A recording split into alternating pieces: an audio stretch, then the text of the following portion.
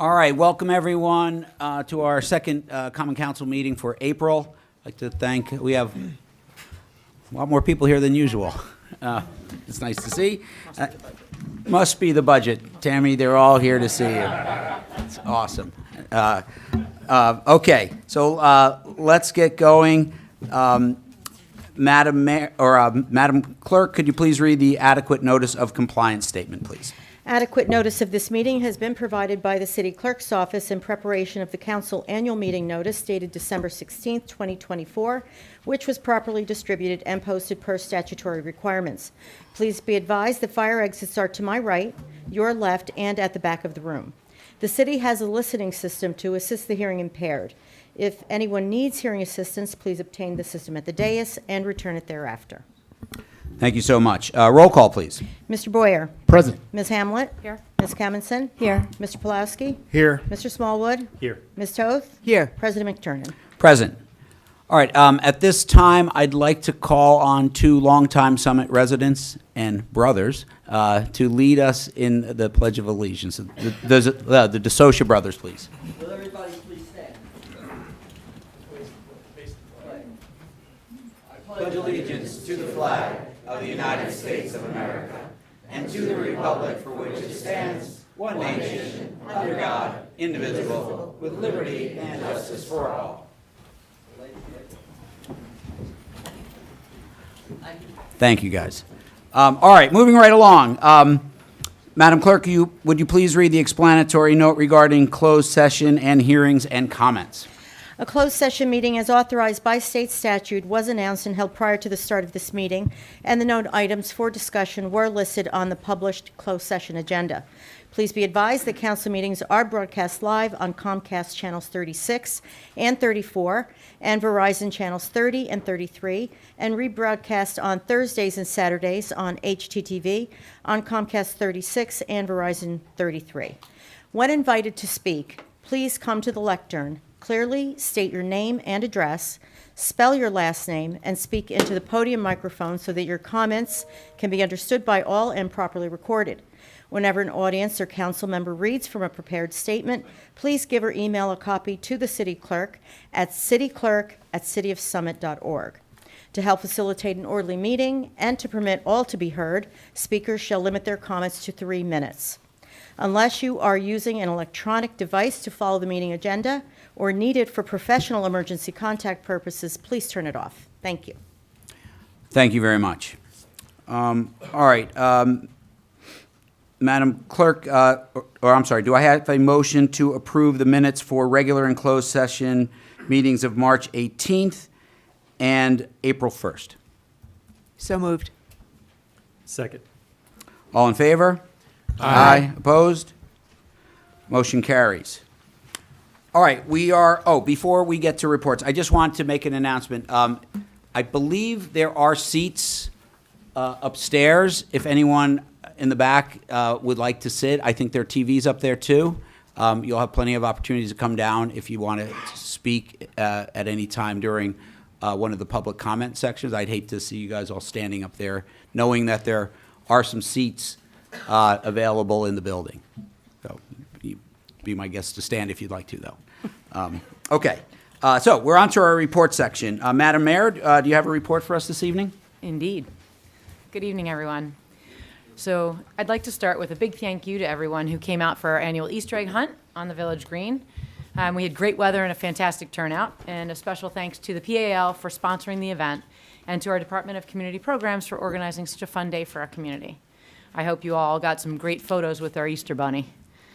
Looking ahead to this weekend, we've got the always popular fishing derby at the municipal golf course, once again sponsored by the PAL. Don't forget to bring your rods. Bait will be available for sale on site, and we'll have free hot dogs for all participants. Get there early for your chance at catching the prize fish. It will be both Saturday and Sunday from 8 a.m. to 4 p.m.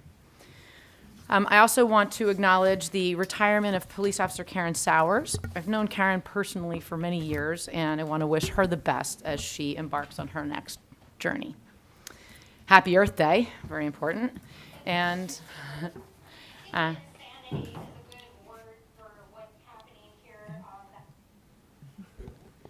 agree. It's like, okay, now I want to speak to something that I know many of you are here for tonight. I want to provide some background about how the camping ordinance came about. When we started talking about this issue 14 months ago, we did so because there was an alarming drain on our first responder resources and an overuse of the 911 system for non-emergency situations, putting our residents at risk for not getting immediate help when truly needed. Almost 20% of the calls coming into our volunteer first aid squad were from the same handful of individuals. And there was a similar drain on our police resources. Many of these calls were not true 911 calls. And for those of you who don't know, if an ambulance responds to a 911 call, as soon as they respond and interface with the individual, they're obligated to stay with the individual until they are deemed stable and medically cleared or transport them for care. So if they're responding to a call at the train station for somebody who's intoxicated, as an example, they can't leave and go on another call for a resident that has a real emergency like a heart attack or a stroke or a seizure or a fall that requires transport to a hospital. They are obligated to stay. So at the time, it was probably about 14 months ago, we had, I want to say, about 40 homeless people in Summit. And we realized that we needed to do something to both get them off the streets. Forgive me for interrupting, but outside, we're not You getting- can't hear? We can't hear. It's not synchronized, and so there's a little frustration outside. Is there a delay, We're or missing- is there a delay, or they not- can't hear anything? When you're speaking, we see the council president and vice versa. It's not synchronized.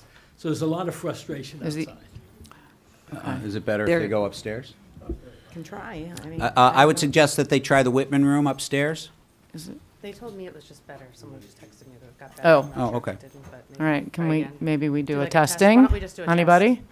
Can we get a test, a thumbs up from the lobby out there if we're better now? Anyone? Bueller? Keep talking. Council President, someone informed me that there's a 20-second or so delay. I don't think there's anything we can do Yeah, about that's a the live delay. stream Yeah. thing. That's Right. not, Right. that's Maybe if we not just any close the door. malfunction. It's Should I going to be a speak more delay. slowly? No, we'll be okay. I think they'll be able to get the gist of what we're talking about. All right. So we started talking about how to both help individuals get off the streets and into a safe shelter and help our community's public safety and health as well. In fact, at the time, we considered an ordinance like this one because other cities had passed similar ones. But as we looked into it more, we realized that there wasn't a one-size-fits-all solution for all these cases. So we came up with our own strategy. Since we have so many service providers in town who serve the homeless and housing insecure, we created the Mayor's Homelessness Task Force to bring everyone together in the same room and to come up with solutions to help those in need while eliminating duplication of services. I'm really proud of the success of that task force. Since its formation in June, the task force has helped 21 individuals find housing or rehabilitation services. This group, which includes case managers, it's really cool.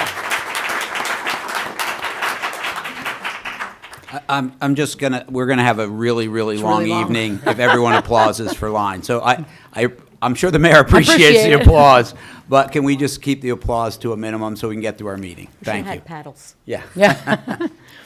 So this group, which includes the task force, which includes case managers, EMS workers, police, and volunteers, and representatives from all of our service providers in town, and our healthcare providers as well, have spent countless hours. And when I tell you countless, and most of these people are volunteering their time to solve this issue.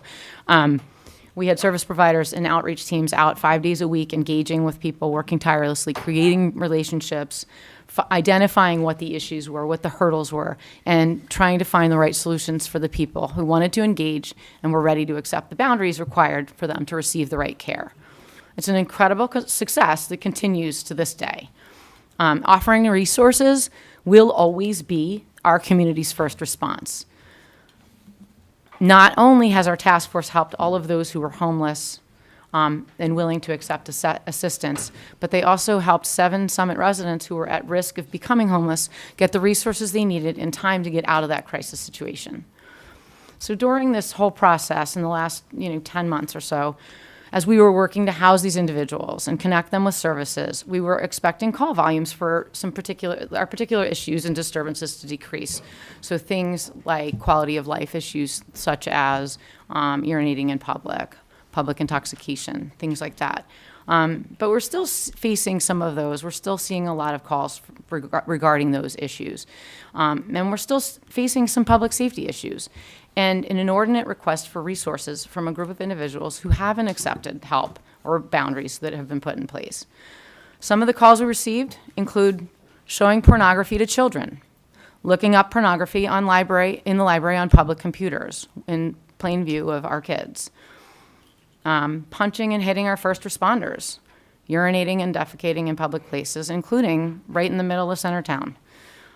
Most recently, we even experienced a more threatening situation where one of these individuals was panhandling, and when an 11-year-old did not give him money, he pulled a knife on her. We had to ask ourselves, not only how do we help those in need who want help, but also how do we protect our residents, our business owners, and our visitors? We identified two major issues: the strain on our resources from these disturbances, which I've outlined, and secondly, and even more importantly, a broader public safety implications near our highly trafficked areas like our train station, our bus stops, our library, and our downtown. For instance, because unattended personal belongings are becoming commonplace, we run the risk of complacency and not being able to recognize when there's a true threat. I know when I go to Newark Airport and I see a backpack and there's nobody around, I look around, right? We're sort of becoming a little immune to that in our little Summit bubble, and that's concerning. It's really unacceptable. We have a train station with thousands of commuters passing through each day, and we can't allow ourselves to be a soft target for someone with violent intentions because we can't properly monitor the surrounding area. I think we can all agree that the residents of Summit would not want a tent city on the Village Green, and that we want to be safe in our city. And I think that all of our discussions and efforts will be to ensure our residents' safety while also continuing to treat individuals with compassion. In the past few weeks, we have taken into account feedback from residents, our service providers, law enforcement, the prosecutor's office, to amend what was proposed last meeting in a way that better serves their needs and the community. I'm thrilled with the collaboration from those who truly want to be a part of the solution, and it's led to something that I think is going to be better and more useful. And that, my friends, is the power of democracy. So thank you to all who have been involved in these discussions. Thank you again to my task force for your tireless efforts, and for all of our service providers and our first responders who are caring and compassionate. Thank you. Thank you, Madam Mayor. All right, moving along to our city administrator report.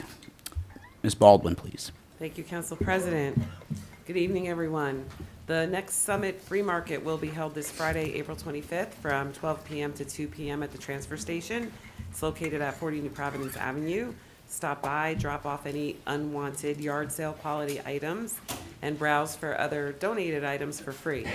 A Summit resident transfer station permit is required to attend, and more information is available at the website cityofsummit.org/free market. And in celebration of Local Government Week, which was held earlier this month, the City of Summit is hosting a spring photo contest now through May 16th. Summit residents can submit up to 3 photos of our city that showcase its beauty, uniqueness, and community spirit during the spring season.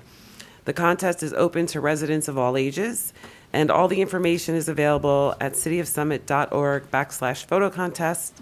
We can't wait to see what you will share with us. That's my report. Thank you. All right, thank you very much. I'll keep my report very brief because we have a lot to get through today. I just want to thank everyone. We kind of joked about it, but our city administrator has been working tirelessly with city staff to prepare our budget, and we're introducing it tonight. We all talk about affordability and how expensive it is to live in New Jersey, and all that is true. Most times when we talk about our budget, we have 3 people in the room. It matters, though.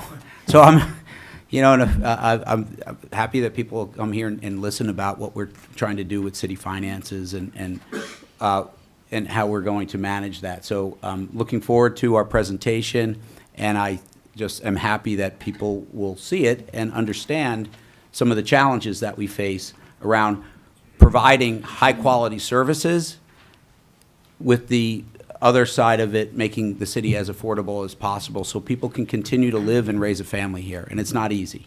It's not easy. And I do want to thank Tammy and all the people working in the finance office for her hard work. And we'll talk more about the committee work later, but I'm looking forward to that. All right. So with that, Councilman Pulowski, do we have a historical minute today? We do. I'd like to introduce our business administrator, Tammy Baldwin, who's going to do some of the history of budgets in Summit. Apropos. Thank you very much. Thank you, Council President. And I appreciate being allowed to do the historical minute this evening. I'll keep it very brief. But I recently moved into the city administrator's office, having been the CFO for the last 6 years.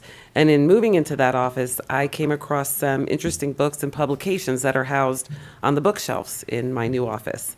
One of those books, entitled 20th Century Summit, written by Edward S. Alcott, was one I picked up and I couldn't put down. Having grown up here in Summit, I really thought I knew so much about this city. However, I did learn that there was so much I didn't know between the covers of that book. If you can get a hold of a copy, I highly recommend reading it. Admittedly, I have been in budget prep mode for some time now, and in my efforts to collaborate and prepare the municipal budget for introduction over the last several months, budget has been top of mind. So in keeping with the budget theme, I have found some interesting facts about budgets in this book. Many of you may be aware that Summit was incorporated as a city in 1899 with a population of a little over 5,000 people. There was an election in April of that year to change the form of government from a township to a city, and that election produced the first mayor of the city of Summit, George H. Wilcox, and the new 7-man common council, it was men then. The members of this first council were for the most part businessmen and executives working in New York City, or in Summit, in fields such as sugar and coffee brokerage, diamond dealing, mailing and bookbinding, blacksmith and wagon repair, bakery and confectionery, and lumber and building materials. There was also a New York attorney on the council. Two of the original councilmen, George W. Baldwin and Ruford Franklin, were later to become mayors. And a fun fact, George W. Baldwin was the second mayor of Summit and was my great-great-grandfather. So talk about history. At this meeting on May 16th, 1899, budget appropriations for the ensuing year were approved, and they included $18,500 for roads, water, and lights, $5,000 for general city expenses, $1,000 for the poor, this is how it's listed, $4,000 police, $500 for health, $1,500 for fire, and $1,700 for a source sinking fund, bringing the total budget at $32,200. Fast forward to 1928, and the municipal budget in total was $561,000 and change. Salaries for a 25-man police department totaled $46,000, which is less than the annual salary of a policeman 97 years later, police officer 97 years later. The city clerk and the city treasurer each made $1,500 annually. The superintendent of ashes and garbage made $2,700, and the line item for snow removal was $900 and change. Maybe next year I'll go into the archives and see what budgets look like in the years after 1928, or whatever documents we have, how far back I can go, and I will update you then. Unfortunately, the budget I'll be introducing shortly will not be $561,000, but it's also not 1928. Thank you for indulging me, and I hope you found this as interesting as a self-proclaimed budget nerd did. Thank you, Tammy. Okay, we're on to the presentation section of our meeting. I'll just make an announcement. The Elks Club recognition of the mayor as Citizen of the Year. Sadly, someone at the Elks came down with an illness, and we're going to have to postpone that. So your recognition will be delayed somewhat, but I'm sure it'll just be as amazing as it would have been this evening. But we still do have one presentation, which is a farewell message from our retiring police chief, Steven Zagorski. I think our mayor would like to maybe give us a small introduction. I would, thank you. I want to say that we are incredibly grateful to Chief Zagorski for his 36 years of dedicated service to our city. He has led with integrity, steadfastness, and an unwavering commitment to keeping our community safe. His membership of our current officers, I'm sorry, I can't see, and I'm trying not to cheat because really this is supposed to be, and it is from the heart, and I really didn't want to read. Sorry, Chief, I'm not good at this. His mentorship of our current officers and of the incoming administration has ensured that the department is in a strong position to continue its important work. It has been a privilege to get to know you and to work alongside you, and I thank you for your patience and your guidance and for helping me understand the inner workings of public safety. And I will really miss your calm demeanor and your sense of humor. And we all are better for your leadership, and I wish you the very, very best as you explore your next chapter. So thank you.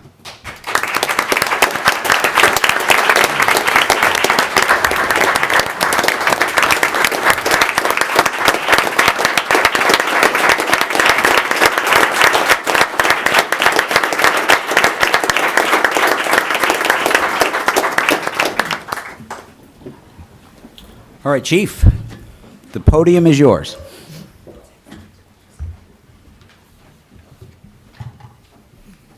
This is a little bit more coverage than I was anticipating. Tonight is a moment filled with gratitude, reflection, and I must admit, a touch of bittersweet emotion. After serving as a law enforcement officer for 36 years, this chapter of my life is coming to a close. It has been an incredible honor to serve this community, to work alongside some of the most dedicated men and women in uniform, and to be part of something bigger than myself. I want to begin simply with a heartfelt thank you. Thank you for the unwavering support you've shown me throughout my career. It's been one of the greatest honors of my life to serve this community, and I am deeply humbled by the trust you've placed in me. I want to especially thank Mayor Elizabeth Fagan and the former mayor, Mayor Nora Radis, for their steadfast support, leadership, and dedication to public safety. Mayors, your belief in me and this police department made all the difference. And I'm truly grateful for the guidance and partnership we've shared over the past few years. Thank you. Being a police officer wasn't just a job for me. It was a lifelong dream. Ever since I was a kid, this is all I wanted to do. Well, honestly, it was actually a toss-up between playing shortstop for the Mets or this. But no, in all seriousness, this job is all I wanted to do. To have had that chance to not only do that, but to lead this incredible department as chief has been more than I ever imagined. It has truly been an honor of a lifetime. For me, policing is more than enforcing laws. It is about protecting, serving, building trust. It's about the relationships we form, the challenges we overcome, and the moments that remind us why we chose this path. Throughout my career, I have witnessed the very best of this community. Neighbors helping neighbors, officers going above and beyond, a city that pulls together in times of crisis. I've loved coming to work every single day, not just because of the importance of the mission, but because of the men and women of this department. They are undoubtedly some of the best people I know, dedicated, courageous, compassionate, and committed to making this community safer and stronger. They have inspired me daily, and I'm proud to have been beside them. As I pass the torch to our new chief, Ryan Peters, I do so with absolute confidence. The department is in very good hands. The future is bright. And I'm excited to see how this next chapter unfolds under Ryan's strong, capable leadership. So, it is with gratitude, great pride, and a full heart that I say goodbye. Not to the people, not to this place, but to the job. The job I've cherished with all my heart. Thank you.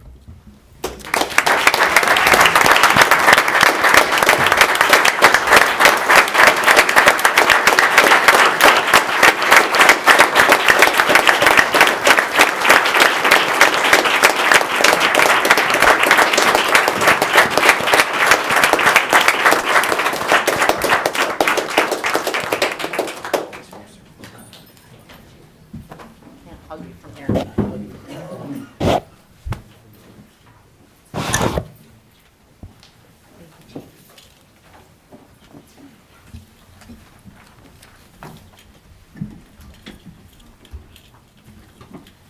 All right, Tammy, you're going to have to follow that. All right, so we've got our 2025 budget presentation now. And as I mentioned, Tammy Baldwin, our city administrator, and she also is our chief financial officer, is going to introduce our 2025 operating budget. Thank you, Council President. Thank God we're going to take a few seconds here. I'm going to catch my breath. That was a little bit emotional. Get this presentation up for you all.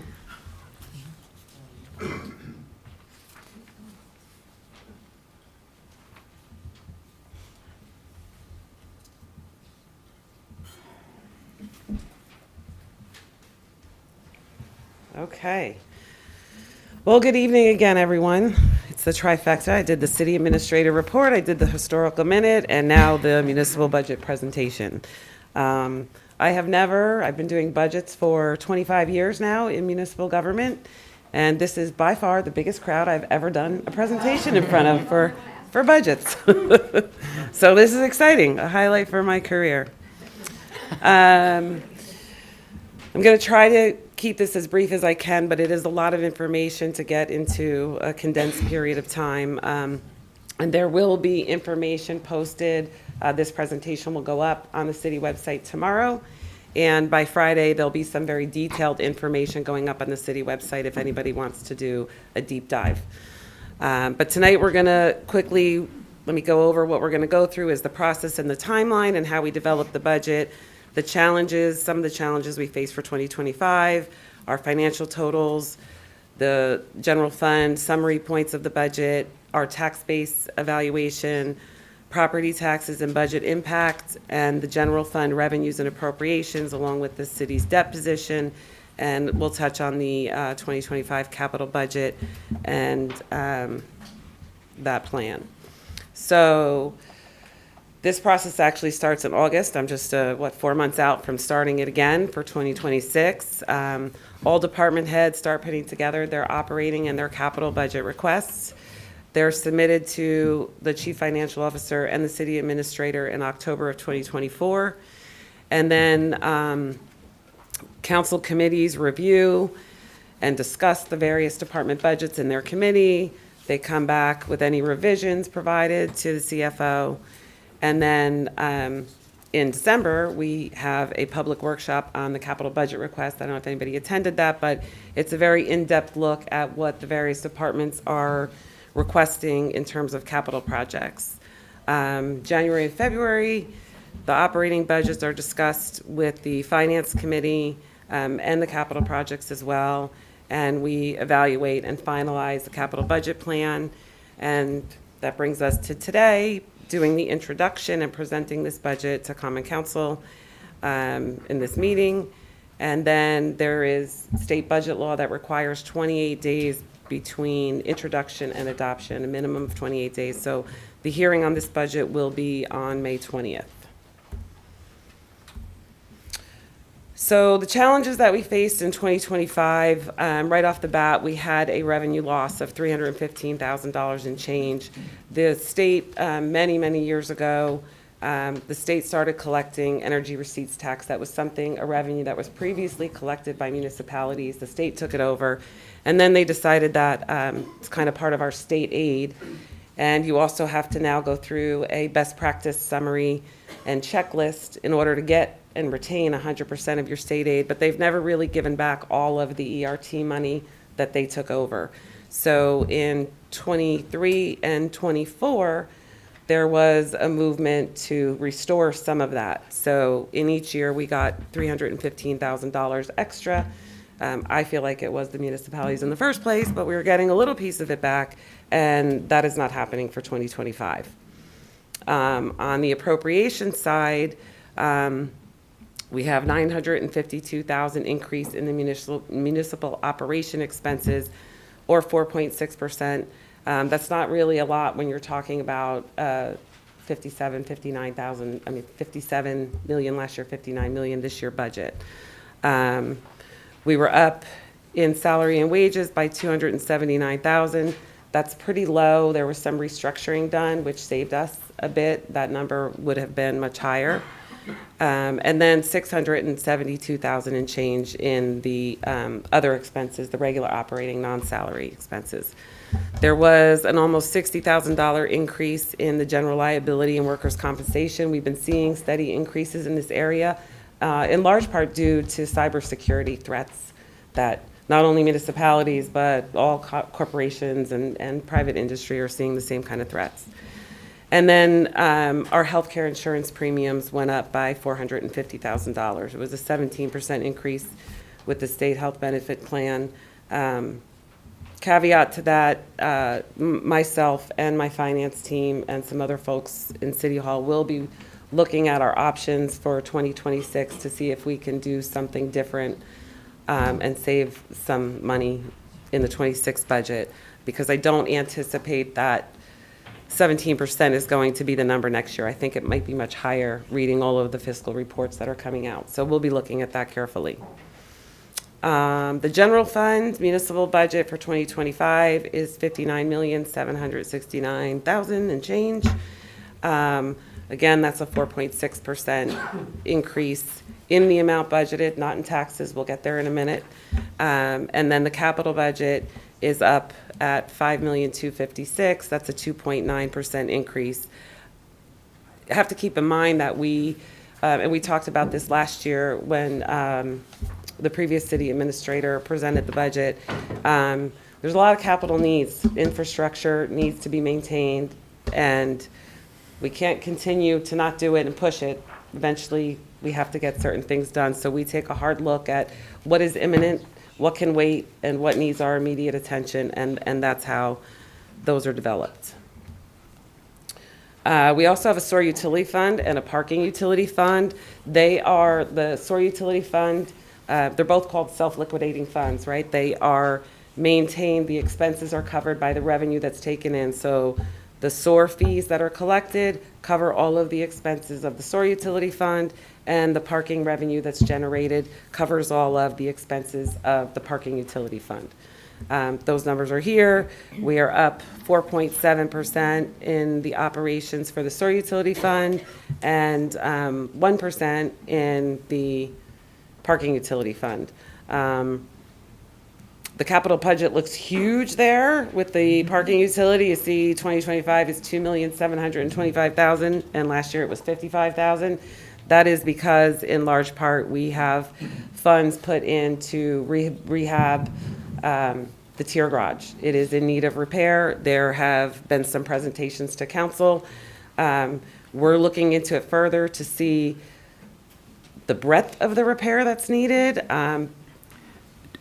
Tammy, could you just speak closer I'm into the sorry. microphone? Yes, I can. I apologize. So we're looking into that to see if, we're fairly certain this will not cover it, but we're starting to prepare for that, and we need to get into the design of it to really see what we're looking at.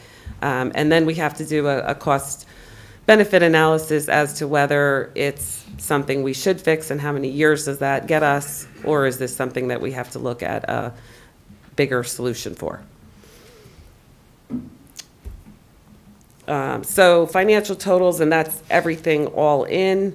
You're taking sewer, parking, and the general fund, and we are up 8.6%. But again, that is not in taxes. That's 3 different budgets altogether. So just a reminder, nobody panic. Tax base valuation breakdown, everybody can see this and take a deeper dive, but essentially, we are looking at a net assessed valuation total of $3,380,000 and change, and you can see the distribution on this slide. Residential property makes up 82% of that tax base valuation, commercial makes up 9.5%. Industrial 5.5%, and the apartments, vacant land, and the business personal property telephone tax with Verizon makes up the smaller percentage. The tax base growth, you can see overall the years 2020 through 24. To note, you see that in 23, that tax base growth was $81.9 million. That is because Bristol Myers Squibb, some of their properties came back online and were assessed at the right values, and so that made for a big jump that year. This year, in 2024, we closed with an increase of just about 26 million. And this is important because the growth in the tax base raises revenue in the tax automatically, inherently. So it's not additional tax rate that has to go up. So our tax base, as I said, is 3.38 billion. That's up 26 million from 2024. Inherently, that provides for 1.13 million in increase of total tax revenues. Of that, the municipal gain is 240,500. That 1.13 is the school, the county, the library, everything included there. So just over a half a cent in tax base growth. That's the impact on the municipal tax rate. This is a quick slide, a lot of information here, but it gives you the breakdown of the estimated right now. I don't have the county all in yet, but we estimated that based on information they provided. And right now, 2025 looks like this, 4.48 is the tax rate increase. For the municipal side, which is the only thing that this council really can control, that is 0.943, which is a 0.018 cent tax increase. This dollar is a pretty good graphic that our Chief Communications Officer helped me get up here. And this shows the distribution of your tax dollar. So 49.3% goes to the school, 24% goes to the county, 21% goes to the municipality. Additionally, there's 3.2 in school debt service, so that raises that to about 52.5 for the school. So just over half your dollar. And then 2.23% is the public library. And their calculation, it's a state formula, so they tell us what that's going to be. It's a third of a mil formula and based on population, and that's how that works. So for every property tax dollar billed and collected, the city only retains 21 cents to fund municipal budget needs. I think it's really important to point that out, and I've been saying this for 25 years because it doesn't matter which municipality you're in. You really do get the most bang for your buck in your local municipality. This is where you get your services, your public safety, your police, your fire, your garbage picked up, your DPW, your snow plowed, roads taken care of. Everything happens here. And you can see that the piece of the dollar is smaller here than it is in other areas. If you take a look at this, this is a tax bill comparison. So the average residential home in Summit this year is assessed, the assessment is $440,641. So if we were to take that assessment and take last year's tax rate, that's the column in 2024, and take the tax rates and apply them for the ones that are estimated for 2025, the tax bill goes up by $542. 374 of those dollars are to the school. $49 is the increase with the county. $40 is the increase for the library, and $79 is the increase in that average bill for the municipality. Breaks down to, I think it's $6.58, if I remember. I had to look just to see. But that's what it costs from a municipal perspective. This is the annual change in the municipal tax rate from 2015 to 2025. And this slide represents the general fund revenues. You can see that fund balance is at 8.4 million in this budget. That's 14% of the revenue. Our local revenues make up 6.8% of the budget. The state aid, 6%. Grants, 0.1% of the budget. I think it's worth noting here that in 2024, you see that there was 137,000 and change in grants, and right now there's 608 in 2025. When we closed out 24, we had over $900,000 in grants, but they weren't in the initial adopted budget. They come in during the year, the state approves them and lets me enter them into the budget. So we're lucky that we started out strong right now, and I already have a couple of grants that have come in that'll get booked after the budget is adopted. There's a whole process with the state for that. Enterprise funds contributions make up 5%. Prior year tax receipts, 0.5%. The municipal tax levy makes up 53% of the general fund revenue. And the school district debt has to be paid back to the municipality. They cover that. That makes up 7% of the revenue, so it offsets their debt. And the library tax levy makes up 5%. So our fund balance, otherwise known as surplus, we closed out 2024 with 11.85 million in surplus. We're using 8.4 of that in this budget, and that leaves just about 3.5 million unused remaining balance. It's really important. People often ask, why not just use it all? Why not lower our taxes and use all of that surplus? Well, the problem with that is, what do I do next year? You can only go up 2% on the tax levy, and we leave this behind to regenerate surplus, and there are other methods, unused appropriations, cancel back, unanticipated revenues add to that, but it is not a smart move at all to deplete your fund balance. So this leaves behind, oops, I should go back one second. This leaves behind the 3.45 million. I get to it in another slide, but there are certain policies that the credit rating agencies look for in how much surplus you have and what is your surplus policy. And Summit is rated AAA by all three rating agencies, and that is worth its weight in gold. And keeping a 25 to 30% fund balance is really important in that endeavor, and that lowers our interest rates when we go out to bond. So it all ties in. The property tax levy, most people are familiar with, and that is that you can't raise property taxes by more than 2%. We are $718,000 under the max amount that we are allowed to go to this year. Our general fund appropriations, just so you know what makes that up, 37 million and change is made up the municipal operations. That includes department salaries, wages, other expenses. It includes our utilities, insurances, our statutory expenditures, pensions, social security, all of that. The other appropriations, 17,524,000 and change.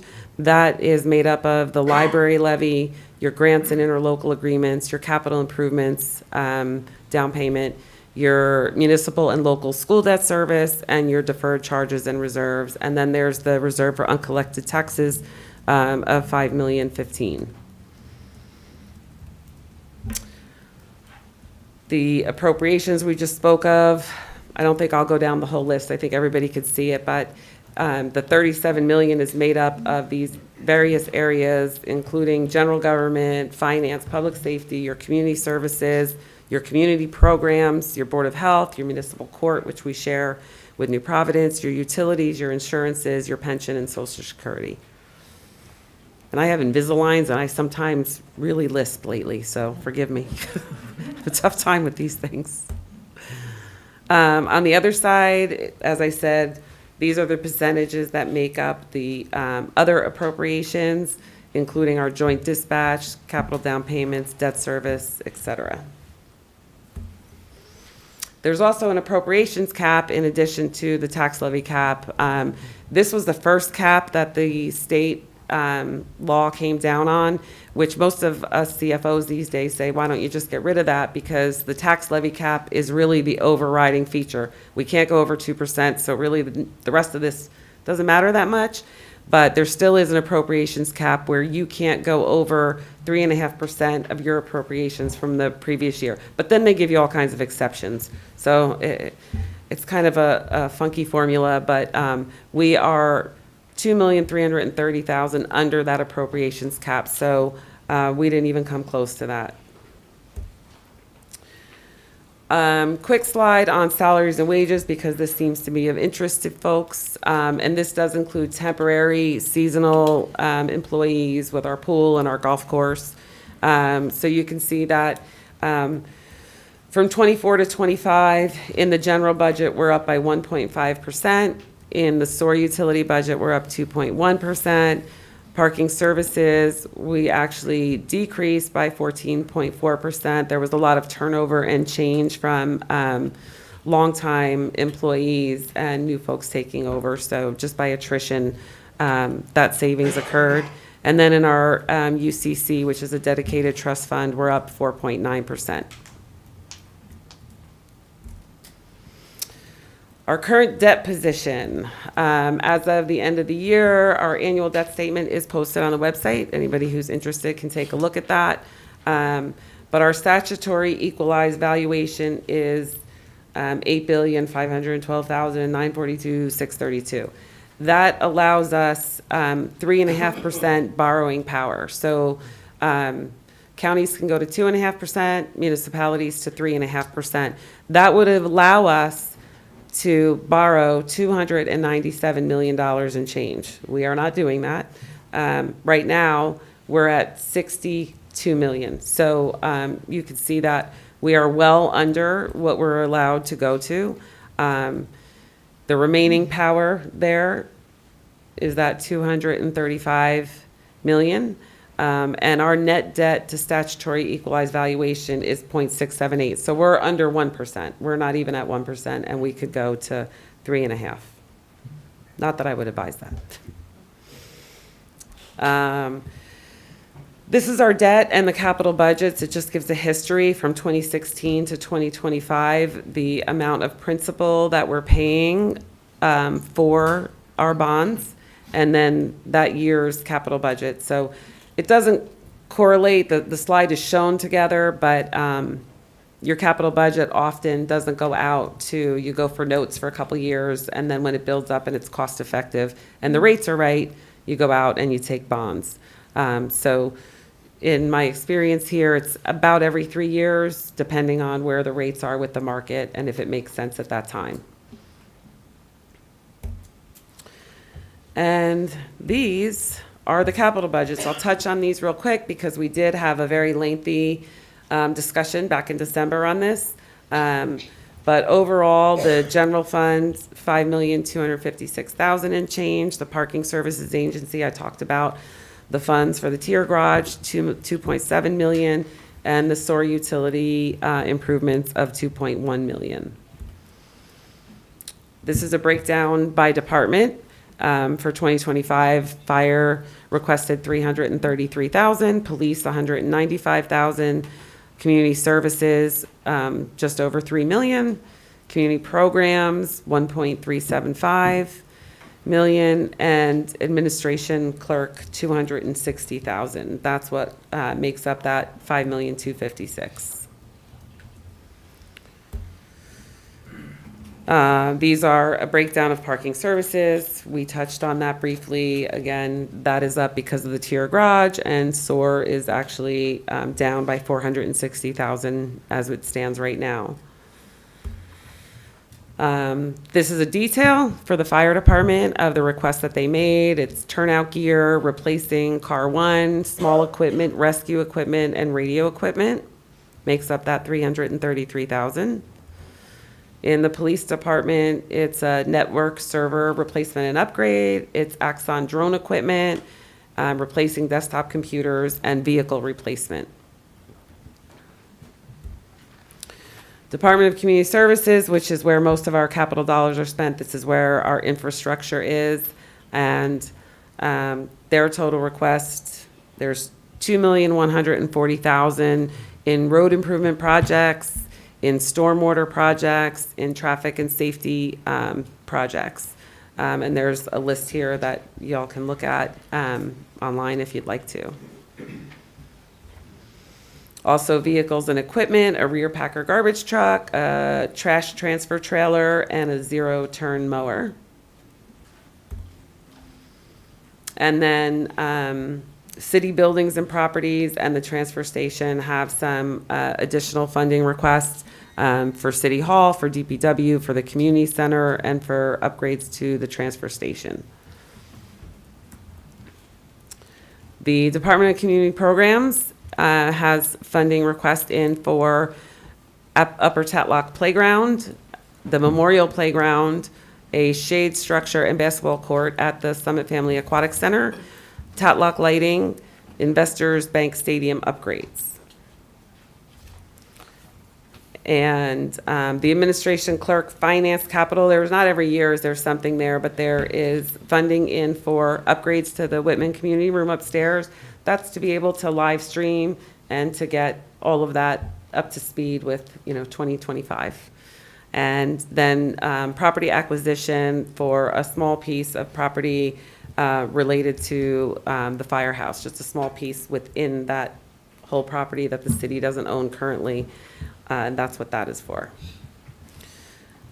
The SOAR utility has $2,145,000 in their budget. In large part, that is for the SOAR infrastructure, cammering, inspections, lining, spot repairs, mapping and updates, and facility upgrades, as well as SOAR replacements for particular areas and general areas, general repairs and system upgrades to the SOAR infrastructure, utility vehicle and truck with plow for equipment, and $200,000 for our pump stations on Chatham Road and Constantine Place, and then general pump upgrades as necessary. Also, there is $250,000 starting to work towards the capital contribution that, as a member of the joint meeting of Essex and Union County, we have to contribute to the capital programs that they have. Parking services is the tier garage rehab project, $2.5 million. City Hall parking lot and lighting upgrades, that's right out here, and parking lot improvements of $50,000. So before I get into this, we're almost done. I'm wrapping it up, I promise, but I think it's important to let everybody know that when it comes to capital projects, this budget adopts a plan. It adopts a municipal budget, it adopts a SOAR utility budget, and a parking utility budget. It does not adopt the capital, it adopts a plan. That is just a plan until council approves any ordinances to go ahead with funding those requests. So it remains a plan, and there's another, we always say there's another bite at the apple when those ordinances come up for introduction and adoption for folks to come out and hear about that, talk about it, express their opinions at the hearings for those things. And what you have in a plan might not always be what passes eventually, but this is where we're at right now. The key highlights of this budget is that we ended highest in decades, the general fund balance at the end of 2024 at the $11.85 million, which is fantastic. We are using $8.4 million in anticipated surplus to offset taxes for 2025. Last year we used 70%. This year it's 71%, but I'm still well within that 25 to 30% that the credit rating agencies are looking for.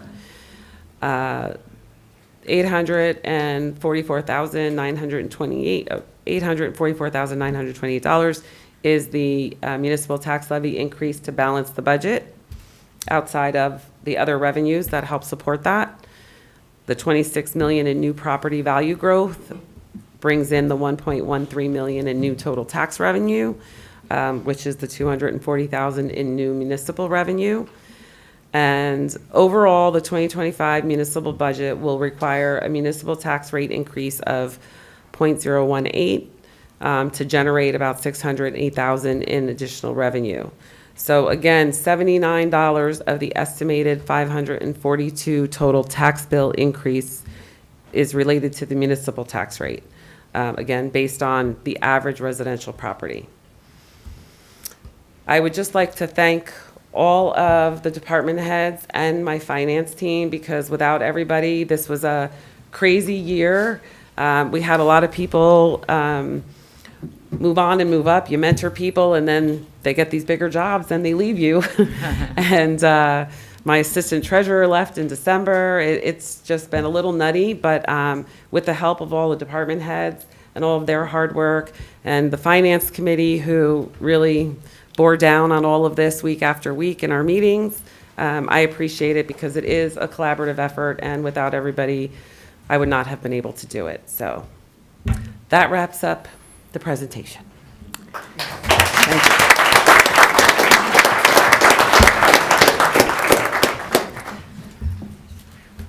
Thank you, Ms. Baldwin. That was really, really great. I hope that was informative for everyone here. We are, for people who do follow our meetings, usually resolutions come after ordinances. However, because we're talking about two budgets this time around, we introduce our budgets by resolution. So we're going to have a little resolution section. Then we'll go back to hearing. So you guys we're almost getting to what you guys, most of you have come for. And then we'll go back to finish up with further resolutions. So with that, we've got two resolutions coming out of Finance, and I'd like to ask Councilwoman Toth to introduce Finance number 1. Thank you, Council President. This is Resolution ID 11808, and this resolution introduces the 2025 budgets for the city and for the parking and sewer utilities. And as Ms. Baldwin noted, per state law, we shall vote on these budgets on May 20th, and I move to adopt this resolution via a roll call vote. I second. Okay, this is a resolution to create a hearing date. So normally on resolutions, we would have public comments and council comments, but because we'll have a hearing on this. The hearing on this one will take place in a month. Okay, so with that, may I have a roll call, Madam Clerk? Mr. Boyer? Aye. Ms. Hamlet? Aye. Ms. Kalmanson? Aye. Mr. Pulowski? Aye. Mr. Smallwood? Aye. Ms. Toth? Aye. President McTiernan? Aye. Okay, motion carries. All right, Finance number 2, Councilwoman Toth. Thank you, Council President. This is Resolution ID 11809, and it introduces the 2025 budget for Summit Downtown, Inc., our special improvement district. The budget is included in the larger meeting packet. And we'll also vote on this budget on May 20th. So I move to adopt this resolution via a roll call vote. I second. Thank you. Roll call, please. Council President, did you want to give Ms. Adams any Oh. opportunity to speak? I'd love you to come back at our hearing date and speak. No, you can't? Our board treasurer will. Okay, that's great. All right, roll call. Mr. Boyer? Aye. Ms. Hamlet? Aye. Ms. Kalmanson? Aye. Mr. Pulaski? Aye. Mr. Smallwood? Aye. Ms. Toth? Aye. President McTiernan? Aye. Motion carries. All right, we're moving along to ordinances for hearing. We've got a few today. So we're starting off with Finance. Councilwoman Toth? Okay, thank you, Would you like me to read the? Oh, yeah, I'm sorry. Matt, I'm sorry. Madam Clerk, will you please read the ordinance for final hearing for finance? For hearing. Ordinance number 25-3336, bond ordinance providing for the acquisition of a portion of the property at 402 Broad Street in and by the City of Summit in the County of Union, New Jersey, appropriating $210,000 therefore, and authorizing issuance of $200,000 in bonds or notes of the city for financing such appropriation. Thank you very much. Now, Councilwoman Toth. Okay, thank you, Council President. And this ordinance will allow the city to purchase the so-called finger lot on Broad Street between the former firehouse and the Chestnut Street parking lot. Acquiring this final piece of that larger property allows the city to sell it to a developer. Specifically, this ordinance allows the city to spend up to $210,000, which includes professional and transaction fees associated with the purchase, along with the purchase price. The city can issue a bond for up to $200,000. I move to open the hearing on this ordinance. I second. Okay. I'm going to declare the hearing open. At this time, what we're going to do with the hearing, I'm going to ask for public comments, and then we'll have council comments. I am wearing my Constitution tie today. So I think it's super, super important that people have an opportunity to speak when they would like to. One of the things we rebelled against England for was because we weren't allowed to petition the king. So you should be able to petition the government. That being said, we have a meeting to get through. So I'm going to ask everyone, as Madam Clerk said, if you come up, please limit your comments to 3 minutes.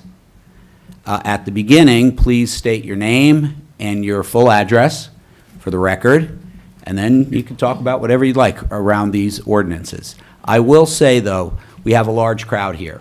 We're going to try and get through all of this. So, in general, if you agree with something that somebody said, raise your hand and just say, yep, agree. Let's hold the applause to a minimum so we can get through these comments. I would just ask you. The other thing I would say is, let's be polite to each other. We can't have civilization without civil, okay? So we are all neighbors. We are all here. We're friends. We worship together. We send our kids to school together. Let's model good behavior. So if you have comments, please address the council. They're comments. This is not a question and answer session, okay? So address the council, and please try and hold your comments to 3 minutes. If you're in the audience, please respect the people who are speaking and let them talk, okay? If you want to come up and make a comment, you will have your opportunity. I am told as well that we have a big crowd out in the lobby and upstairs, and that as you guys came in, our firemen are keeping account. I think we're at capacity. We are. So I would ask, if you make a comment and you're done, there are people probably outside who would like to make a comment. You can go home and watch the rest of this on TV and have a sandwich and kick your feet up. When you leave, another person can come in and then make a comment as well, okay? So just keep that in mind as you're finishing, okay? And we'll get through this evening. It's great. I can't wait to hear everybody's comments, okay? So with that, I'm open. The hearing is open for anyone who wishes to comment on our first finance ordinance.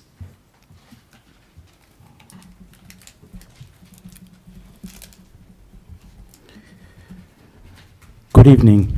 Diego Hoyk, 9 Argyle Court. This transaction is a win-win. The city wins by completing a larger property that likely becomes more attractive to prospective buyers. The current owner of the lot finds its natural buyer. Without this transaction, he or she would be left with a tiny property of limited commercial potential. Thus, I wonder whether the city is paying a fair price. By appropriating $210,000 to buy 0.067 acres of undeveloped land. The valuation becomes $3.1 million per acre. How did this council decide that $3.1 million per acre was a good price for an empty lot? Thank you. I'll send it to you, Rosie. Thank you. Other comments? All right, I'm going to declare the public comment portion of our hearing closed. Any comments from council?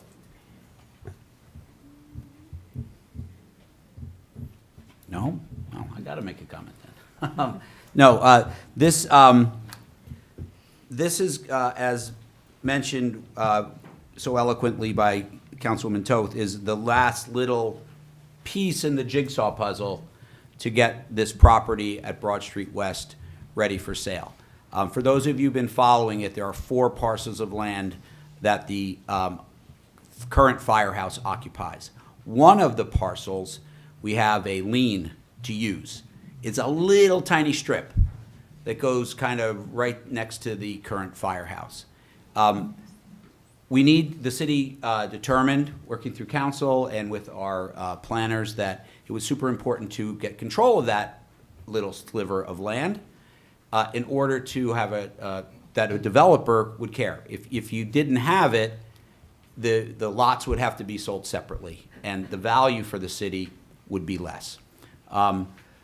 We worked very hard to come up with thinking about how to do this transaction, and what we decided, we engaged with the current owner. The owner had an agreement to sell this property to the developer, the infamous developer, who was going to buy our property and then develop the Broad Street West large development. We talked to the owner. We agreed to effectively step in for that developer at the same monetary value that the developer was willing to pay for it.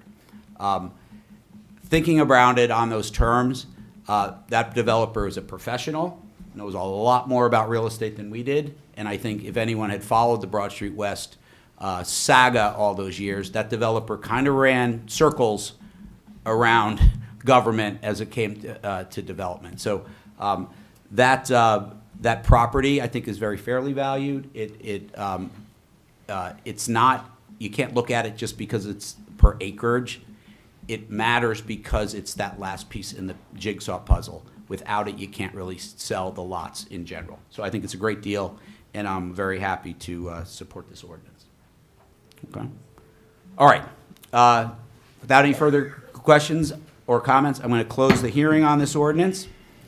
We've got another ordinance for hearing today. Madam Clerk, will you please read the first safety and health ordinance? Ordinance number 25-3337, an ordinance amending and supplementing the Code of the City of Summit, Chapter 3, Police Regulations, to add new sections 3-17 entitled Skateboards, Scooters, and Other Non-Motorized Personal Transportation Devices, and 3-18 entitled Electric Personal Transportation Vehicles. Thank you very much. Councilman Boyer.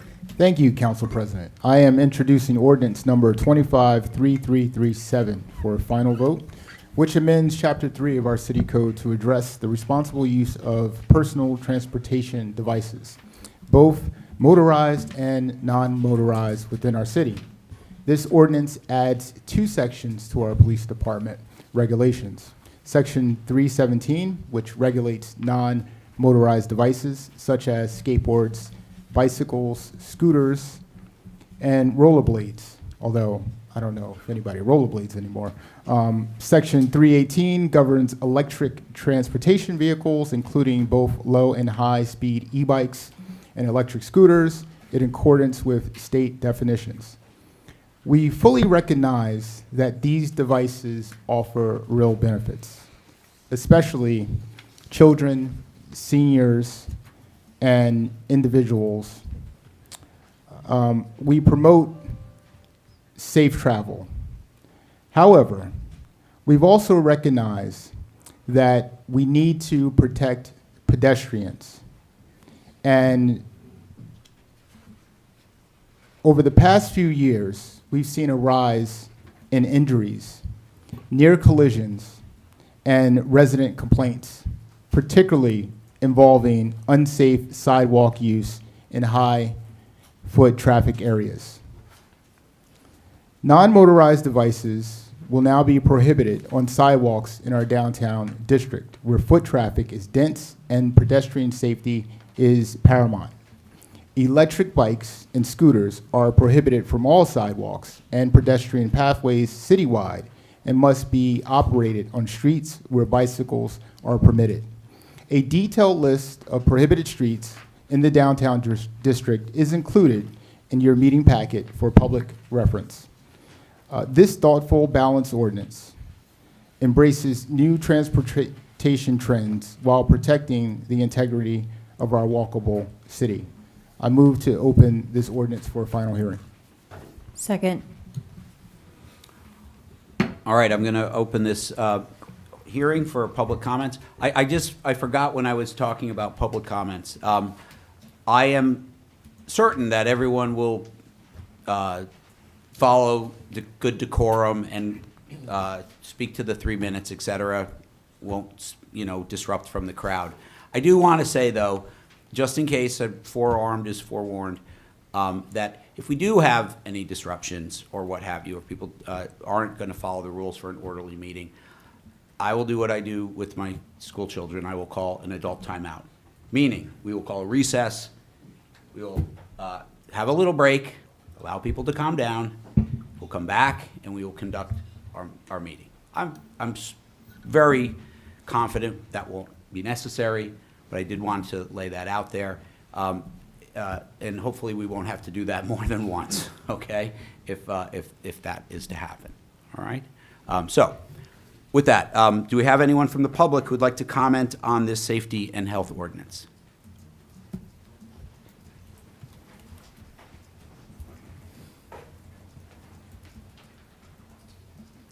My name's David Sherry, Sherry, and my address is 241 Plainfield Avenue, Berkeley Heights. And I just wanted to say, if you want to ban the use of bikes from sidewalks, you need to install bike lanes. It is not safe for bikers and people on rollerblades and people on scooters to share a road with a vehicle that can go 60 miles an hour, and they don't have any protection from that. Thank you. Thank you very much. Other comments from the public?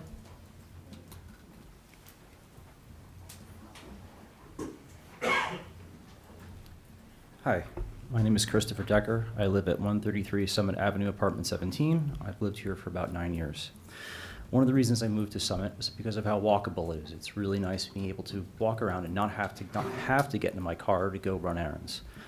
Obviously, things have changed recently, and now I need to ride my scooter down the street sometimes to go get groceries. One thing I realized in the past year since I bought a scooter, about a year ago. One thing I quickly realized is how unsafe some of the roads are around here to ride on a scooter or on a bike. It is. Like, Morris Avenue, Kent Place Boulevard, Springfield Avenue, Summit Avenue, all of these streets have incredibly fast traffic with large cars driving incredibly quickly, and there's no shoulder. Well, there is a shoulder, but usually cars are parked on it. And to have to ride on the shoulder, weave out into traffic, and then back onto the shoulder, it's not safe. I would rather see, instead of an ordinance restricting and prohibiting people from riding their electric scooters or bicycles on the sidewalk, I would much rather see you make it safer to ride in the street. I don't like riding on the sidewalk. My scooter has solid wheels. It has terrible suspension. It's not comfortable to ride on a sidewalk. I would much rather ride it on the street, but I don't do so. Well, I try to most of the time, but sometimes I don't. I just don't feel safe. It's not safe to do so. I would much rather see you, and really hope you don't adopt this ordinance, and instead adopt an ordinance creating protected bike lanes, or honestly, any bike lanes. Thank you. I agree. Thank you. Other comments?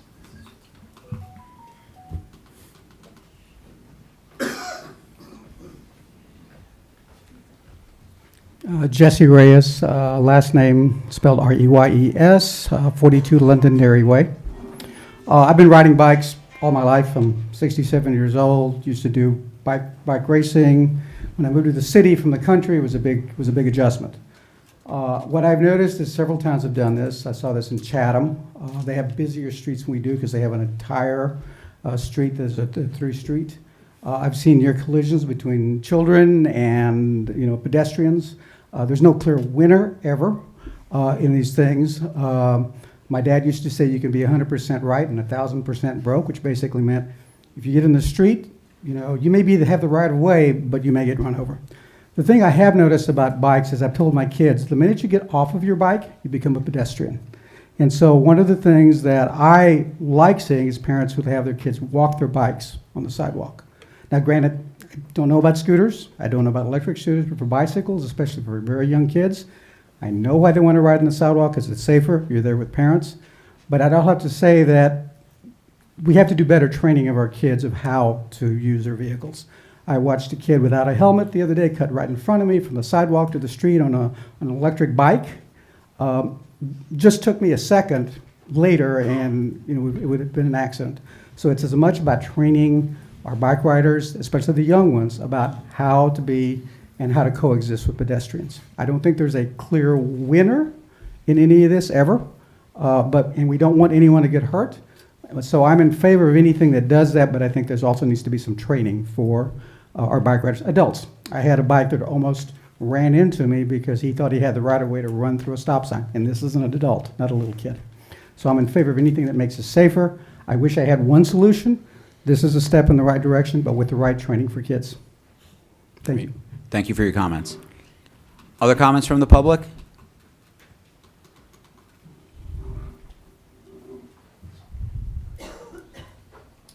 Hello, my name is Robert Lee. I live at 9 Pearl Street in Summit, New Jersey, and I love riding my bike. I ride my bike with my dog. I ride my bike with my kids. And I also have observed that Summit is completely unsafe for bike riders. When I'm with my dog, I like to be on the sidewalk because I don't want my dog close to traffic. When I'm with my kids, same thing. I like them to be on the sidewalk. And at the same time, I understand that bike riders don't belong on the sidewalk, and I think Summit needs to do better to create protected bike lanes for our residents, for our kids. Kids should be able to ride their bikes around town and get to places and get to go visit their friends on the other side of town. And I think that should become a priority if we're going to protect our downtown pedestrians. We also need to protect our kids on the streets. Thank you. Thank you. Other comments? Yeah, other comments? Or, yeah, please.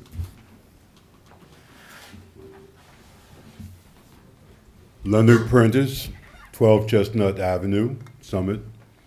I've been a cyclist most of my adult life, and one of the things that I've noticed here in Summit more than too much is that when parents are out riding bicycles with their children, oftentimes the children are riding in front of the parents as they go down the street. Wrong. If something would happen and one of those children fall off and couldn't let out a shout or a warning, the parent will ride on down the street and the child is behind them. And sometimes they got 2 and 3 kids behind them. No, I don't care what ordinances you pass in the future or don't pass, but parents need to be made aware that you keep your kids in sight, you become the obstacle between that car, that vehicle, and your children.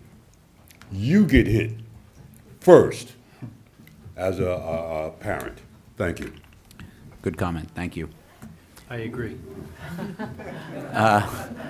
Other comments from the public? Okay, seeing none, I'm going to close the public comment section of this hearing. Comments from council? Council President, Yes, Councilman Boyer. I just want to make a distinction between non-motorized bicycles and electric bikes and scooters. So the thought process behind this was, regardless of what age you are, right, you can ride your bicycle on the sidewalk. I thought about it, and I said, you know, you could be 60, 70 years old and say, you know what, I want to pick up riding a bicycle and not be that good and be in the street. We don't want that to happen, right? Also, regardless of what age you are, we don't want the police to stop kids on the sidewalk that are riding just bicycles. So the idea is that you yield to pedestrians on the sidewalk. The difference between the bicycles and the electric bikes are that A, they're heavier, they go faster, and they shouldn't be on the sidewalk. We've seen people that have had catastrophic accidents being hit by an electric bike more than once. And I've gotten a lot of complaints, and I've talked to a lot of residents about this. I think it's a great idea for the downtown section because everybody should just walk, right? It's a busy, heavily trafficked area. And even this past weekend, I've seen kids riding in the downtown section, and it's some of them move, some of them want you to move, and there's a lot of small children around. So I think it was a good idea. The last point is I've talked to the chief of police, our new chief of police, Chief Peters, and there has to be some education. Being a former football coach here in Summit, I know a lot of these boys. I stopped them and I'm like, dude, you gotta wear a helmet. You're doing like 60 miles an hour. Your helmet is on your handlebars, and you crash, you crack your head open, you know? I remember back in the day, you went skiing, snowboarding, nobody had helmets on, right? It was like crazy time in the 90s. But everybody wears helmets now. We got to get the kids to start wearing helmets, you know? I know I said my last point, but my last point. Director Schrager, can you talk about the bike lanes? Because we talked about bike lanes in Summit and what we can do to get them. And we talked about like the county and not really, yeah, I'll let you. Sure, it's for you, Council President. So the city is faced with a couple of challenges. One, we do have a lot of narrow streets, but we also do have hills. But then when you factor in most of the thoroughfares that are desired by bicyclists are the ones that are under county jurisdiction. So the county is not actively installing or hasn't really installed them throughout the county. Thus to date, we could keep trying if we wanted to. The streets we do have some control over would be city streets such as Kent Place Boulevard, the downtown, which we know is too narrow. But those are streets we could look at. DeForest has a bike lane in a few spots there. But otherwise, most of the main roads are the county jurisdiction, and we'd have to work with them. But And that's been a challenge, getting the county to look at bike lanes. Maybe they changed their mind this year, but I know in past years they weren't interested in it. So. Okay. Other comments? Councilwoman Commelson. Thank you, Council President. There's a distinction I just wanted to make sure the public understands, because I'm not sure if they understand based on some of the comments. Motorized transportation, e-bikes and scooters, those are prohibited on sidewalks everywhere. Downtown, bicycles, roller skates, rollerblades, those are prohibited. But outside of the downtown district, bicycles, scooters, if they're not motorized, you can ride that on a sidewalk as long as you're yielding to pedestrians. Do I have that correct, everyone? Okay, I just wanted to make sure the public understood that. Thank you. Councilman Pulowski. Thank you.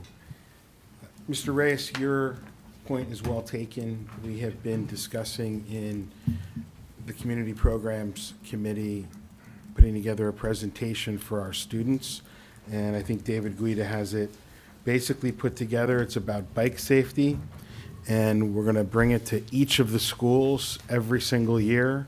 So as kids matriculate through the system, it'll be ingrained in their education. Maybe we'll also ask to include the suggestion of walking bikes when they're uptown.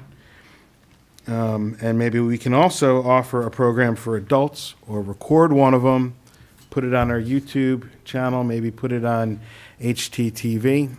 So we'll talk about that as well. Thank you. Thank you. Other comments? Councilwoman Hamlet? I guess my question might go to you, Rosie. Is it true that we do have to register bikes in the code? I don't want to open up a can of worms, but I think we actually do have to register regular bikes according to the city code, which brings up an interesting, and I just thought about it now. I know we talked about it before, Councilman Boyer, but when I think we either need to eliminate that or get these folks to register a bike as well, because it might give us an opportunity to say to those motorized scooter vehicles, here are the rules.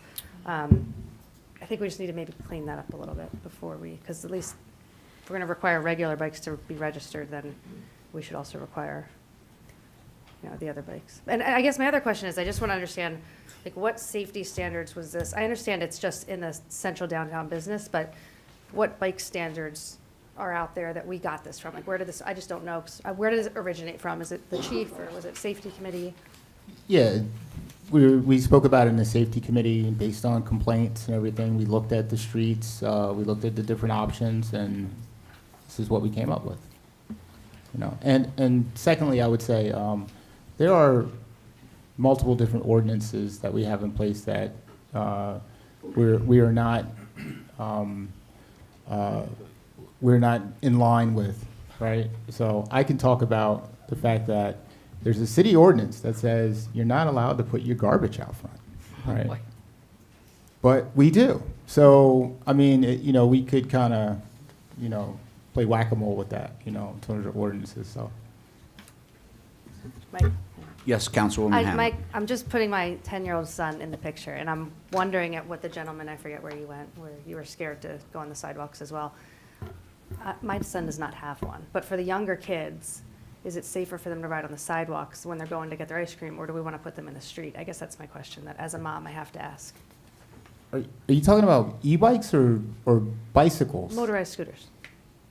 So if you're riding a motorized scooter, right, and the thing goes 30 miles an hour, I think you got to make an assessment of how old your child should be to ride it. But a 13-year-old, are they better off?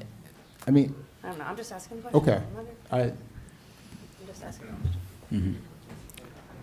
Councilman Smallwood. Thank you, Council President. To be honest with you, I don't think this goes far enough. I think this should actually be a work in progress. Do I believe that even though there currently exists an ordinance that we're having to register our bicycles, I think that's something that we could probably eliminate. However, a motorized scooter, an e-bike that goes 30, 40 miles an hour with a teenager who doesn't even have a license, without making them go through some sort of safety protocols, I would totally be in favor of them having to register those. And also incorporate, and I would certainly rely on our police department for guidance on this, but if you're having to register an e-bike that goes 30, 35 miles an hour, even more, maybe, we can incorporate mandatory training. I cannot tell you how many times I have seen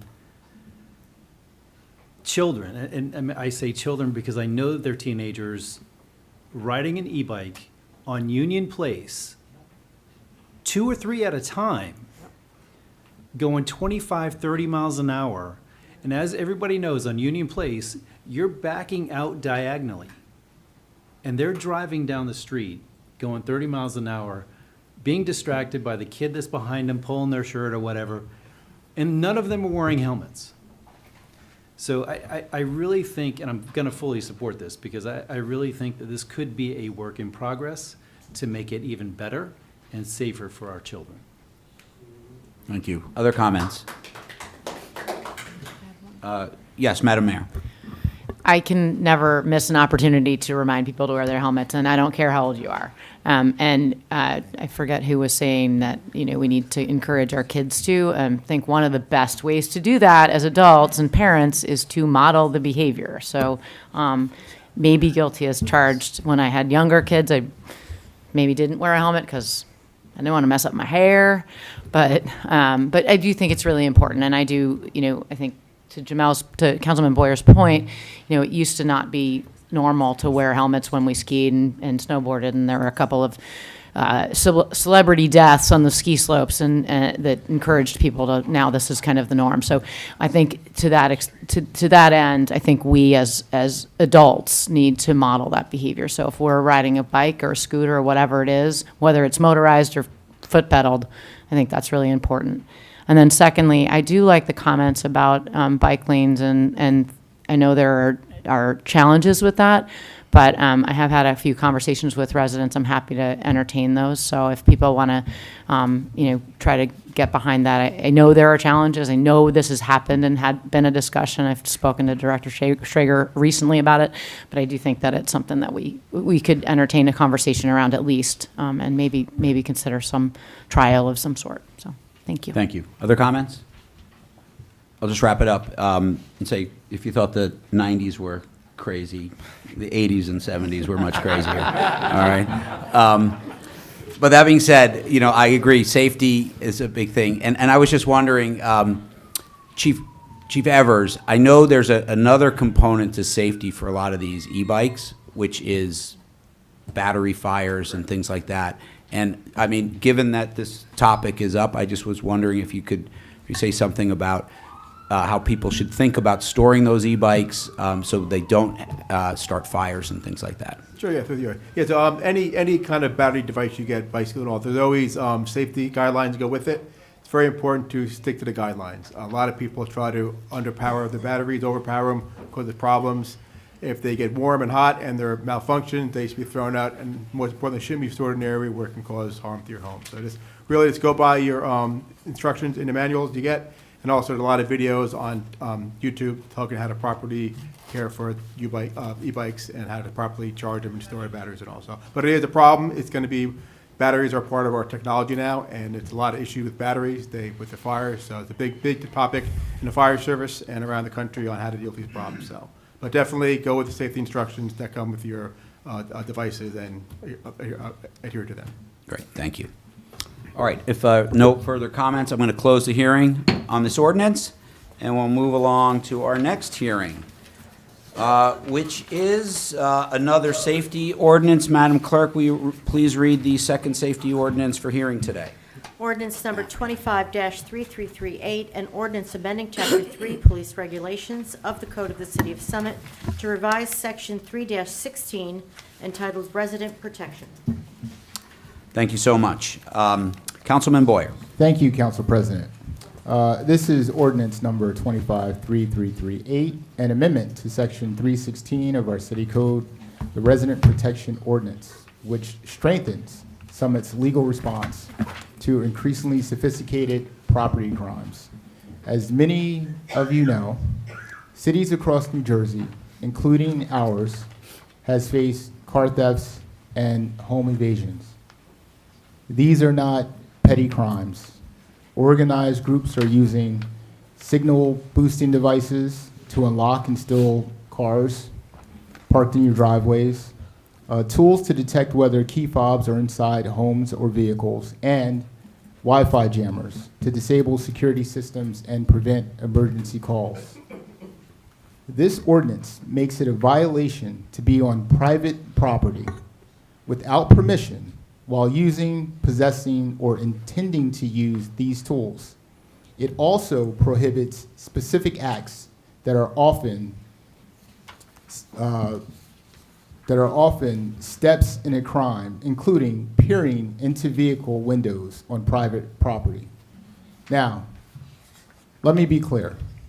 This does not mean that there are a group of kids admiring a car that they'll be charged with the crime. The ordinance targets intentional, suspicious behavior, not harmless curiosity. Police officers are trained to assess context. They don't issue charges lightly. As with many criminal investigations, officers determine whether the facts support the elements of a violation before proceeding. This ensures that enforcement remains fair, reasonable, and focused on true threats. We've already seen this ordinance in action. The Summit Police Department has issued 8 summonses under the existing resident protection ordinance, and it's proven to be a practical tool. With this amendment, we expand its utility in 2 ways. 1, as an original charge when unlawful entry or possession of signal jamming or key cloning equipment is observed, and 2, and as a fallback tool during plea negotiations when higher charges such as burglary or attempted theft are reduced. Now, this is crucial because sometimes a prosecutor may decline to pursue a more serious charge. Without an alternative, the case might be dropped altogether. This ordinance ensures accountability, even in those situations, so that illegal conduct does not go unchecked. So this is about real prevention, modern policing, and protecting Summit residents. I thank the Summit Police Department for their proactive leadership and welcome any comments. Thank you, Council President. Do I have a second? Second. Thank you. All right, at this time, I'm going to open the hearing to the public. Is there anyone who would wish to make a comment?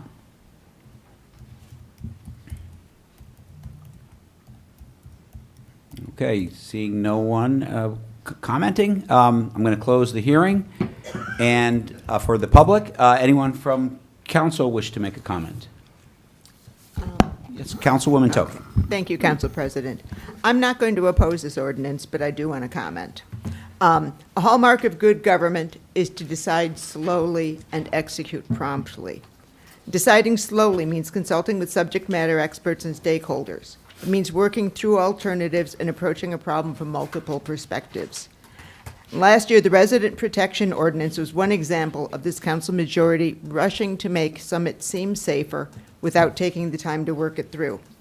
Procedurally, when this ordinance was passed a year ago, the then council acknowledged that there were drafting problems with it and promised amendments. And it has taken this long to produce those changes. Many of the amendments requested by the Interfaith Council have not been incorporated. Process matters. Council should move deliberately and get it right the first time. Moreover, this ordinance is mostly just window dressing. It was touted as creating an additional disincentive to car thefts. In 2023, the year before this ordinance was passed, the state legislature reclassified the crime of car theft and created the new crime of running a car theft ring. Following those changes, both crimes now carry hefty prison sentences, where before the presumption had been no time behind bars.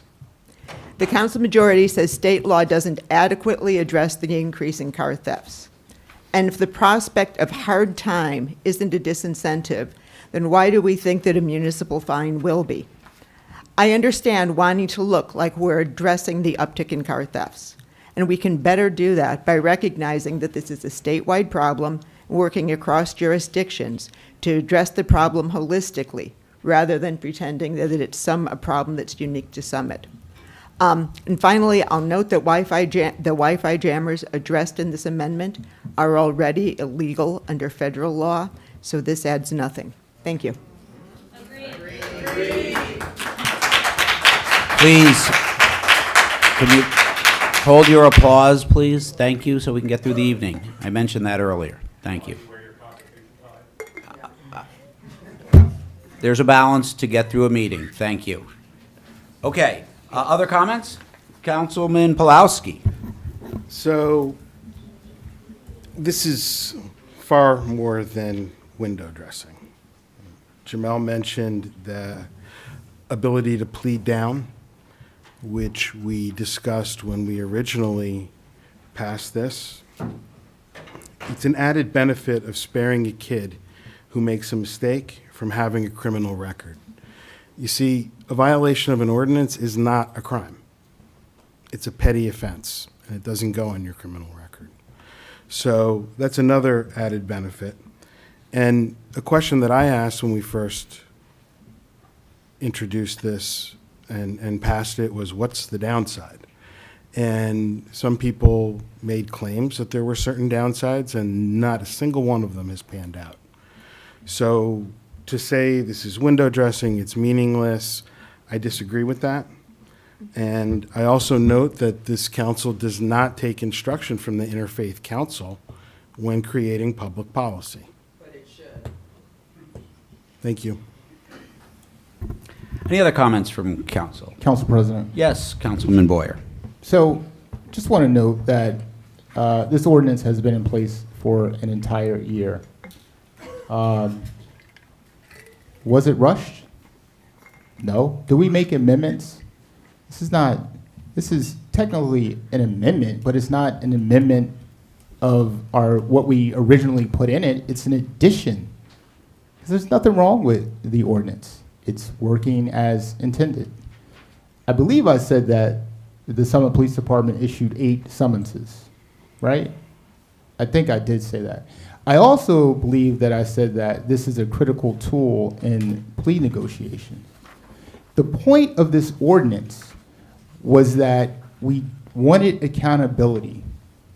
There were people that were being let go, that were being arrested, car thefts, riding in a car, stolen car. They were not being prosecuted.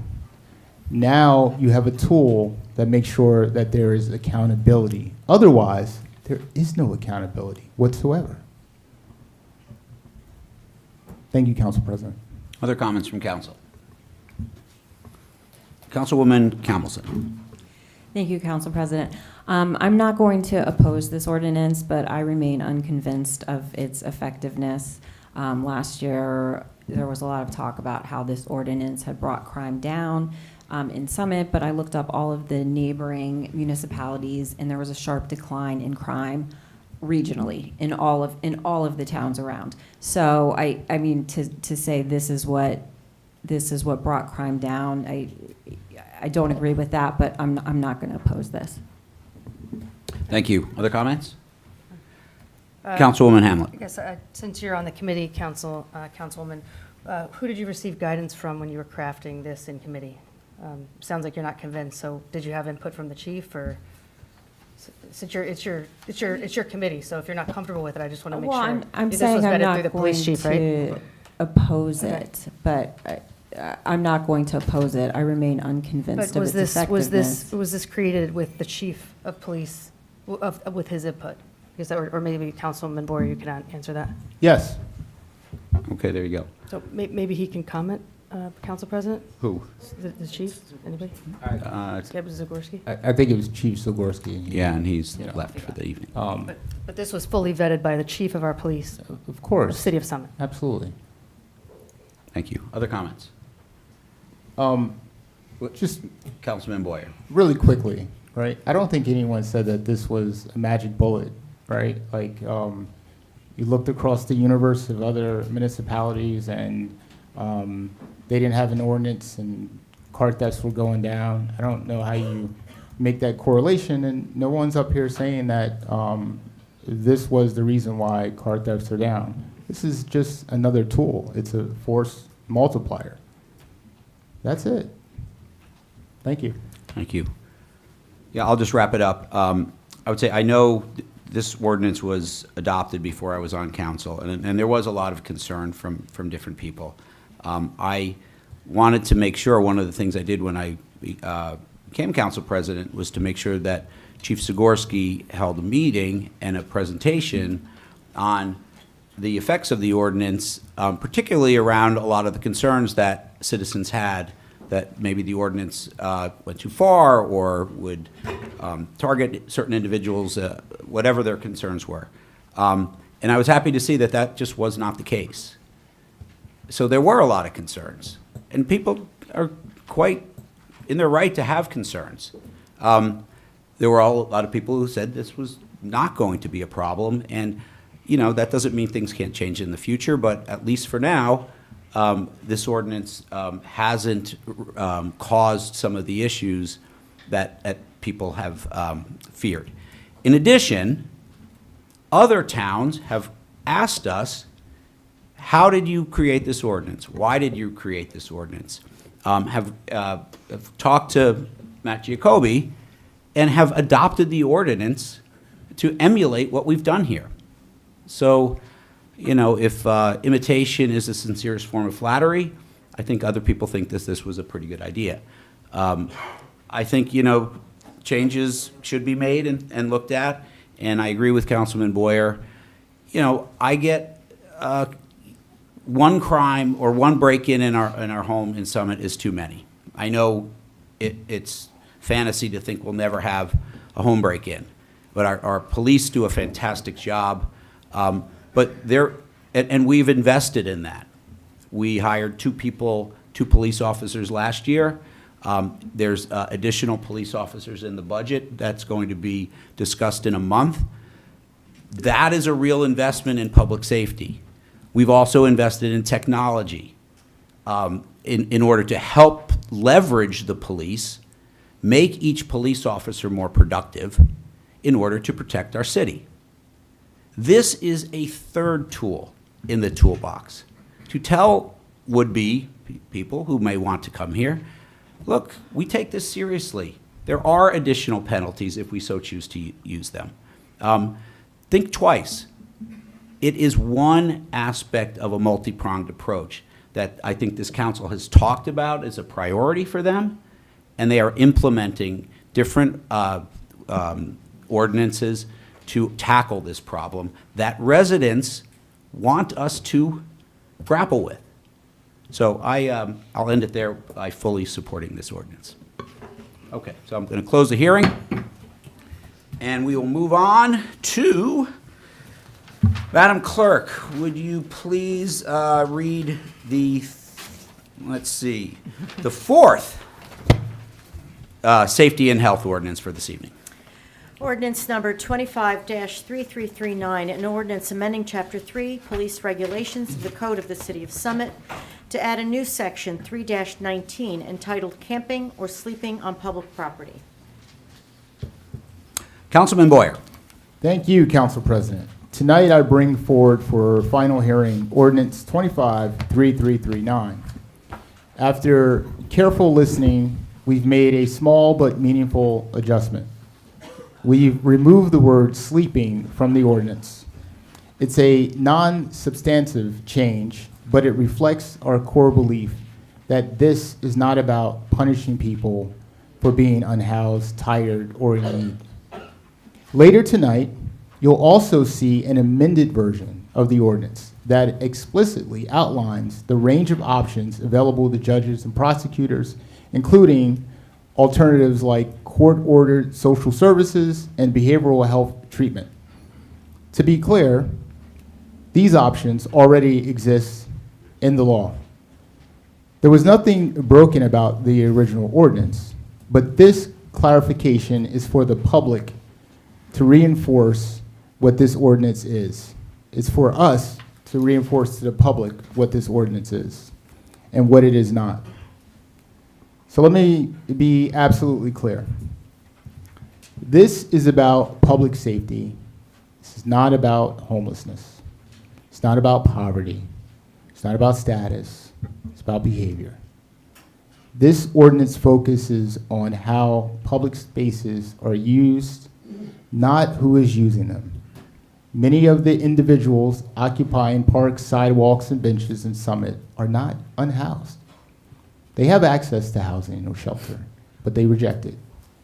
Because housing comes with expectations, sobriety, safety, structure, and some just don't want to do that. This ordinance establishes basic standards for behavior in our shared space. Because no one, regardless of circumstance, has the right to turn a public park into an encampment or defecate on a public bench. Summit will continue to invest in housing, outreach, and compassionate care. This ordinance does not replace that work. It strengthens it.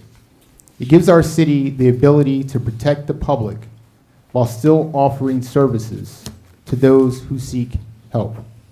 It is a force multiplier, not a substitute. But those who refuse help the consequences have been devastating for them and for our community. And I know that some folks will make this about the homeless population in Summit, but it's not really that. It's about a group of people who are refusing help, that are displaying behaviors that are devastating. One of which, several weeks ago, my own 11-year-old daughter, uptown with her girlfriends, a 6th grader, someone pulled a knife on her after asking her for $1. A 5-year-old was grabbed in the playground. A teenager was threatened with being shot. As the mayor stated, people were watching pornography in our public library and viewer children.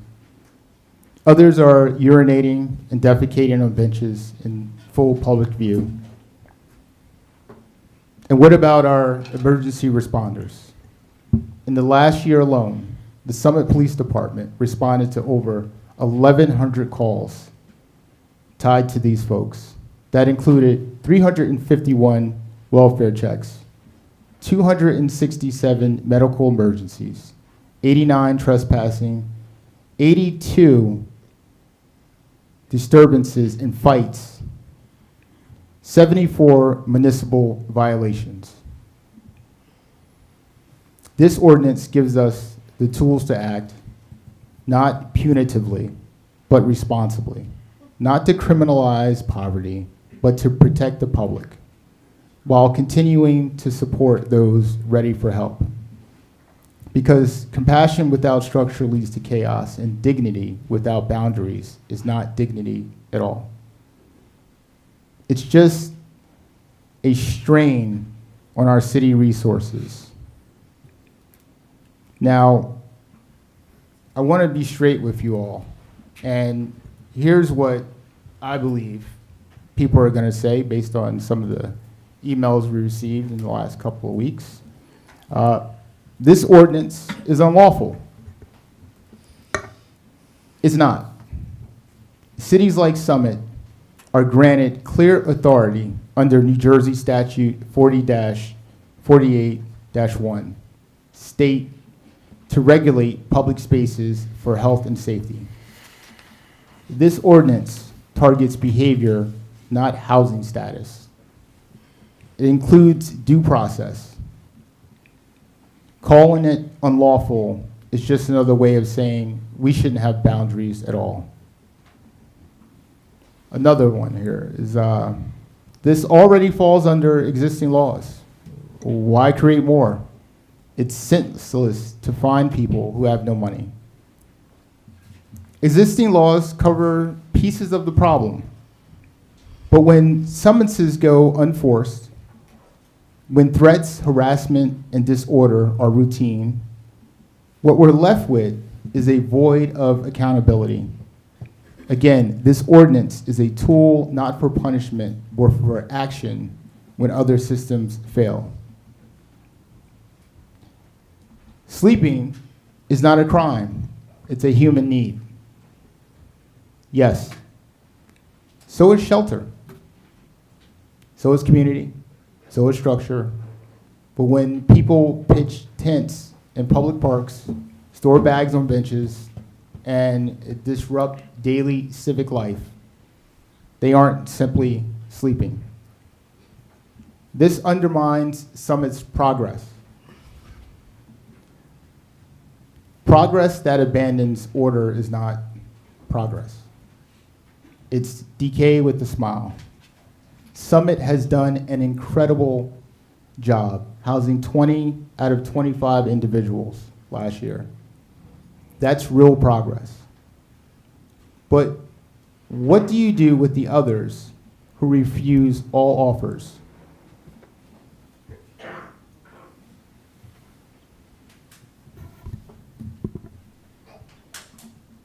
This tarnishes Summit's identity. You know what tarnishes Summit's identity?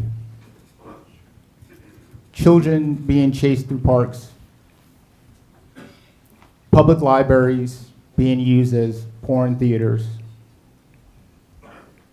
a group of 6th grade girls almost being dragged into a train station bathroom, first responders responding to one person 200 times a year, while possibly somebody else across town has a heart attack.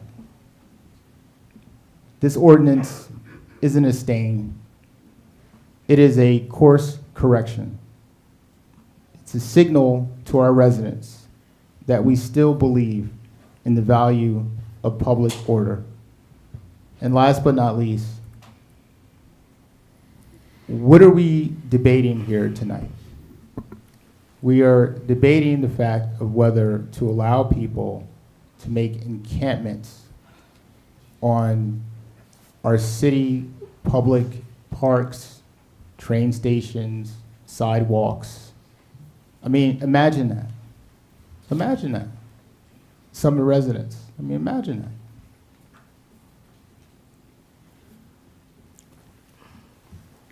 We're not here to preserve illusions. We're here to tell the truth. Protect the vulnerable, defend the community, and offer help with standards. And yes, that takes courage. But courage is exactly what's required right now. And I'd ask our police chief to come up and say a couple of words. Thank you, sir. Through you, Council President. As incoming Chief of Police for the City of Summit, I want to speak to you tonight not only about the ordinance, but also about community, empathy, and the shared responsibility we all have in maintaining safety and dignity in our public places.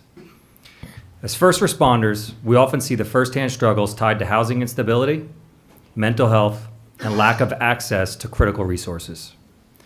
That's why our approach to enforcement has been, and will continue to be, ingrained in dignity and compassion. We are committed to continuing our relationships with local, county, and state partners, along with our faith-based organizations, to maintain a network of support for individuals in need. Whether it's connecting someone to an emergency shelter, mental health services, or addiction recovery programs, we are dedicated to creating pathways forward for those who are struggling. My apologies. That being said, I do feel two elements listed in this ordinance do have public safety implications and should be addressed. In recent years, we've seen an increase in unattended or abandoned property, especially near the train station, parks, bus shelters, and along busy pedestrian areas. Whether they are suitcases, boxes, or personal belongings, each raise legitimate safety concerns. And in the law enforcement world, we cannot afford to overlook the potential risks these items may pose. As we try to navigate these concerns, we cannot turn a blind eye. For example, as recent as yesterday, New Jersey Transit responded to the Summit train station where a party graffitied inside the vestibule words like, "For 1995 OKC bombing, Oklahoma City bombing. R.I.P. Timothy McVeigh, American hero." 168 bad guys equals one win for us. And for the record, 168 citizens died in that bombing. Then went on to write, "Die a martyr. Lee Harvey Oswald, where are you when we need you?" Although sad, these are the realities that law enforcement are challenged with. While isolated, we must also be cognizant about the real concern the city faces. Unattended bags can trigger fears of hazardous materials, suspicious activity. They also require immediate investigation and, at times, intervention not only by police, but specialized response teams. This diverts critical resources and causes unnecessary distress for commuters, residents, and visitors alike.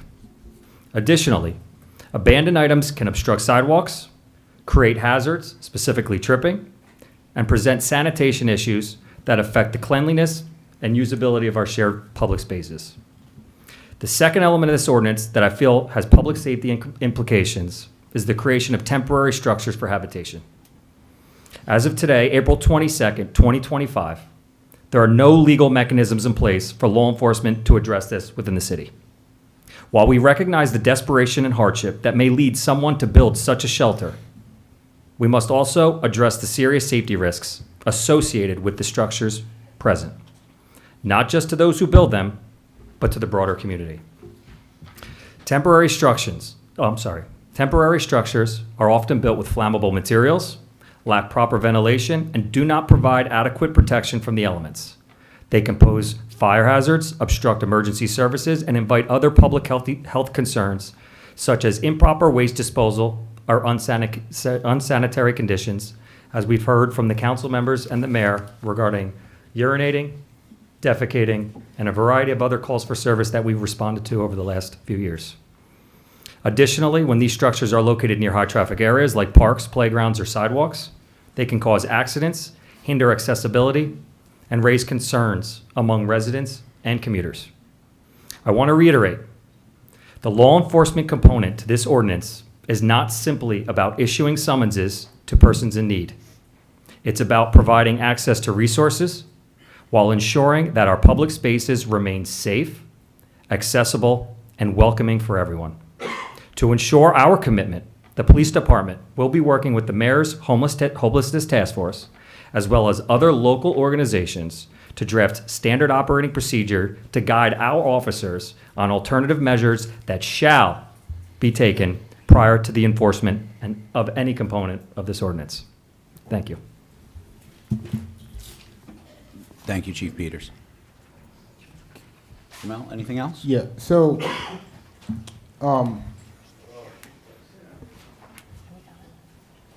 let's be honest about what's going on here. I grew up in this town. I've been in this town since I was in 5th grade. I have 2 children. I get phone calls from residents saying that they're concerned about their kids walking into town.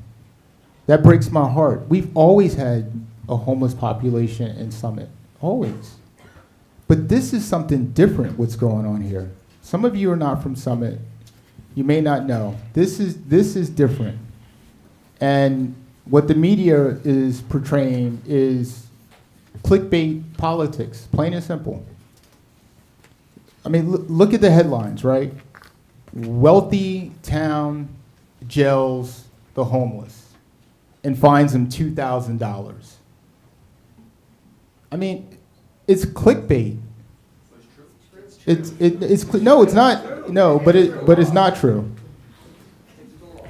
It's not true. You guys will have a chance to comment, please. That's not journalism.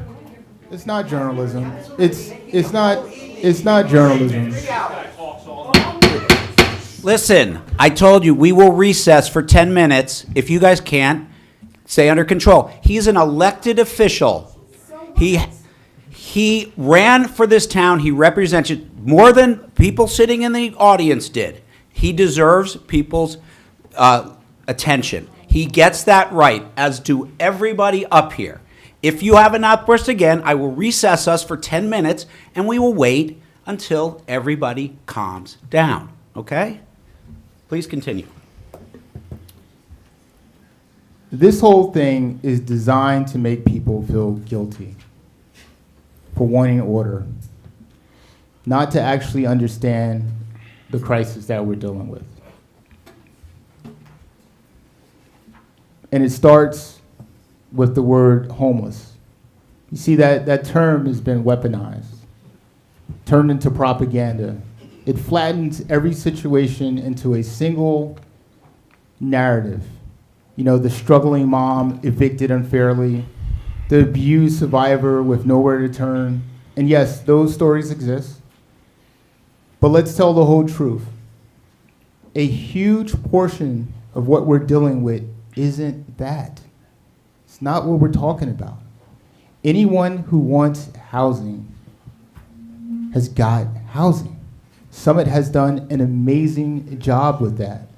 What we're talking about is a group of people that are pulling knives on kids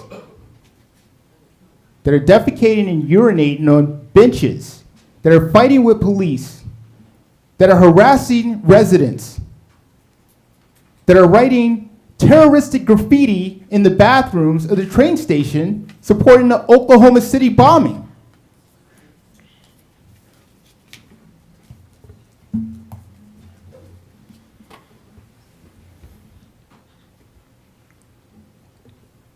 This town and the residents deserve a community that is compassionate, which is what the task force has done for over a year. And they also deserve the balance of a protected community. And this is what this does. Thank you, Council President. Thank you. No, please, hold your applause. Do I have a second? Second. All right, at this time, I would like to, we're going to open up our hearing on this ordinance. We're going to begin with public comments. Just remind people when you come to the lectern, please state your full name and your address, and limit your comments to 3 minutes, please. Who would like to come? Please approach the bench. You guys can make a line if you'd like.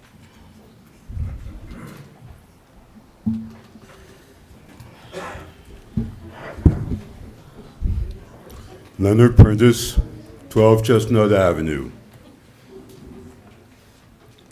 I've been in Summit since 2011. I only happened through here on my way to Pennsylvania. I spent much of my time homeless, living here. Because of good people that I happened to meet here, I was able to have some doors open for me and gave me an opportunity to make a life here for myself. I am not an exception to the rule. What it is that I happen to meet people who look beyond the convenience of their situation and their position and their social status, and didn't recognize that I was a person just like these people that you've been describing. I've slept on those park benches, I've slept in the parks, I've slept on church plots, I've slept just about anywhere I could get out of this light, just like these other people. The problem is, most of the homeless have never been homeless before. They don't know nothing about living out here. Not because it's Summit or Newark. The people that you're particularly talking about here, those that don't want help, refuse help, they're terrified of the options that you've given them. They're terrified. Most of these people come from these small towns like Summit, grew up, built homes, had businesses, sent their kids off to college, and their kids have returned home, have their own homes. But because of whatever happened, the bottom dropped out of their lives, their marriage fell apart, a significant other died, and on, they find themselves out here, unprepared for homeless life. And the community has a responsibility for making sure that they have resources that will help them reconstruct their lives. And it's not a matter of convenience for the city council or the president of the United States. People need what they need in spite of their inconvenience to you. My thing is this, and I'm gonna cut it short because I'm getting ready to get rude. The thing is this, you got that firehouse the old firehouse over there? Use it as a community service center. You have enough room to house any homeless people you got here under one roof, and you don't have to move them all over town like gypsies. That's one of the reasons why they don't trust you, because you haven't given them anything to feel settled with to make them feel comfortable with you. The other thing is, you got the right organizations, but you don't have a game plan. Summit, Warm Mr. Prentice, Heart. could you wrap it up, please? Yes, Summit, Warm Heart, and the rest of them were here to make sure Summit didn't have to deal with a lot of the problems that a lot of the communities are. My thing is, use that firehouse or another where you can sleep all the homeless, provide services with social service workers, a 4-week program. I'm going to Would ask you to bring wrap in it up, okay? mentors Thank you. And re-educate them before you put them in the street, because most of them Thank don't you. know how to take care of themselves.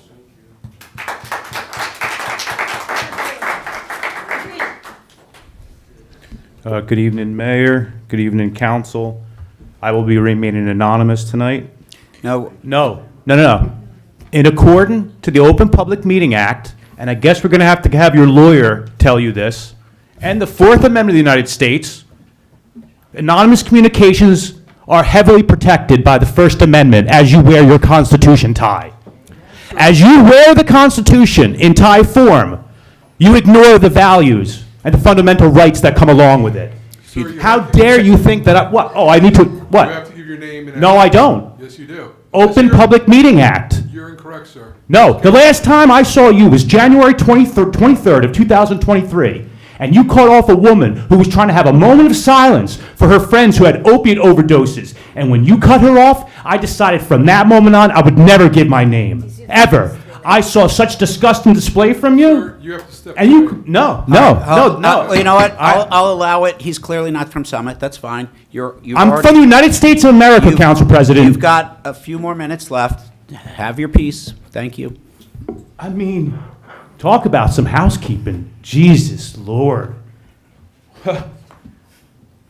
How dare you? Through the chair to the lawyer, how dare you? Through the chair to Mr. Boyer, when you introduced this ordinance, it had napping in it.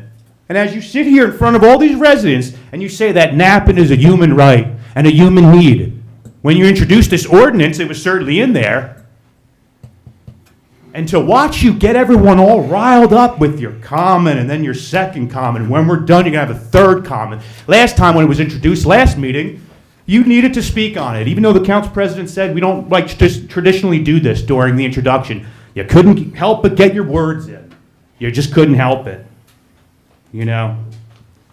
Anyone from the public can come here and make comments, You're making one. and they don't have to give their name. That is protected by the First Amendment and the Fourth Amendment and the Open Public Meeting Act. Mr. Lawyer, I've been to council meetings all across this state, and I stopped giving my name and address because of what you did to that lady.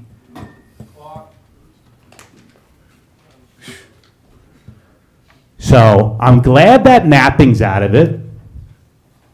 I'm glad about that.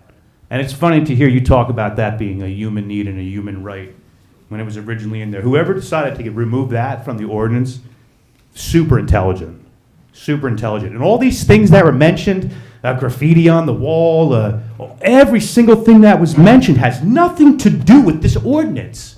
There were already laws in place to protect and stop every single example that was given tonight. None of these examples had anything to do with napping or camping. So to watch you guys weaponize fear is a disgrace. I know we want this time to end as soon as possible, I get it. But through the chair to Mr. Boyer, watching you get everyone all worked up because you just love the sound of your own voice is not good for public service. In my opinion, you are a disgrace.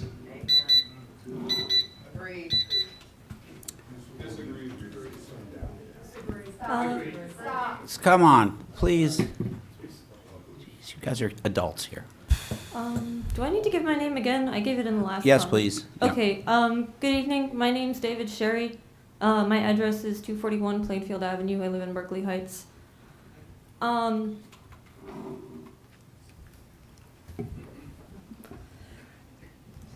So, I've heard you guys talk about disturbances, and you claimed that this ordinance is not about housing status, it's about behavior. But what do you do? Like, how can you say that when this is a behavior that a person is doing to survive? You can't say you're not trying to criminalize homelessness when you are going to punish punish people for doing things that homeless people need to survive. You can't tell me that that's not about criminalizing homelessness. And even if it's not, that's what the effect is. You talk about people urinating and defecating in the parks. And I've talked to homeless people, and they said they always complain about this. People are locking them out of their bathrooms. If you want people to stop urinating in public parks, give them bathrooms. If you want people to stop making temporary shelters, give them housing. And you can't try to punish them into doing this. This makes them even more afraid to reach out to seek aid. It makes seeking assistance terrifying to people, and it makes them trapped. Thank you. Thank you for your comments. You're creating a sundown city with this ordinance. Wow, Fox 5. Hi, Grandpa. My name is Gavin Lowenberger. I live at 9 Blair Place here in Summit, New Jersey. Lowenberger, do you need me to spell it? Please. Yes, it's Lowenbe, not U, R, and G-E-R. I would begin with this prepared statement that I've got here, but I think there's a couple claims that have already been made that I need to address. First off, this is pretty controversial, and I want to address every member of this board with respect, especially you, Councilman Boyer. And I think that you were absolutely right when you said that this is not an issue of homelessness, because it is in fact an issue of mental health. 20% of the homeless population, it seems, right, 5 out of 25, are refusing to be helped and causing problems such as you put it, Mr. McTiernan, in a statement 2 days ago, putting a monopoly on our healthcare resources. This ordinance would put fines on those people. It would put them could put them into jail for up to 90 days, or it could give them up to 90 days of community service. These don't address the root cause. I think we can agree that any rational person would accept the help that we in a wealthy town with our homelessness coalition have offered. And it seems like these people are not rational. It seems like these people might suffer from mental illness. The Arlington Life Shelter shares that about 20% of homeless Americans suffer from mental illness. Does that 20% remind you of anything I've previously said?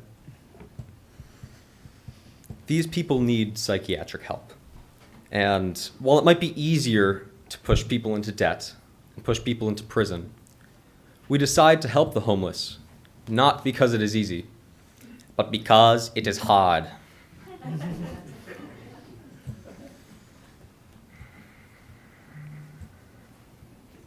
You know, I wrote this at 1 a.m. and I'm reading the conclusion and it looks really snarky and I do not want to say it to you guys because I have a lot of respect for you and I really do. But you all should know this ordinance will not help. This ordinance does not address the root problems that are ultimately causing all of this all of this strife. There we are. I empathize deeply with the concerns expressed.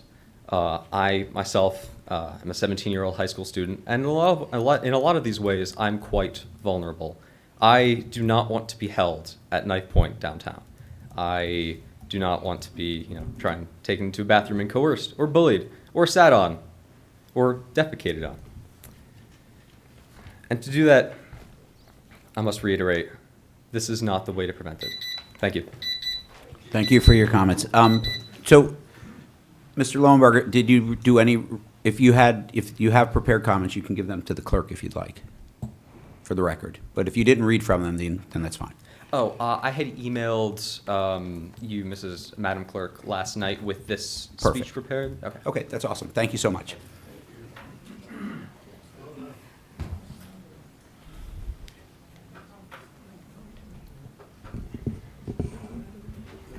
name is Karen Olson, and I. You're gonna have to speak louder. Yeah, hold on one sec. There's We the can, handheld. yeah, we'll get you a We can bring this handheld one mic. up there. Or that one. That one. you That can- one. Tammy has it.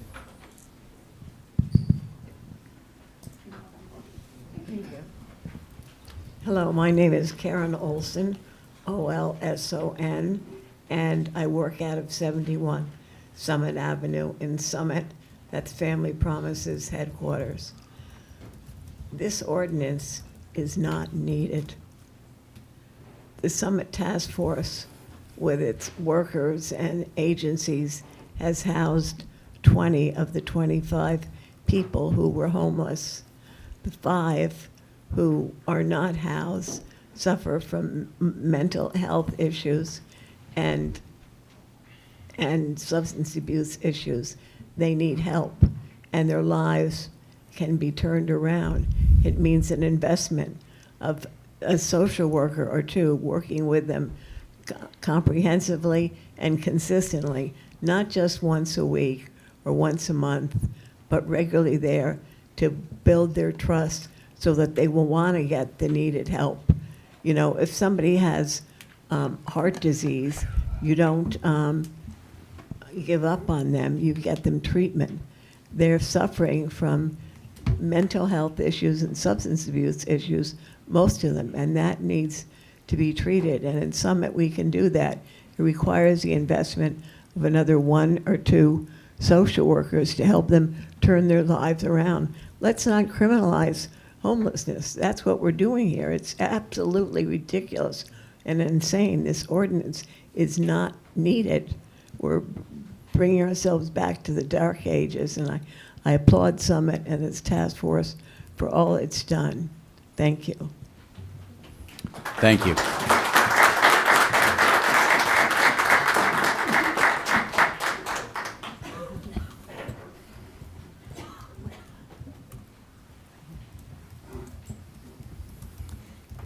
Good evening. My name is Vivian Hardy. I want to thank Bob Pawlowski for answering my email, into the and microphone. for Claire Toth for doing that, and for Mike McTiernan for writing such a well-written Thank you. introduction to all of this. I wanted to tell you that I have lived in Summit for 58 years. Over that lifetime, which is a lifetime almost, there's been a lot of change in our world in New Jersey and Summit. Ms. My Hardy, first just job, please speak into the microphone I'm so they sorry. can hear you. Yeah. My first job was with Family Service of Morris County.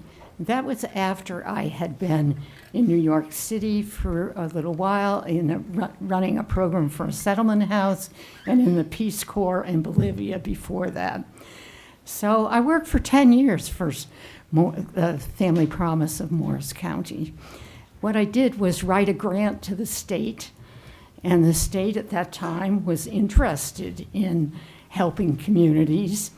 I hired 3 Spanish-speaking people who I trained to be paraprofessional social workers and work in Dover, New Jersey, which had a largely Puerto Rican and Hispanic community that needed a lot of help. So that was way back when.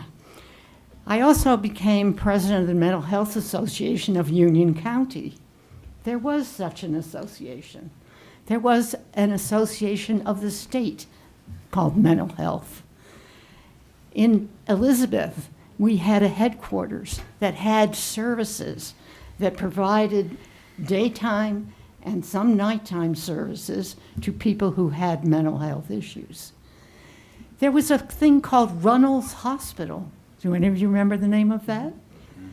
There was, outside of Morristown, a huge mental health hospital. All these facilities to treat mental health have been done away with in our state.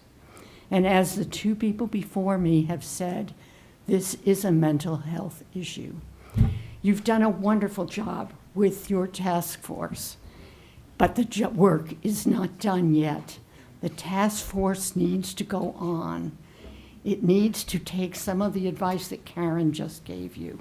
We need a couple of workers who would be able to reach out to these people, help them get over their fear, and make it so that they could be treated. But the truth of the matter is, this is not going to end. It isn't just these 5 people who are sleeping on our street.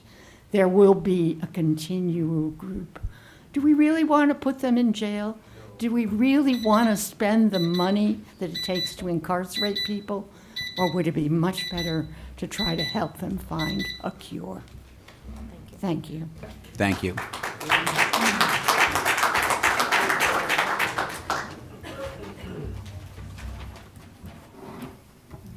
Good evening, council members and fellow residents. My name is Enrique Guicardi, Guicardi. I live at 1 Surrey Road, Summit. I'm a senior at Summit High School, and I'm here tonight to talk about the ordinance. Now, I understand the concerns that led to this law. I've heard the argument that a few individuals have been aggressive or have refused help. But creating a policy that punishes an entire group of vulnerable people because of a handful of difficult cases is not just bad governance, it's inhumane. And a quick note for Councilman Boyer, why are we criminalizing homelessness and not arresting that individual for pulling a knife out? Why are we making an entirely new ordinance? Why not prosecute that individual? But instead, we want to create an entirely new law collectively punishing all homeless people. We are fining people who have no money. We are arresting people who have no homes. This is not a solution, it's a cycle. You can't just jail someone into housing. This law doesn't address the root cause of homelessness. It hides it. It punishes people for their poverty, their trauma, and their circumstances. It assumes that because a couple of individuals have refused help, all unsheltered people are choosing to live on the streets. We're forgetting that these people have stories. They face serious mental health issues, or whatever the case is. The point is, they're human beings. Choosing to be unhoused is rarely a real choice. It's the last option in a system that has failed them. And council members, I have a couple of questions. What if someone gets kicked out of their house and has to sleep on the street for the night? Will they be arrested or fined? What if I want to take a nap on a public bench in the park? Because under your ordinance, in section 1, it states, quote, no person will be permitted to sleep in any public area or portion thereof at any time, quote. And whether you like it or not, in the next 10 to 5 years or whatever, there will be new homeless people, and they will show up. Will we just arrest them? This ordinance is the epitome of repression and a lack of empathy. What we need is a policy that focuses on the root issue, not the symptoms around it. What we need is outreach, mental health services, affordable housing, and programs that treat people like people. And I know we have these services, but we need to keep pushing it. We need to keep pushing it. We don't need fines, we don't need handcuffs. We need to keep trying to help these people, not just discard them to another town. Because once this deterrent of an ordinance is put in place, these people will just move to New Prov, they'll move to Maplewood. And then what happens when those city halls make this same type of ordinance that we're making here? What happens then? We are literally just trying to get rid of these people instead of looking at this problem in the face and actually addressing it. This law sends a message that Summit would rather criminalize homelessness than actually do the hard work of solving it. You talk about heroism, Councilman Boyer, on your post. Let's actually be heroes and actually help people instead of taking the easy way out. Because to me, I feel like some of us would rather just disappear of the problem than actually address it. I urge you to repeal this ordinance and replace it with a policy rooted in dignity. Thank you. Thank you.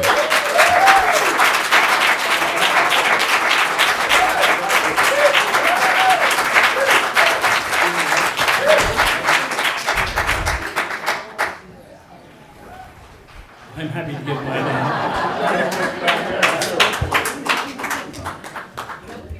I'm happy to give my name.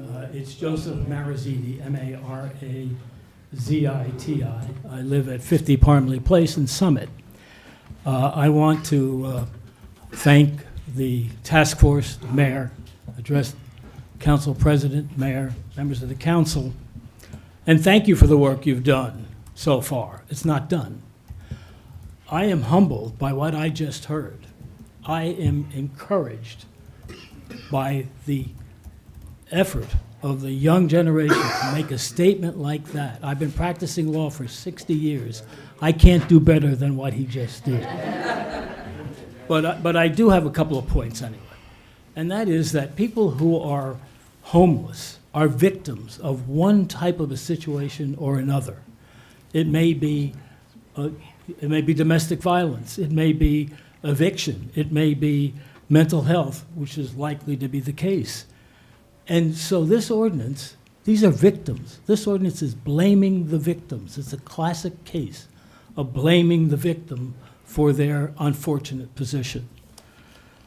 This is not consistent with the moral values taught by almost every religion I know of. I can only wonder what would have happened had Jesus Christ been born in Summit. Mary and Joseph would have had 2 hours to remove their belongings. Mary and Joseph would have been subject to a fine of between $100 and $2,000 and/or imprisonment and/or community service or imprisonment for more than 90 days. This is not Summit. This does not solve the problem. As has been said by others, all of the issues that have been complained about already have laws on the books to deal with that. This law will not deal with those issues. If somebody's asleep, they're not going to be attempting to stab somebody. This is misdirecting the remedy to this situation. I urge you to redouble the efforts of the task force. I will be happy to contribute my efforts to that activity as well, because I would not be happy to see Summit go down this path. Summit is better than this. Thank you for your attention.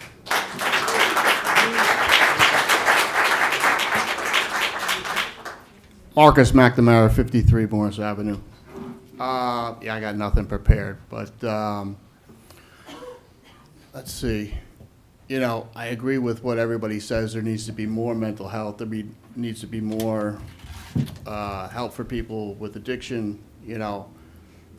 And years ago when they were really getting wild at the bus stops, I was kind of talking shit, and like, I kind of said, well, wait a second, what if these guys really do need help? What if they really are just down on their luck? And I went up to the bus stop. I don't like to air my dirty laundry, but I'm in recovery almost 20 years. I went up there, I said, listen, I could get you into a rehab tonight for free. I got connections. Nobody said they were alcoholics or drug addicts. Then I said, well, how can I as a resident help you? They said, oh, well, we need jobs. So I went home, I printed out every job that a convict or somebody who's been in trouble could get, moving, whatever, entry-level stuff. They didn't like the jobs. So, do I have compassion for alcoholics and drug addicts? 100%.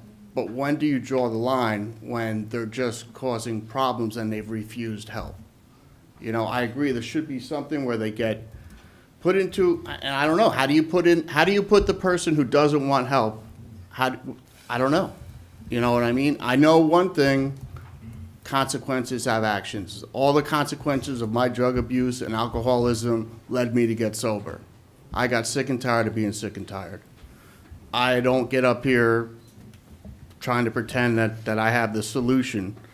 If I was going to do it, I would have them go into full-on rehab and then into a step down where they have a job. I would love to hire them. I can't hire guys who are straight off the street. I know what I was like. I know what people who are still addicted are like. I think about all the police. I was at the park one day with my kids playing baseball. I seen a police officer come over to a guy who was so drunk. It was a Memorial Day weekend right at Maybe Park. There's a guy by the rock. Cop came over. I told my kids, they had to be like 8 or 9. I said, watch, this guy's going to get arrested. He was so drunk he could barely stand up. They didn't arrest him. Then as he left, the police officer drove away, and then 2 other guys were so drunk that they got up and they rolled along the fence in front of Maybe Park until the fence ended and fell down. Like, I don't know what the solution is, you know? But doing nothing is not a solution either. You know what I mean? Like I said, if I can help anyway, I'll go talk to anybody. I'll tell them my story. But, you know, I don't have a popular opinion in this room, which is fine. But I agree with the ordinance because something has to be done. There's so much, I think $24 billion got lost in California for the homeless. They don't know where it is. Like, I don't know what's going on with this. Thank you, and thank you for sharing your story. Thank you, Jen.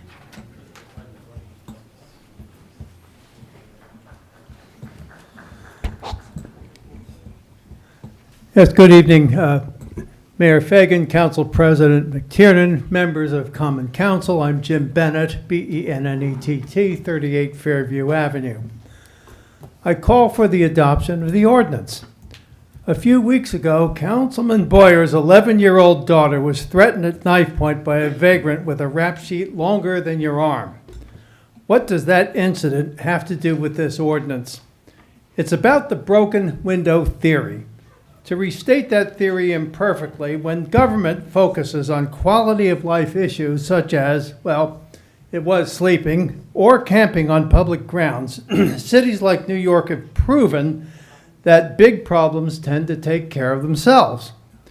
To those who think that sleeping in public areas is innocuous, 2 weeks ago, 2 MTA workers were injured after waking up an aggressive subway passenger when the train reached the end of the line. Allowing abuse of our public spaces is neither humane nor compassionate. Nearly all of Summit's homeless who sought help received help. Our homelessness task force has done an exceptional job of reducing Summit's homeless population from at least 35 to 5, according to Richard Unica of The Gothamist. Those who refuse help tend to have problems, and the best prescription for these intransigent homeless, according to my predecessor, who's a Summit painting contractor who himself long ago recovered from alcoholism, is tough love, which this ordinance delivers. The ordinance focuses on deterring conduct that people of ordinary sensibilities find repugnant, not on the status of homelessness. If there is any perceived deficiency in this ordinance, the mayor, as head of police, can cure it with internal guidance. Following adoption, I urge council to post signs putting potential visitors on notice at every entryway to the city, including bus stops and the train station. Join the municipalities of Millville, Keyport, Howell, and Hamilton. Adopting this ordinance will be an essential step to ensure that Councilman Boyer's daughter and many like her feel safe in Summit. Thank you. Thank you. Mr. Bennett, if you leave your, oh, you did, got it, okay. Janet Molbeck, 40 Russell Place. Good evening, Mayor. Good evening, members of council. My name is Janet Molbeck. I'm the Director of Interweave, an interfaith nonprofit that serves the city of Summit. I'm a member of the Summit Interfaith Council and a 45-year resident of Summit. Because of all of this, I have a vested interest in the well-being of this community. I come to you tonight to speak against Ordinance 11871.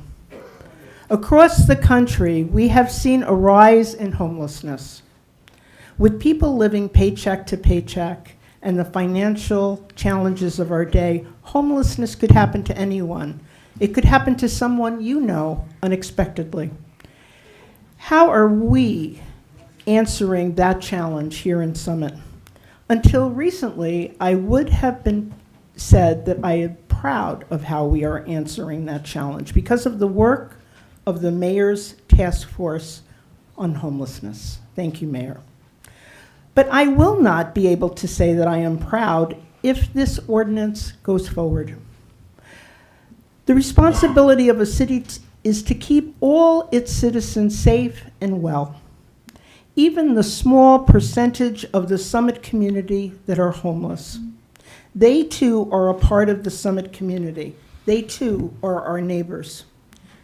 We look to you city leaders to care for the whole community. We look to you for compassion. We look to you for wisdom. But this ordinance is neither compassionate nor is it wise.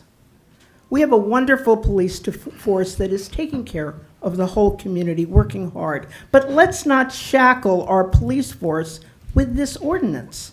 Let's not shackle the Summit taxpayers, asking them to pay the burden of unwarranted incarcerations.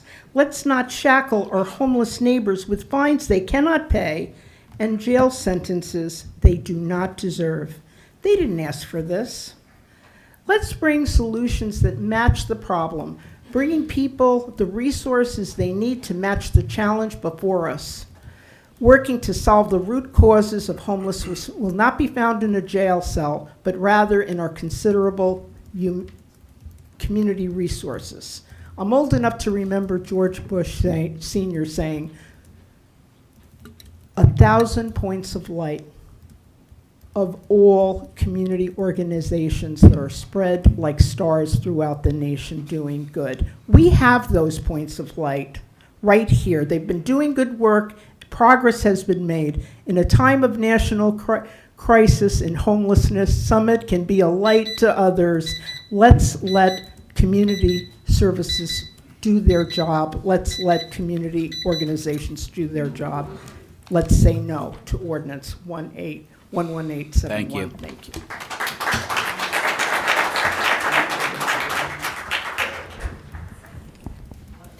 Good evening. My name is Maberly Hernandez. I live on Ashwood Avenue, and I own my home. I'm an immigrant, and I came to this country in 2000, and I'm a proud U.S. citizen.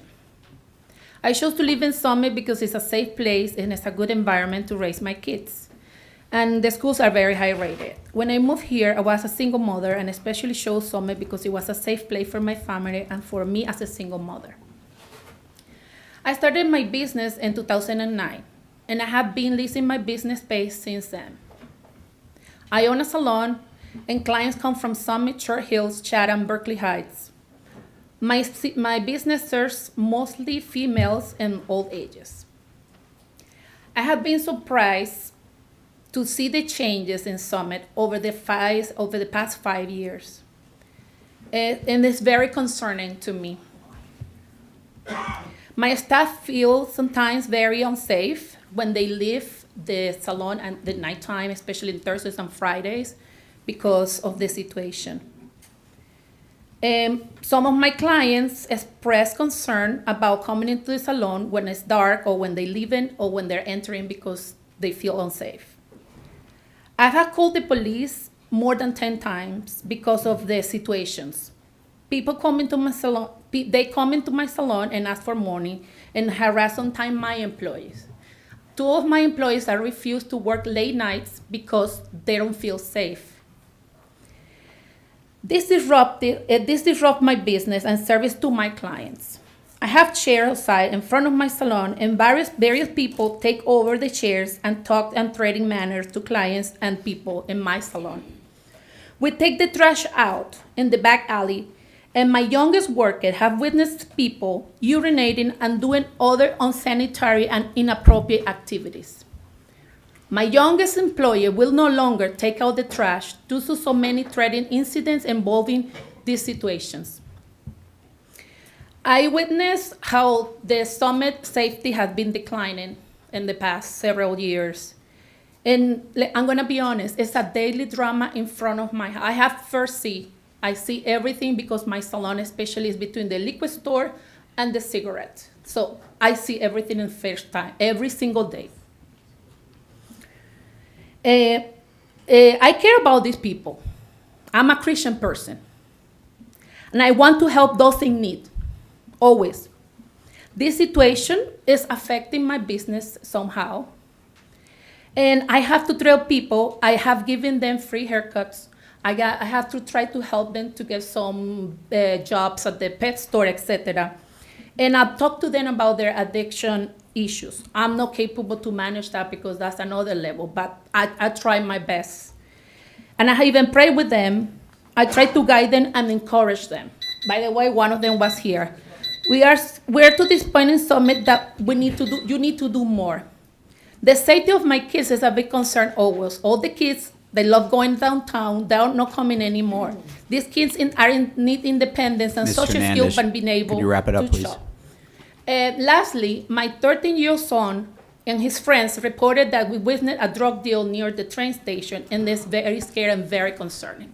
So if we don't have the ordinance, we need to do something because we are trying to solve this matter. You guys have been putting some solutions there, but we need to do something with the people who are left. Thank you, Ms. Hernandez.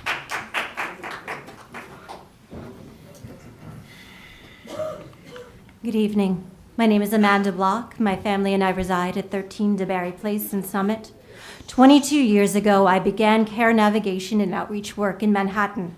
It was in that time that I led trainings on care navigation, specifically for the unhoused population and the soon-to-be released individuals from Sing Sing, Bayview Correctional Facilities, Bellevue Hospital, and the Fordham School of Social Work. I closed that work in 2014 and laid the groundwork to prevent suburban homelessness with what is now known as GRACE. For the past 10 years, starting when I was chairman of the Board of Bridges, I advocated for municipal involvement in the outreach and intervention of our community's unhoused neighbors. And I am especially grateful for the resources and collaboration afforded by the Mayor's Task Force over the past 2 years. 7 years ago, Summit Warm Hearts was created by one of our previous speakers, Leonard Prentice, who I've known for 30 years thanks to Bridges. It created a platform for stabilization, building trust, making a place to be human, and make rational decisions. In the 2021-22 season and in the 2022-23 seasons, each season, 6 participants obtained and continue to enjoy stable housing. In the 2022-23 season, it was an increased time of transience in our community, and most of the participants were only in Summit for an average of 2 nights due to diversion efforts. In 2023, we started working with Court Innovations, a court diversion program to take summonses from the unhoused population and create a pipeline to rehabilitation and housing.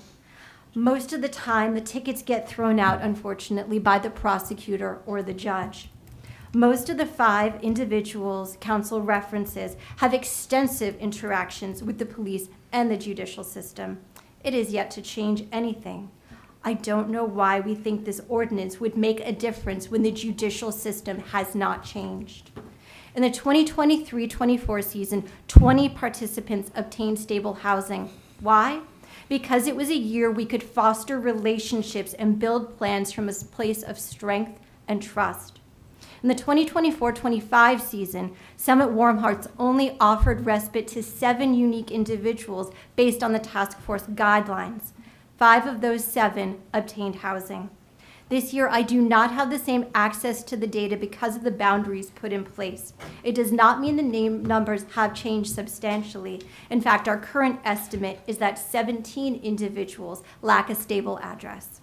This year, we were lucky to have access to the only solution to homelessness, housing.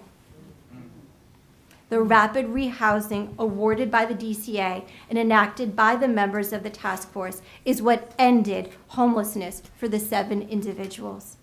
Placing fines, jail time, other punishments lengthen the homelessness to housing pipeline. No one is endorsing crime here. I beg of you, you aim to stop crime, criminalize the criminal activity. An ordinance is a law we do not need. This council has made a name for itself with accountability and with care. This ordinance will not give you the result you seek. Please invest in what will, coordinated care. Thank you.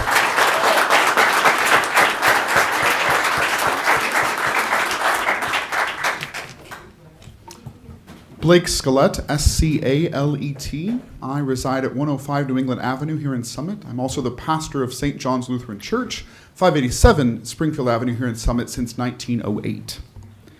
I want to read to you a statement actually that I didn't write, our whole congregation endorsed. I think the first time in 117 years we've ever done that.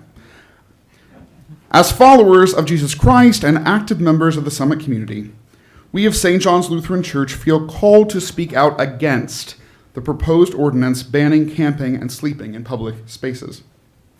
This ordinance does not reflect the moral values of compassion and justice that our faith demands, and it will harm our most vulnerable neighbors rather than strengthen our community. Scripture makes clear that God identifies with the poor and the unhoused. Deuteronomy, you are told, "You shall open wide your hand to your brother, to the needy and to the poor in your land." The prophet Isaiah urges us to share your bread with the hungry and bring the homeless poor into your house. In 1 John, we hear, "If anyone has the world's goods and sees his brother in need, yet closes his heart, how does God's love abide in him?" And Jesus says plainly, "I was hungry and you gave me food.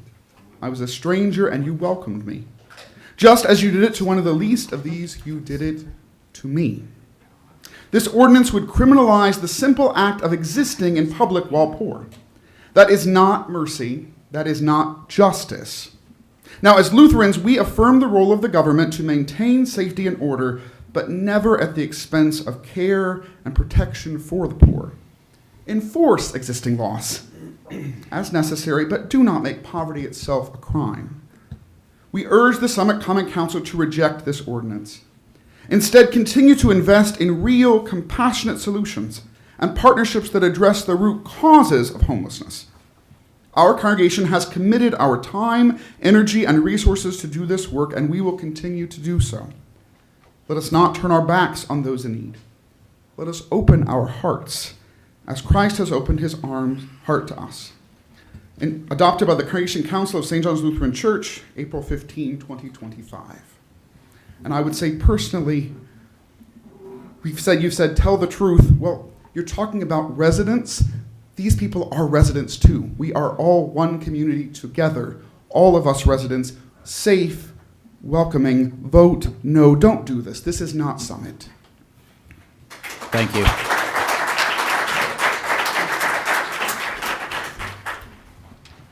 Hi, my name is Robert Lee, 9 Pearl Street, Summit, New Jersey.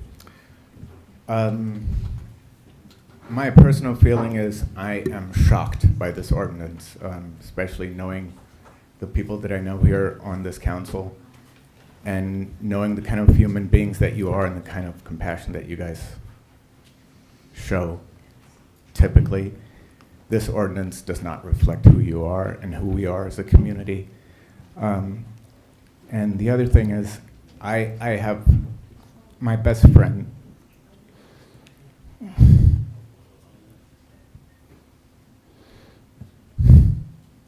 My best friend from college dealt with schizophrenia. He's been homeless, and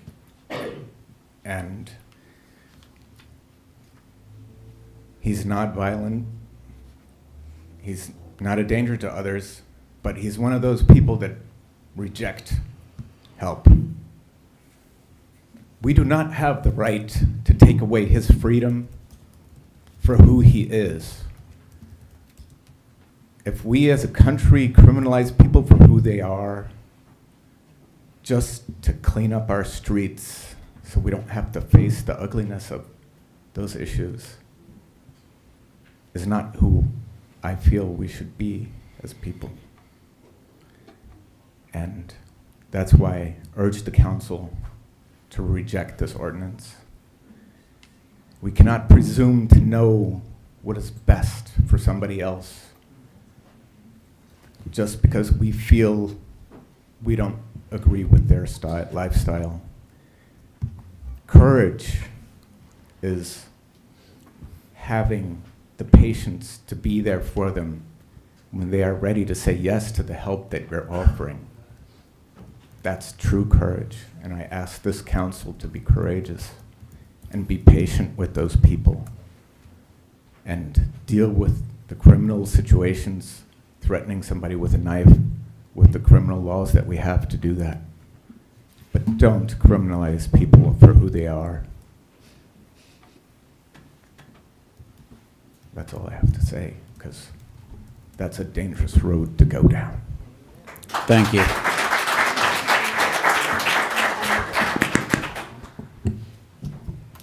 Do I need to give my name? I'm just teasing.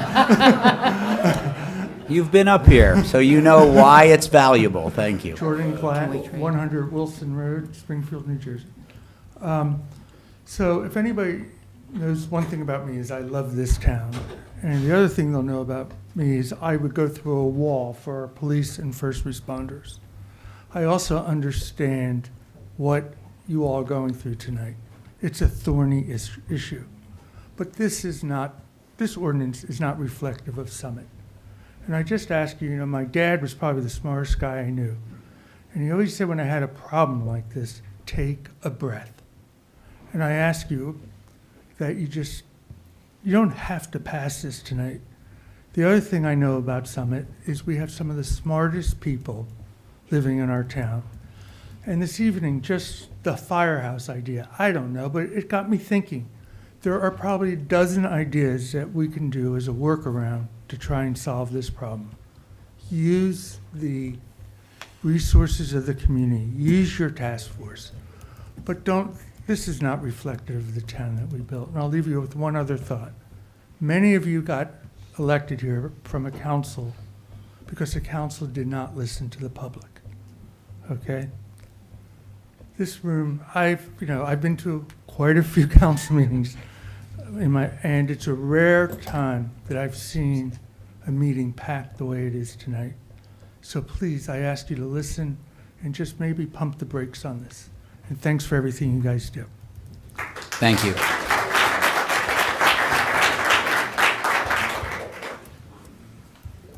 I suppose I should give my name as well. Christopher Cotter, 752 Springfield Avenue. Perhaps more than most, I both appreciate and understand the challenges associated with local governance.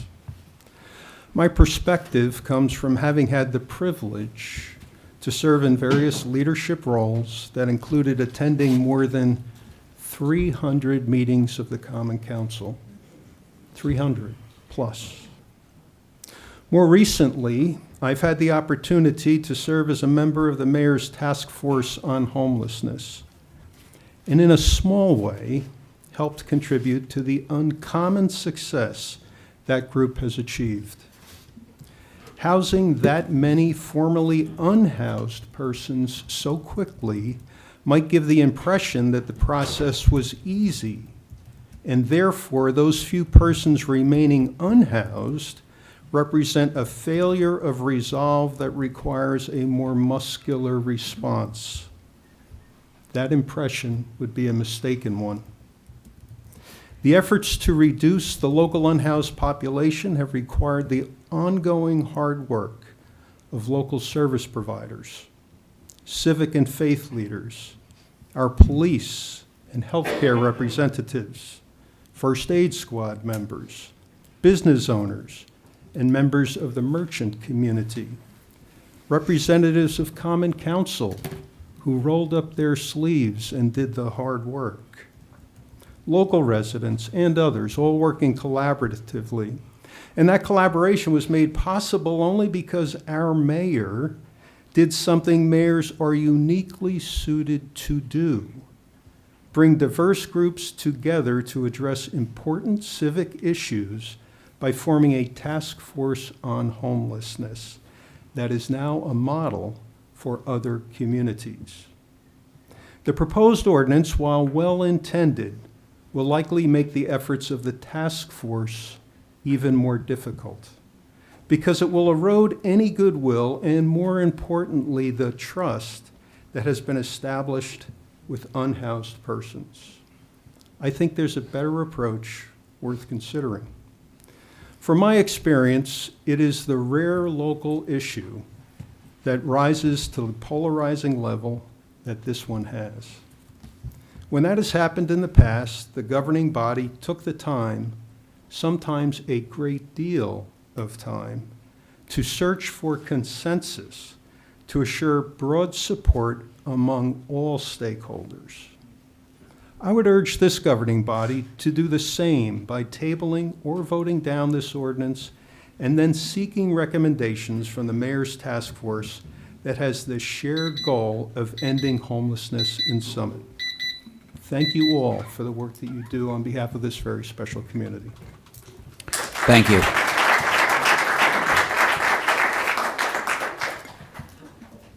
Leah Griffith, 41 Witchridge Road. And I'm speaking tonight as the chair of the Mayor's Task Force on Homelessness.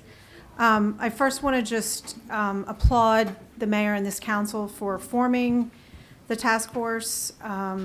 It's quite an extraordinary group, and most of our success has come from participation of all of just our incredible first responders, our incredible social services agencies, our residents, and our business owners. I know I'm a little repetitive from some people who've spoken before me, but I thought it was really important for you all, as well as the town, to know exactly what it is we do, because I think a lot of it is somewhat hidden.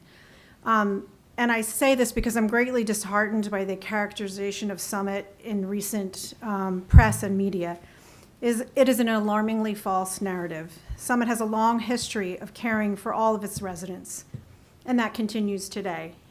Homelessness is a complex issue, and I'd like to explain the resources that the task force has utilized to house and care for the homeless. We have outreach teams in Summit 5 days a week. They're not particularly visible to many people, but they are trained professionals in outreach, and they engage with our known homeless, as well as any new faces in need of assistance. Outreach has been a key driver to our success in engaging and getting people into definitive care or housing. The teams are in the train station, the library, downtown. They also arrive when the police or EMS or others notify them of someone in distress. We have teams that meet patients at Overlook and coordinate with social workers there to navigate for our homeless patients. We've utilized professional crisis intervention teams when a mental health crisis has occurred. We've utilized prevention links with lived experience outreach teams to navigate rehab. We are working really hard to utilize all of our available resources. The task force has met bi-weekly or monthly for 10 months. We have a triage team that meets weekly. I receive messages daily with outreach team updates, etc. We've housed numerous people with the help of rapid rehousing funding that this council secured, and moved them into furnished apartments with items that residents of this town have joyfully provided. My husband would have a little bit of beef with all the space it was taking up at some point, but it's the response by this town is incredible. This is the very best of this town, people working together to make a better life for others. And yet we have those that resist case management or housing assistance of any kind, but we continue to outreach to them. Two things can be true at the same time. The task force work continues. What are we doing next? We're trying to get people connected to services earlier. We don't want anybody sleeping outside. We're going to focus on stabilization of those already housed to ensure they remain housed. Prevention of the housing insecure, and working with houses of worship. Thank you. Thank you so much.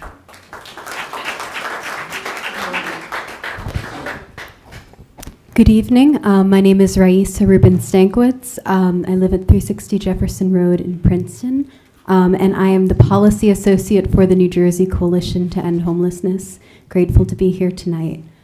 I wanted to start off my remarks just by bringing up some unintended consequences of this ordinance that you may not have thought of. And these are consequences that go regardless of how it is actually enforced.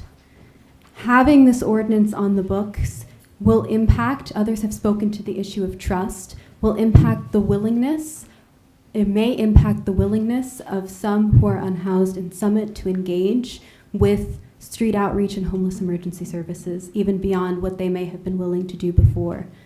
The other piece is that it may impact the willingness of people, might lead to people staying in unsafe housing situations because they are afraid of being unsheltered and unhoused and being arrested or being fined.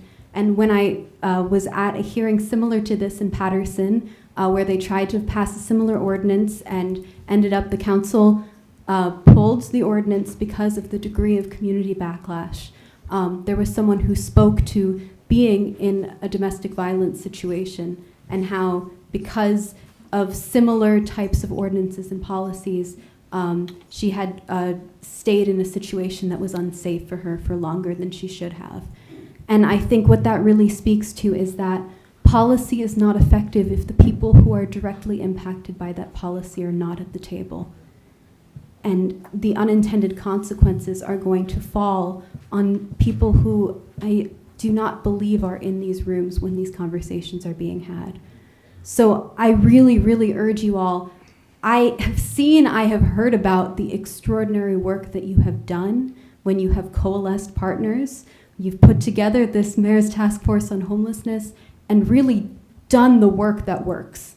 You know, I don't need to give you examples. You know how this works because you have done it, and I am so grateful. And so I am asking, as other speakers have, please vote down this ordinance tonight. The language in it isn't even the finalized version you all want. Vote down the ordinance tonight. Go back to the Summit Mayor's Task Force on Homelessness. Let the solution come from them and from those discussions with them. Let it come from the comments you're hearing from the community. Let it come for those with lived experiences of unsheltered homelessness. And then let's come back to the table and let's have this discussion. And I know I have 19 seconds. I'll just touch really briefly. The former executive director of the U.S. Interagency Council on Homelessness said that not having a house is not a crime, it's a tragedy. And I just want to end on those words. Thank you for your time. Thank you.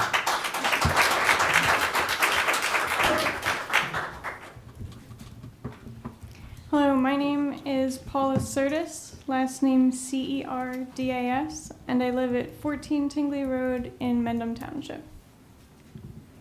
I want to say that this town has done something absolutely amazing. The town of Summit has become a destination. People travel here from all over the county to enjoy the gardens. People travel here from other counties to attend the beautiful churches and wander through the town. People come here from all of North Jersey to eat on Springfield Ave, and people from all over the state of New Jersey and New York City wish that they lived here. You guys have done something absolutely incredible, and I hope that you realize that. But for everybody at the table here, there is something important that you need to know. There is a benefit that you will get from not moving forward with this ordinance. There's a message that you're sending, and the message that we have heard is that the pesky do-gooders need to leave town. We need to go back to the other towns where we live. I have heard this numerous times from the Summit Council. And there's multiple ordinances that have come out, one after another, that are systematically dismantling the community that you have built here, that everyone is jealous of. So I want you to know that if you want us to leave and go back to our other towns, we can. We can stop attending events on your green and posting about them on social media. We can go to the restaurants that are in our own towns instead of meeting with friends and family here. And we can stop buying homes in the beautiful place that is Summit, New Jersey. So I want you to realize that you are sending a message and it is being heard loud and clear. Thank you. Thank you. Good evening. My name is Thaisa Kelly. I live at 208 Burger Street in Somerset, and I work with Monarch Housing Associates, which is a nonprofit that focuses on working to end homelessness across New Jersey, and we're based in Cranford, New Jersey. I think it's safe to say that everybody here, all of you at the table there, and everybody in this room and in the overflow rooms, does not want to see any person living on the street. Nobody wants to see somebody unsheltered. And I think it's also safe to say that everybody here also agrees that we need to ensure the safety of our community, and we want everybody to enjoy the space safely. That being said, making it a crime, developing this ordinance that makes it a crime to have, whether it is about sleeping in public, whether it is about camping in public, does not ensure safety and does not help to end homelessness in this community. At Monarch, we conduct the point-in-time count for the state, and we have been seeing an unfortunate trend of increase in homelessness over the last couple of years. We expect that number to continue given the the situation that we're in now, given the unaffordability of housing, given the stagnation of wages, this is going to be a troubling trend. And so this ordinance is not just about who's experiencing homelessness in your community today. It is also going to affect those who experience homelessness in your community in the future. And I would love to say that, you know, once you've housed everybody who's experiencing homelessness now, you will not see any other folks experiencing homelessness. But the reality is there will be others who fall in hard times, who have housing insecurity, who end up unhoused, who are unsheltered, and need support. Having an ordinance that makes it illegal to have your stuff in public places, to camp in public places, essentially criminalizes homelessness, and that is not the way to help people get into housing. That is not the way to end their homelessness. The way to end homelessness is to get people into housing. You guys have been doing a tremendous, tremendous job of actually getting people into housing. The reality is it takes a lot of work, and I know that you guys know this, to move a person into housing. It is not something where we can offer them a voucher today and they can be in housing tomorrow. It takes time. It is a process. And so we have to be patient and let that process play out. I know it is difficult, and you do have laws on the book when there are instances and behaviors that are problematic in your community. There are ways to address those by addressing the problematic behavior. But having this ordinance that speaks specifically to camping does not address the problematic behavior. The problematic behavior is not the camping. The problematic behavior is the aggression, is the other things that are happening. And so you can use the laws that you have on the books to address those behaviors rather than criminalizing folks for the simple act of sleeping out in public. There is nowhere else for them to go. It is not a matter of simply refusing help. It is also a matter of our systems not being equipped to help people in the ways that are needed, and we need to take the time to build the services and supports to help get them safely into housing. Thank you. Thank you very much.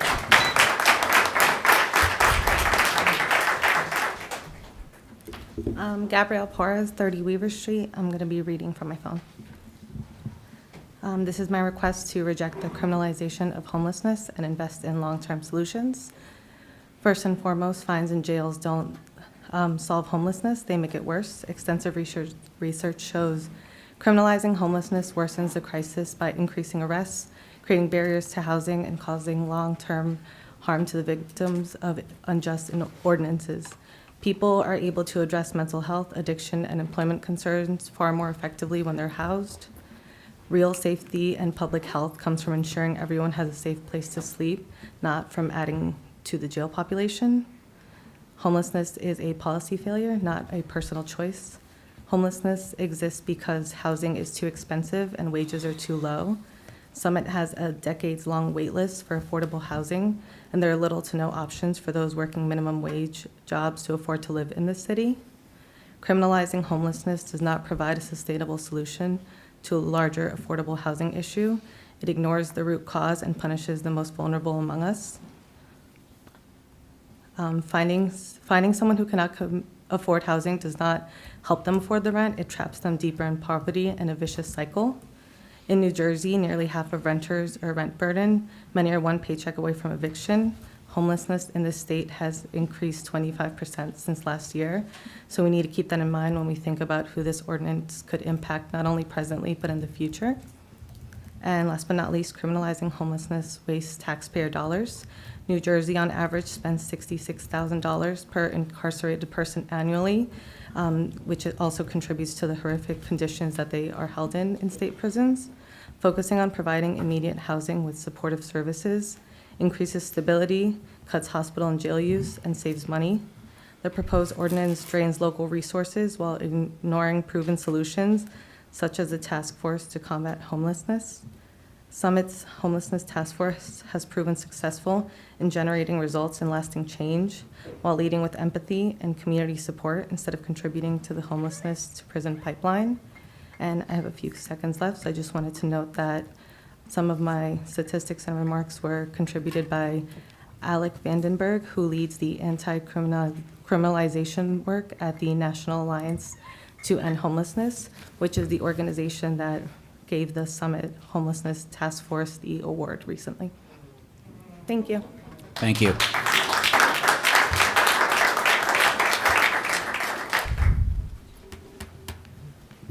Good evening, Mayor Fagan, Council President McTiernan, members of council, my name is Richard Uniacke. I serve as president of Bridges Outreach, and we're located at 120 Morris Avenue in Summit. 3 weeks ago, when the camping and sleeping ban was introduced, I shared how proud I've been of the work being done in Summit, the formation of the mayor's task force to solve homelessness, the data-driven, housing-first approach, and our ability to bring in DCA to help facilitate a rapid rehousing sprint. Together, we've been doing all the right things. With the mayor's leadership, we were able to convene key stakeholders, we established a by-name list, and there has been consistent case collaboration. The by-name list of 35 names is essentially down to 5 through rapid rehousing, HBP, HPRP, diversion, and more. We've made huge progress. More than that, we've established a model for other communities to emulate. That model led to national recognition. Passing this ordinance as written is incongruous with that approach. And criminalization of homelessness, including coercive tactics which attempt to force people into treatment or case management, do not work. These approaches are widely shown to be the most expensive and the least effective ways to approach solving homelessness. I recognize the need to uphold public safety. There have been behaviors exhibited which are unacceptable and should be unacceptable in society. Those actions, which are already illegal, should be punished. We should not punish the condition of homelessness itself, nor the biological imperative to sleep. My ask of you today is that you vote down this ordinance or table it in favor of engaging the task force in substantive discussion. Though the mayor's task force may not have an official role in policymaking, you've created and convened this body to great success. Engage the members in discussion of the ordinance. At this point, that group's feedback is conspicuously absent from the ordinance process and is instead coming out through other channels. I also reiterate my call for continuing to engage DCA. The partnership from OHP has been invaluable to the success that we have made thus far, and their endorsement makes ongoing partnership much more fruitful. Homelessness is on the rise in New Jersey, and if the Q1 trend continues, we could see a 55% increase year over year. In Summit, we are in the unique position of nearly having the systems in place to ensure that experiences of homelessness can be rare, brief, and non-recurring. A vote against this ordinance as introduced is a vote to take the time to get it right, which is the commitment I believe has been made. Thank you. Thank you.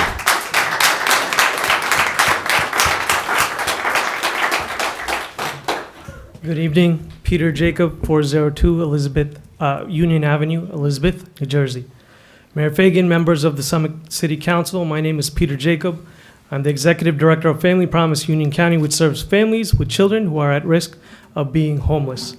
We are the flagship organization founded by Karen Olson, who spoke before me. Personally, I love being a resident here in Union County, and I'm a patron of many of the businesses here in town. I want you to imagine, if you will, a single mother with children who has nowhere else to go in an emergency situation, fleeing a dangerous circumstance, and now by definition, homeless. Driving down Broad or Springfield with no place to go, but the safest place they could find is a public lot or a side street to get a few hours of rest and safety. Under what and whose discretion will this ordinance determine what will happen to this mother and children? Will Child Protective Services be called? Will they be split up? Will they be fined, face jail time? What if warrants for unpaid parking tickets come up? Sure, this is not the intended, but can be one of the unintended consequences for someone who is camping in their vehicle or having personal belongings such as a sleeping bag or blanket.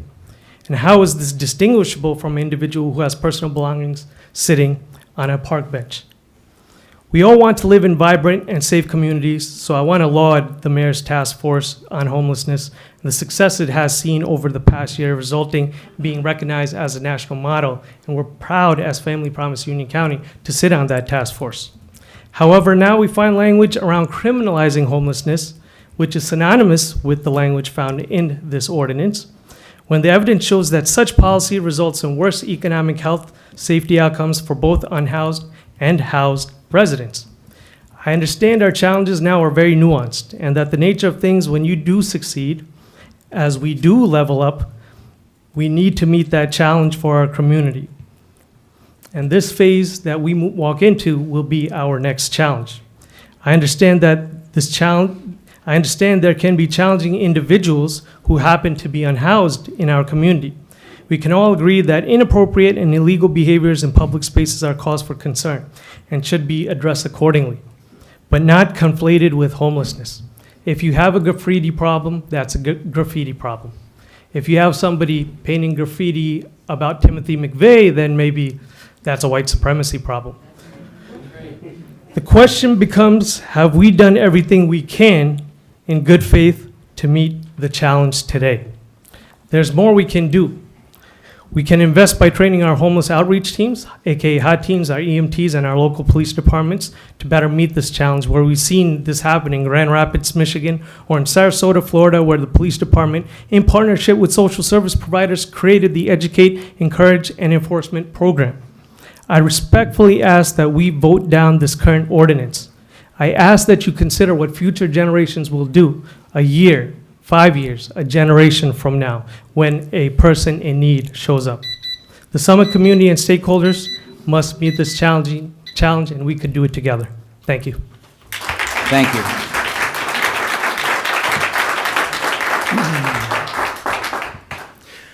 Good evening. I'm Jeff Wild, 1 Lowenstein Drive, Roseland, New Jersey. I am a founder and trustee, of the New Jersey Coalition to End Homelessness. I am a partner at New Jersey's largest law firm. Maybe more relevantly, I'm the son of a man who grew up poor and homeless, unhoused. They called it homeless then. And I think I have more experience than any lawyer in the state of New Jersey in working with municipalities from the top to the bottom of the state in solving this problem the right way. And I share your views. I get it. It is an abomination that people are living in tents in this town. I would hate it in my town. Daughters who are being threatened. I'm a dad. Believe me, I get that. And this is all the more reason why we shouldn't let emotion dictate what happens tonight. I have a modest ask. You have not yet spoken to the lawyers who, one, know the law in this area, New Jersey law, and two, have worked successfully, whether it's in Lakewood, Toms River, Patterson, everywhere. We have been able to get rid of the tents, get rid of the people outside, and do it in a legal way. I applaud how you have made so much progress here, and please don't blow it when you're about to take the last step here, because legally there is a fatal flaw in this ordinance. The amendment is helpful in some ways, but it doesn't have in it what I heard was your intent, that you're not criminalizing homelessness. Well, the reality is there are no available beds many nights in Summit and Union County. We called this morning. No beds. People can't go there. And the problem with the ordinance is it doesn't have a clause saying what I think you believe, that no person shall be prosecuted under this ordinance if they are outside because there is no housing, no emergency shelter, no safe place that they can go, because the absence of that runs afoul of all sorts of New Jersey laws. But let's be practical. It's been done the right way and the wrong way for 4 or 5 years. Lakewood litigated with us.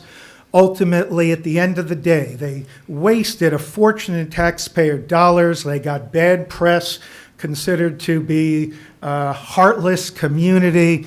At the end of the day, it didn't work. There's no community where criminalizing homelessness has worked. I would urge you, give it 2 weeks. Let's sit down. If you won't withdraw the ordinance, at least fix the obvious legal fatal flaws. So before you embark on a course which is going to bring on all the problems to the town, will solve no problems, when this can be a success story, and like in all the other cities, we can do a joint press release together and we'll get rid of people living outside. Thank you. Thank you.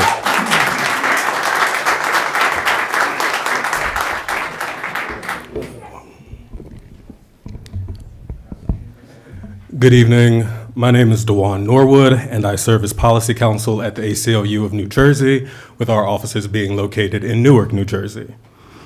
ACLU J opposes the ordinance to prohibit sleeping and camping on public property. As written, the ordinance unduly targets individuals experiencing homelessness. We are deeply concerned by the ordinance, as it would place severe punitive measures on those who are the most vulnerable in the community.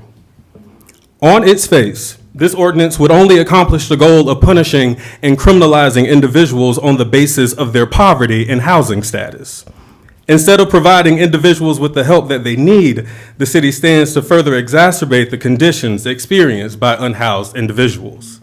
Imposing fines and jail time on unhoused individuals will increase barriers to accessing housing and will perpetuate the very issues that the city claims to be addressing with this ordinance.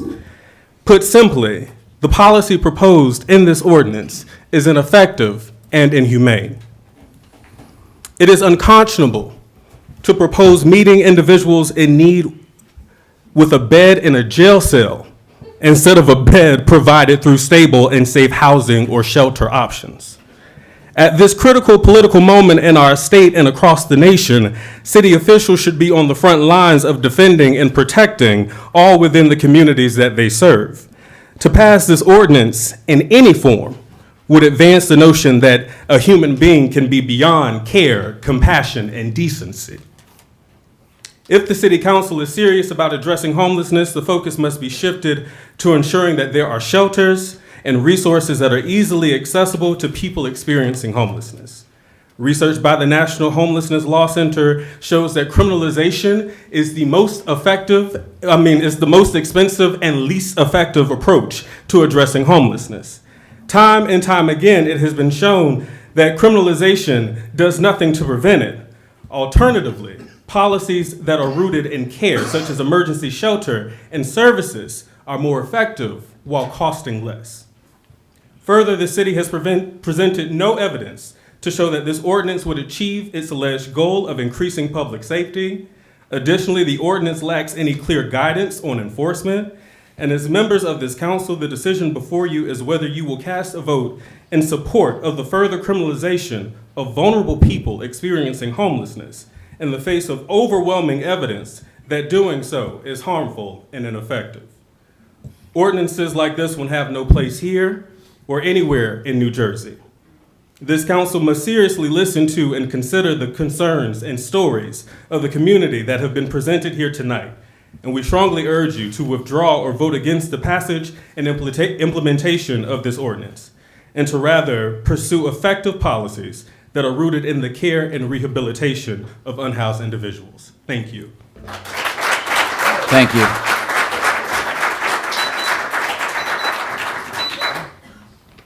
Hey, good evening, Council President, Mayor. My name is Matthew Hirsch. I humbly come to you as a visitor from Highland Park, New Jersey. I'm also the Vice President of Policy and Advocacy at the Housing and Community Development Network of New Jersey. We're a membership organization, and many of the speakers here tonight are members, and many members of the Homelessness Task Force are also members of the network. I wanted to just reiterate the congratulations to, on the work that you have done, really committing to, ending homelessness, investing in the community, and investing in the resources that are necessary to stop homelessness, because that is the problem that we're seeing. And I just wanted to provide a little bit of perspective from our advocacy standpoint, because we're not in Summit, but this is part of a national campaign to stop laws like this.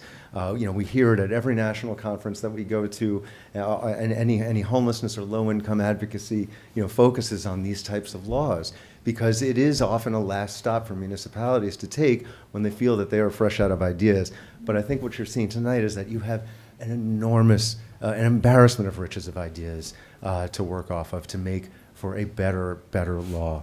And I did just want to point to the state Supreme Court decision that you might have heard from last year, Johnson versus Grants Pass. On June 28th last year, a decision was announced that cities and states can arrest people for sleeping outside, even when there are no safe alternatives. This is a court case that was originally filed in 2018 that determined that it is cruel and unusual punishment to arrest or ticket people for sleeping outside when they have no safe place to go. The case started in Grants Pass, Oregon, where the city began issuing tickets to people sleeping in public, even when there were not enough safe, accessible shelter beds. And unfortunately, the case continues in places like Summit, New Jersey, in places like Morristown, in places like Patterson, who are entertaining ordinances that address homelessness in this way. And it's just not the solution. Grants Pass, like many cities in America, is thousands of housing units short of what is needed. New Jersey is hundreds of thousands of units short of what is needed for affordable homes. So the investment really does need to come from other resources as well. We know I can reiterate everything that's been said, that criminalization does not address the real causes of homelessness. Criminalization worsens homelessness. Criminalization policies make the problem of homelessness worse. Where do they go after they leave Summit? Where do folks go when they're arrested? Maybe they're let out of jail. Where are they going to go? The town next door, New Providence? I don't know. So it's not addressing the problem.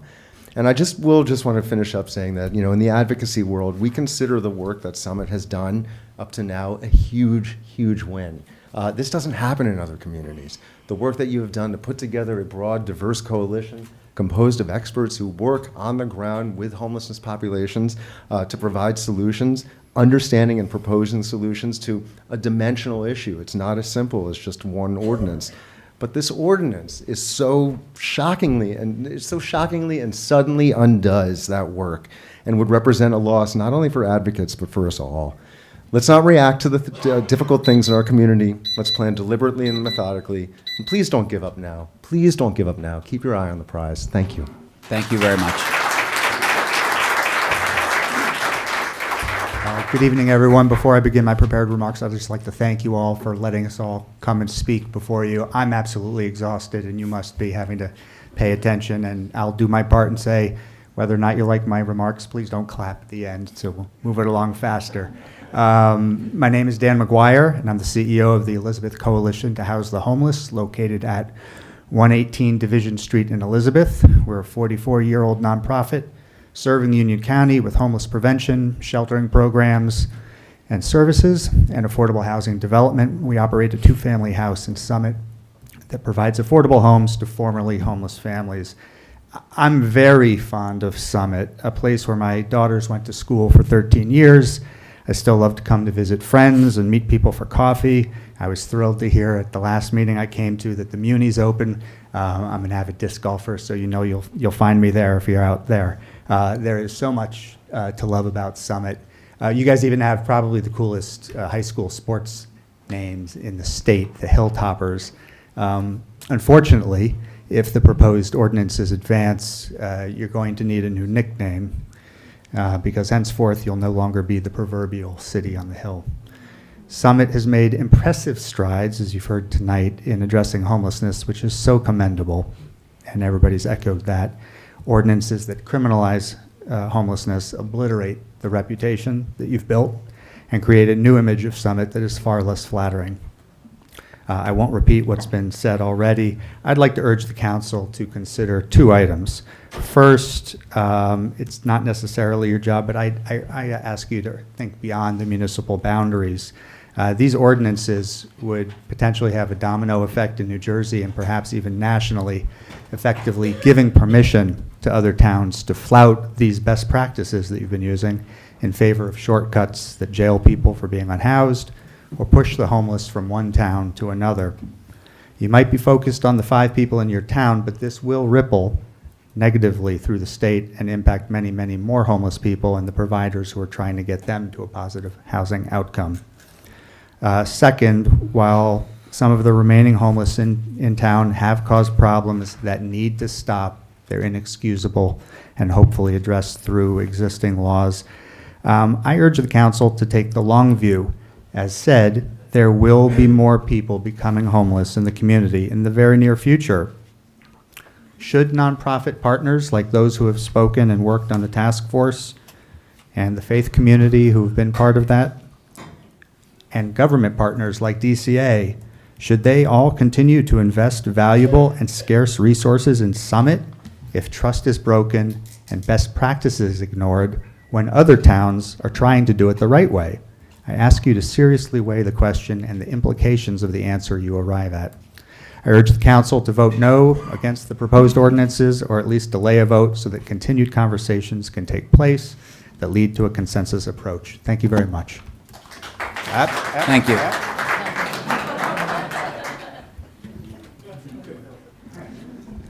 Good evening. My name is Eric Salcedo. I reside at 28 Wade Drive. Like many of the folks in this room, I was born and raised in Summit. Born in Overlook and grew up over on Huntley Road, East Summit as it was called. And it was called that because it was spray painted on the train truss as you go down Springfield Ave. And like a lot of the folks in this room, I moved back to Summit after living out of state for 20 years because my family and I were attracted to its schools and its safe community. Councilman Boyer, I'm so sorry this happened to your child. I'm a parent of a middle school daughter as well, and if I had been in your shoes, I'd be doing everything in my power to make sure it never happened again. And I know your motives are for the safety of all of our children. But this just happened a few weeks ago, and to have this ordinance all of a sudden up for vote is the epitome of a knee-jerk reaction. We've had experts tell us, legal experts tell us that this is not the proper way to go. We've had social service experts tell us this is not the way to do it, to solve the issue here in Summit. And as any current middle school parent has been told by their child, I'll tell the council this: let them cook. Let them do their job. They're batting .750. In the span of 2 years, they've reduced homelessness in Summit by leaps and bounds. The last few are never going to be easy. They're going to be the hardest ones. And by using the stick, by using fear, that's not the way we're going to solve homelessness here in Summit. And I think it's fitting that we're bringing this up when, in a time when one of the leaders of the great religions of the world, Pope Francis, the late Pope Francis, lies in state. My mom and my dad, my stepdad, he played guitar at St. Teresa's at the rock and roll mass on 5:30s on Sundays, and this is not how we should treat the least fortunate among us here in Summit. And I ask you to table and reconsider this ordinance. Thank you.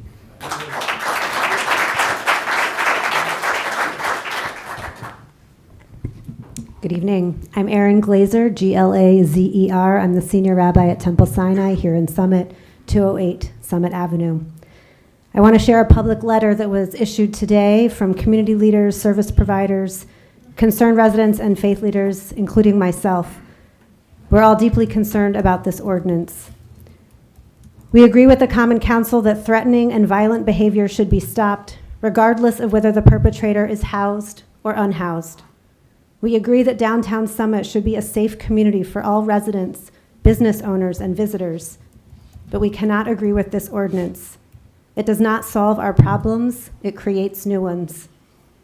Common Council is rightly concerned about the disproportionate use of city resources for a small number of individuals.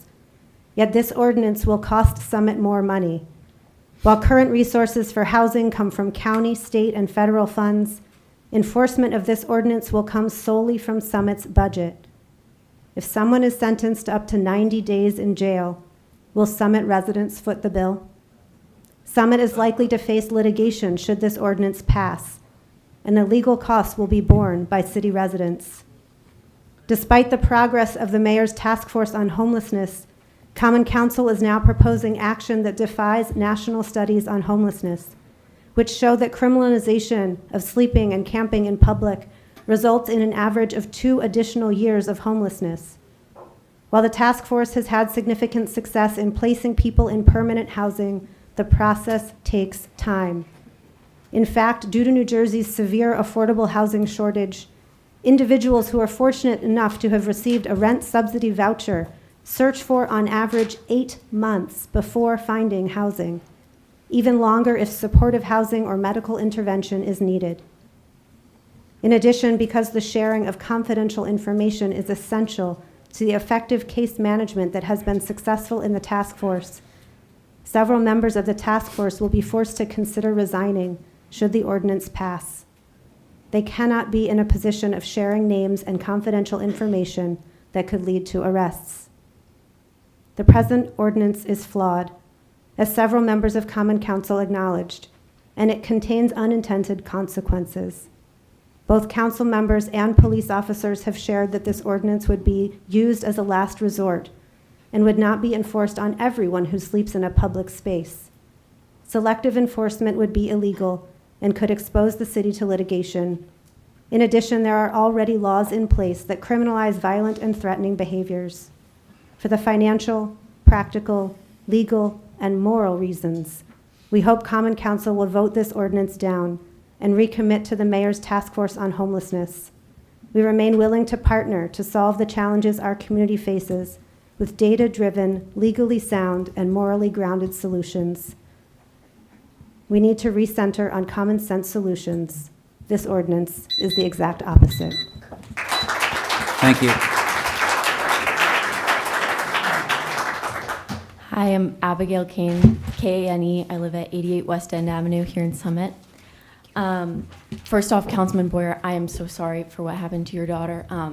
From one young woman to a father of a young daughter, I understand and I completely empathize. I think I felt unsafe at times here too, so I completely understand your motivations for wanting to create this ordinance, but I don't think that this is the right way to solve your issues of safety here.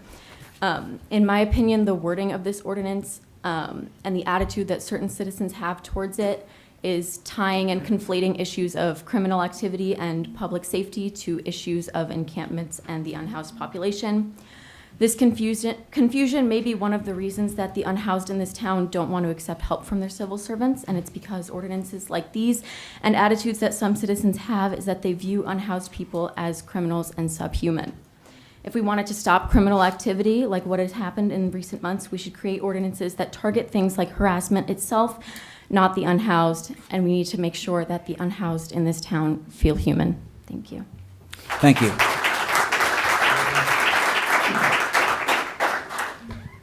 Madam Mayor, Mr. President, members of council, my name is Avi Friedman, F-R-I-E-D-M-A-N, 34 Hartley Road. I'm also the rabbi of Congregation Or Shalom, 67 Kent Place Boulevard here in Summit. I came to Summit just a few months shy of 20 years ago. And when I came to town, I heard a story that made me realize that this was the town I wanted to live in. I don't know exactly how true it is, but I think there's a kernel of truth there. The story, as I understand it, is back in 1990, a young man who was born here in Summit was found dead on a park bench, and he had been living homeless. And the response of this town was to form a task force, and out of that task force came SHIP, Summit Helping Its People, which to this day provides over 15,000 meals a year to people in need. That's the kind of city I want to live in. When the mayor established the homelessness task force, it only reinforced for me what this city is and can be. As our elected officials, you are now the stewards of this city's reputation. And we can dismiss it as clickbait, but the press that we are getting is incredibly negative, and I think it's warranted. And we have an opportunity to step on the brakes, to reconsider, and to think through the best path forward. I should have added, in addition to being the rabbi of a congregation, I'm also the parent of 4 children, 3 of them daughters, who I've raised here in Summit. I understand a father of daughters, and watching them go out into the world and the risks that they face, and if I could eliminate all those risks, I would. But this is not the path forward. Summit is better than this, as others have said before me, and I implore you to step on the brakes, table this ordinance, and let's work together to find a better solution. Thank you for your time. Thank you.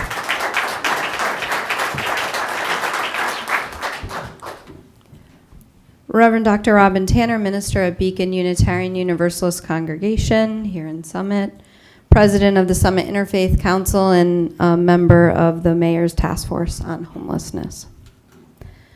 Over the course of the last 3 weeks, in the midst of Passover, spring break, and Holy Week, we have attempted under pressure to resolve the problems in this ordinance. Most of Common Council acknowledge that this ordinance is in response to a small number of people, perhaps about 5. My concerns with the ordinance are numerous, but here's the primary one. This is not something I like sharing publicly. 24 years ago, I was homeless. I was scared, and for a period of time, I had nowhere to go. It was no fault of my own.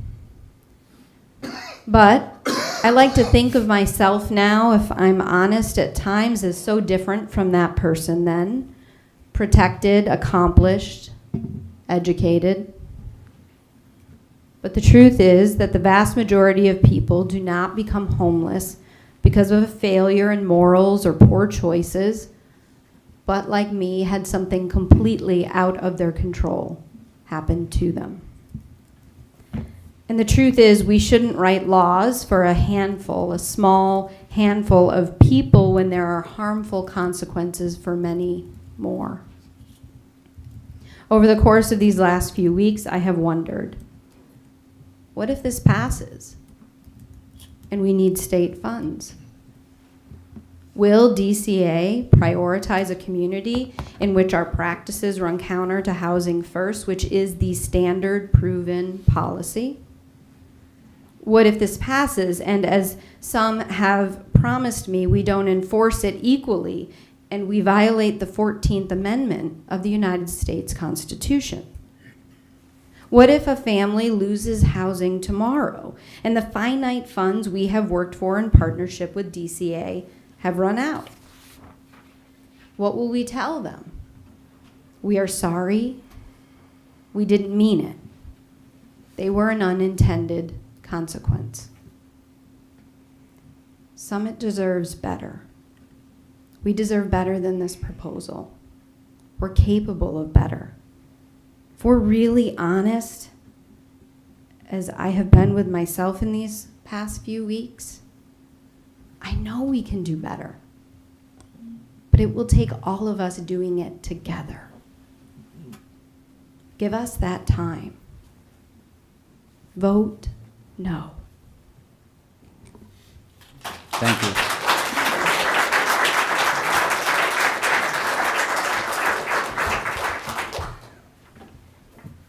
Rosemary Grace, Chestnut Avenue. I'm here speaking on behalf of At Home in Summit, a grassroots group of community advocates who believe Summit must do more to produce its fair share of affordable housing in our city. At Home in Summit strongly opposes this ordinance. The root cause of homelessness in our state is the dire lack of affordable housing. Rather than blaming and punishing people for sleeping or storing possessions in public spaces, Summit should be facilitating the development of more affordable housing. Regardless of what you, as our city officials, have claimed, Summit has not met its round 3 fair share obligation and has only facilitated the construction of 23 of its 50-unit obligation. The energy that you are putting into this unsound ordinance would be better directed toward right policy choices. The message is clear. Let's get affordable housing built in our town. Thank you. You know, it's going on 11:30. People have been up here for a while. I know people in the audience have been sitting for a while. I'm going to ask, we're going to have to just take a 5-minute break. I need one. So, and again, I want to thank everyone for your politeness and your patience in coming to the lectern. For the most part, you guys have been a great audience and a very, very engaged speakers. But can we get 5 minutes? We'll be back just after a couple of minutes, or a little past 11:30. If anybody has any snacks, feel free to drop them up here.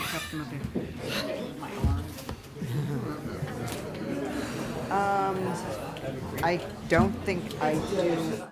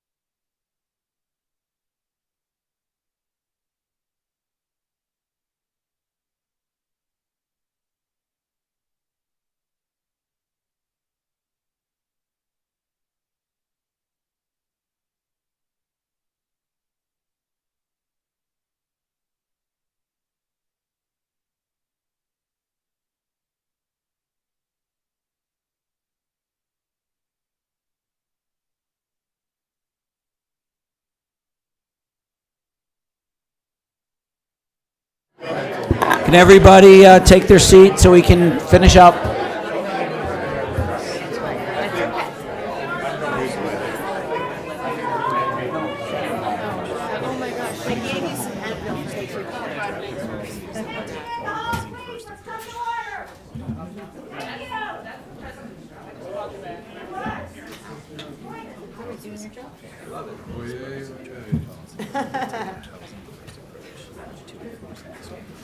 Didn't they used to have bells?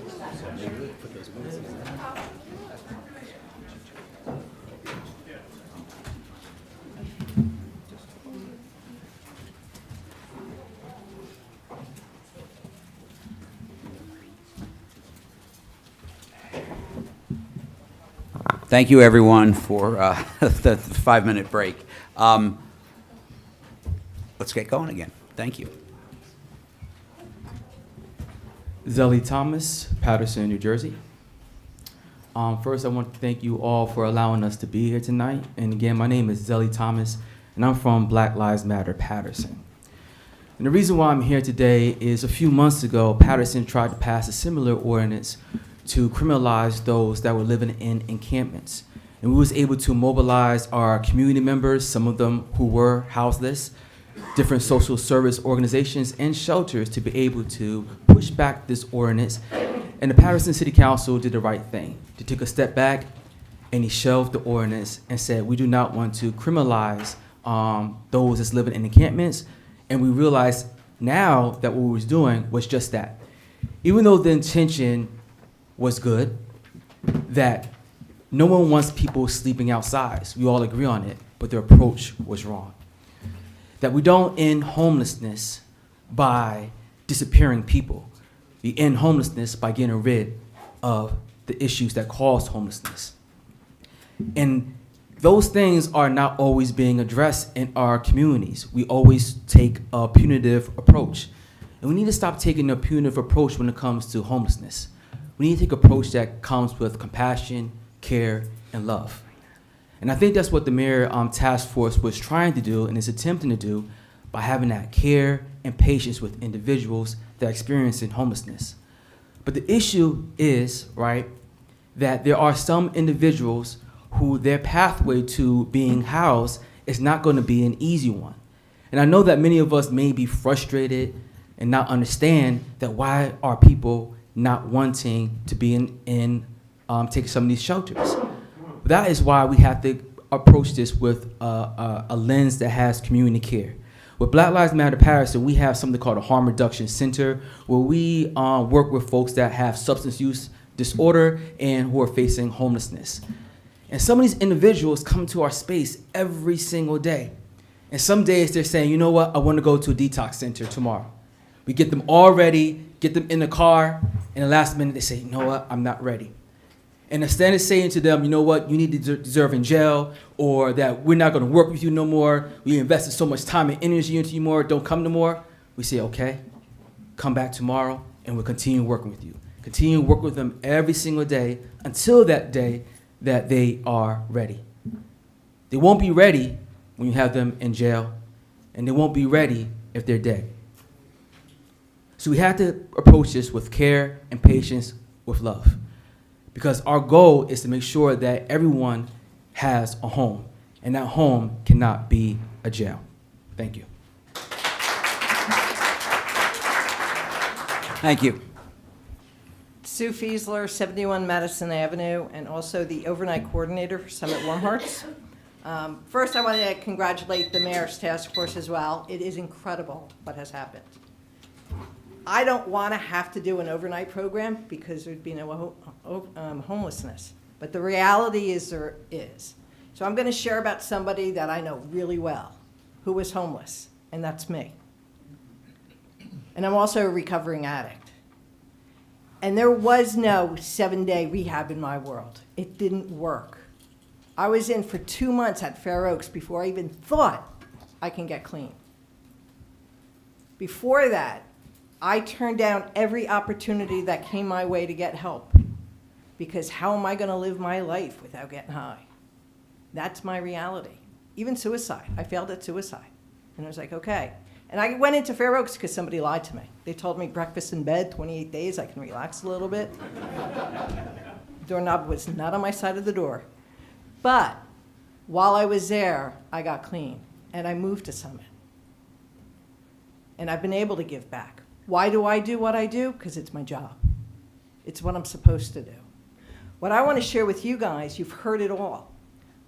In the overnight program, I can assure you, there's consequences to bad behavior. I've kicked people out for the night. I've kicked people out of the program for a week, a month. There were consequences, but we always took them back. And we talked to them, and it was a lot of trust and a lot of openness. What I want to share with you is what we haven't talked about yet. Who has come through those doors? We've had vets walk in. We've had domestic violence cases walk in. We've had trafficking situations walk in. Where would they go? I don't know. But those are the people we've had. We've had people discharged from hospitals walk in the door at 2 o'clock in the morning.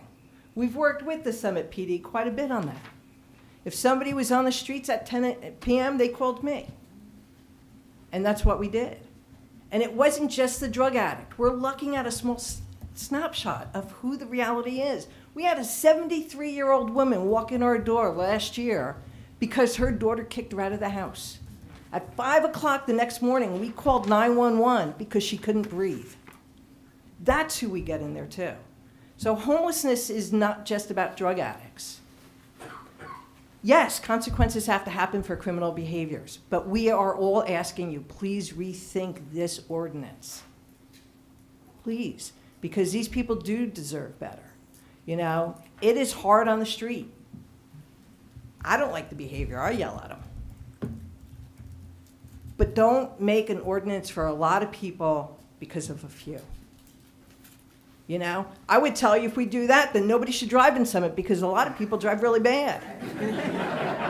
You know, let's think about that though. Let's make it real, all right? And think about it, please. Thank you. Thank you.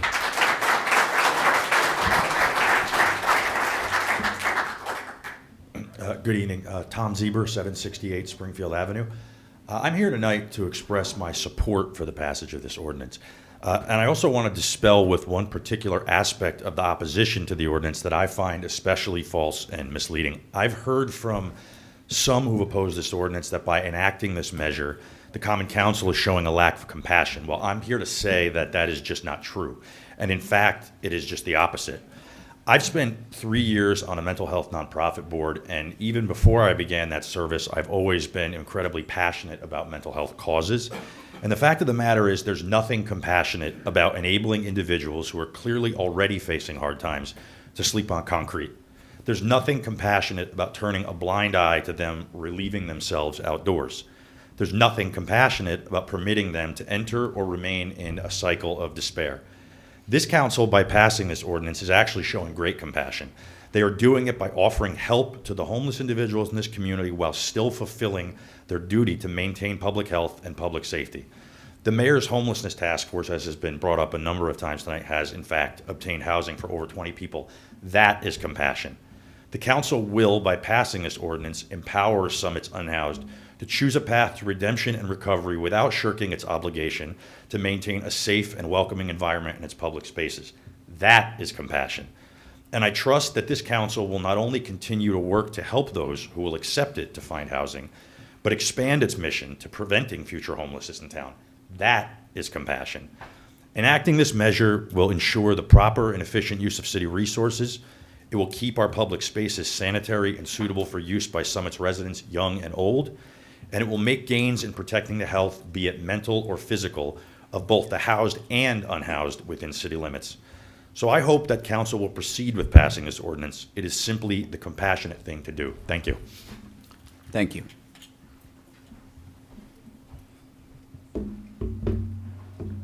Hello, everyone. Thank you so much to the Common Council for having us all here, and for everyone that has come. My name is Charlene Walker. I'm the Executive Director of Faith in New Jersey, the statewide power building vehicle that was lucky enough to bring a lot of these people here. I also for the record, live in Roselle, New Jersey, and I will not put my actual street address for the fear of being doxxed because of my work. So I'm really happy that I went right after him. I also have over 10 years of experience working in mental health, and serving on a board does not mean caring and actually providing mental health supports for others. The reality is, when we think about compassion and we think about mental health, the truth of the matter is what compassion looks like in mental health is actually providing positive behavioral supports, proper medication, and teaching people coping mechanisms, not criminalizing them and throwing them in jail. That is actually what it looks like. I myself was born homeless. I was born and put up for adoption immediately. I grew and lived in a foster home my entire life and was lucky enough to be adopted. But the great part about that home I grew up in was the fact that my mother made home for so many other people, people who were unhoused, lived with us, and she gave them a place to stay. And that led me down the path to become a community organizer. And I'm really thinking, as I was listening to all of these conversations, that there are some skills that community organizers have that y'all are being called to have right now. One, in order to be a good community organizer, you have to be unapologetic about the truth. The truth is the amendment that you're putting forward does nothing but just replicate and soften language, and it still outlaws sleeping. You have to be unapologetic about the fact that this is gonna harm people. This is broken window policing, which funneled so many people into our criminal legal system over the years and never actually addressed any of the problems. You have to also be curious and ask questions. When I was listening to everything, they're talking about porn at the library that people are watching. Where was the curiosity to ask, why are there not blocks on library computers?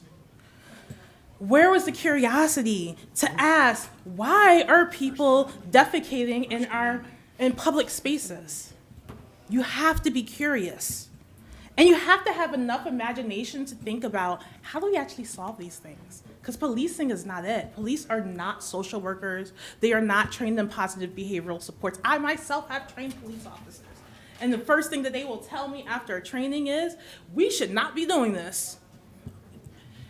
I have seen this council, as we looked at the budget, not have the imagination to reimagine how do we actually provide supports for people who are unhoused. Your health department has the one of the smallest budgets. Yet, most of the things that people who are unhoused need fall under health. The last, things that I just want to say that we also need to build real community. I heard people talking about being scared of people. We're at a time where people are so scared of each other. Could you please finish it up? The council should be asking, how do we actually build community so people actually see each other? There's nothing good about this ordinance, and people have stated it so many different ways. Okay, thank you. But the last thing is, be brave enough to actually say, you know what, I need help. Maybe I did the wrong thing. And to stand against those that are telling you otherwise.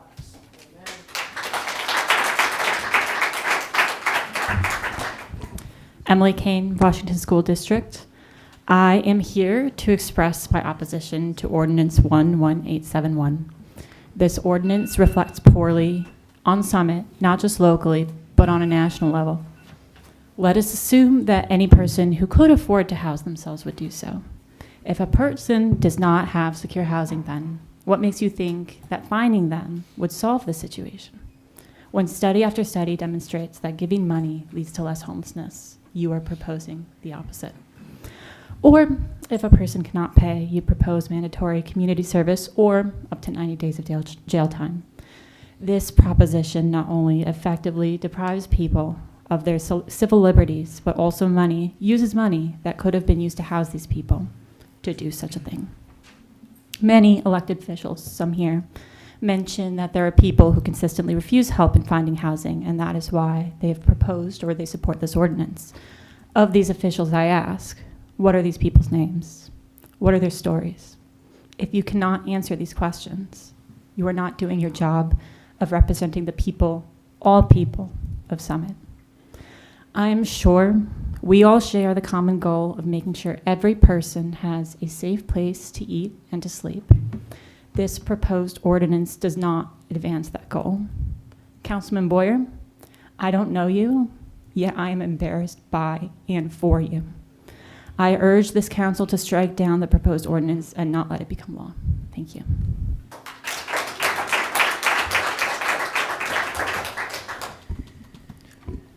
Adrian Gomez, Brighton School District. I'm here to oppose this ordinance, and I want to echo a lot of what everyone else has been saying tonight. But it's increasingly frustrating how the council has spoken about this ordinance and about the community they claim to represent. So I have very few words left to find common ground. What I will say is that this indicates to me, and a lot of us, is that your ability to serve your position as representatives of the people of this town has become a liability. You show us that you're incapable or unwilling to solve complex issues with real solutions, will simply push things under the rug, undermine your own initiatives and your own task force, even when they are successful. This ordinance is not only harmful and sets up a potential for violence on our neighbors, but also destroys the trust in your position moving forward to solve any future issues in this town, or that any solutions proposed will be maintained and seen to its conclusion. I've grown up in Summit, as many of the people here, and I've seen so much improvement in my lifetime. And this is incredibly disappointing and a hostility on us as a community. We joked about this crowd being here today for the budget meeting. Let this be an indication of the will of our community. I urge you to maintain the trust we have in our representatives and continue the good work that has come out of this current task force to end homelessness. Thank you.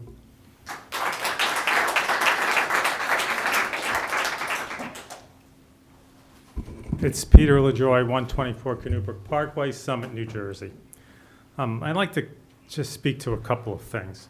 First of all, the council's not criminalizing homelessness or unhoused people. The council doesn't pass criminal statutes. That's the legislature's responsibility. This is an ordinance.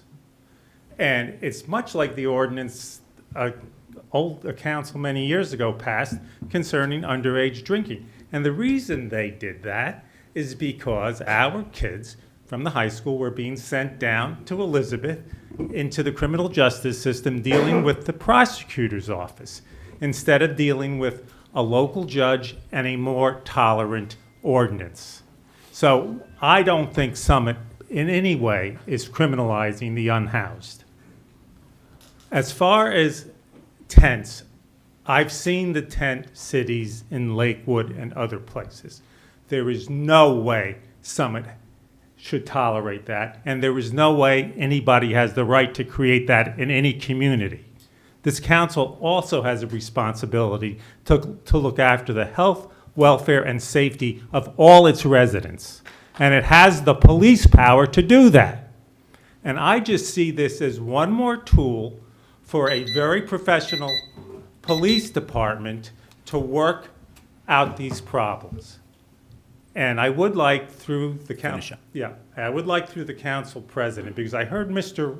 Wild make some accusations, and I would like through the council president to hear what our attorney thinks, because it suggests that what we're doing is illegal, and we're going to be loaded with lawsuits, and we've heard a couple of attorneys do that. Thank you. If that's your discretion, Mr. President, but I would ask that you do that. Thank you.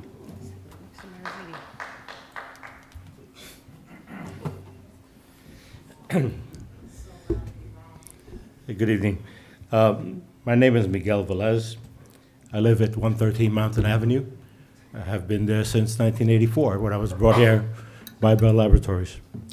When I came to Summit, I started seeing what a wonderful city it is and how many people volunteer to run the city. As a matter of fact, I think the first ordinance passed by the city when it was chartered was that the council will not be paid.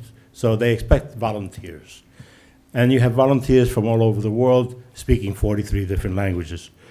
Part of the problem I see is that people who propose this ordinance, and I ask that you vote against it. Maybe you grew up in Summit, but maybe you lack appreciation for what Summit is. I grew up in the Lower East Side, so I understand how Summit could be something different. I know that you have people who do the right thing. Summit is a city that built affordable housing before it was legally required. Summit is a city that starts a place like an organization like SHIP or Bridges to help the fellow man. It's not a place where people go to extremes with the retaliation. It's a city that receives recognition around the country. I mean, you just went some time ago, weeks ago, to Los Angeles because people were praising Summit, right? So that's part of the problem, that this ordinance is giving Summit a black eye and ruining the reputation that has taken over 100 years to build. The second problem is that it's a misallocation of funds. You're saying you're willing to spend X amount of money to put people in jail 90 days at a clip and charging them $2,000, which they can't pay, they have no money. Instead of that, why not take that sum of money and allocate it to doing something useful and increasing the work that you're doing with the homeless committee, which is an excellent thing. Imagine the Yankees get all the way down to the World Series and they say, "Now we're going to quit. We're not going to play the final." That's not what you do when you're doing good things. You have to be a winner. You can't quit. You're down to the last 5. If you really want to pass this ordinance, call it the Ordinance of the Central Park 5, and then you'll be famous forever, because I think it's going to have the same effect. Take the same amount of money, allocate it to maybe creating a hostile type situation where people can spend some time and doing something that these organizations are already doing. If you're homeless, the biggest handicap you have is you don't have an ID. You have no identification. So help them get an identification. Maybe they are veterans. Maybe they're entitled to some kind of benefits, or maybe they have Social Security. So help them do that and use the funds in a proactive way. Don't give up on the last 5. Now, last comment is that, if somebody approached my daughter with a knife, I would call a policeman and have that person charged with assault. Thank you. I don't think this ordinance is going to do anything along those lines.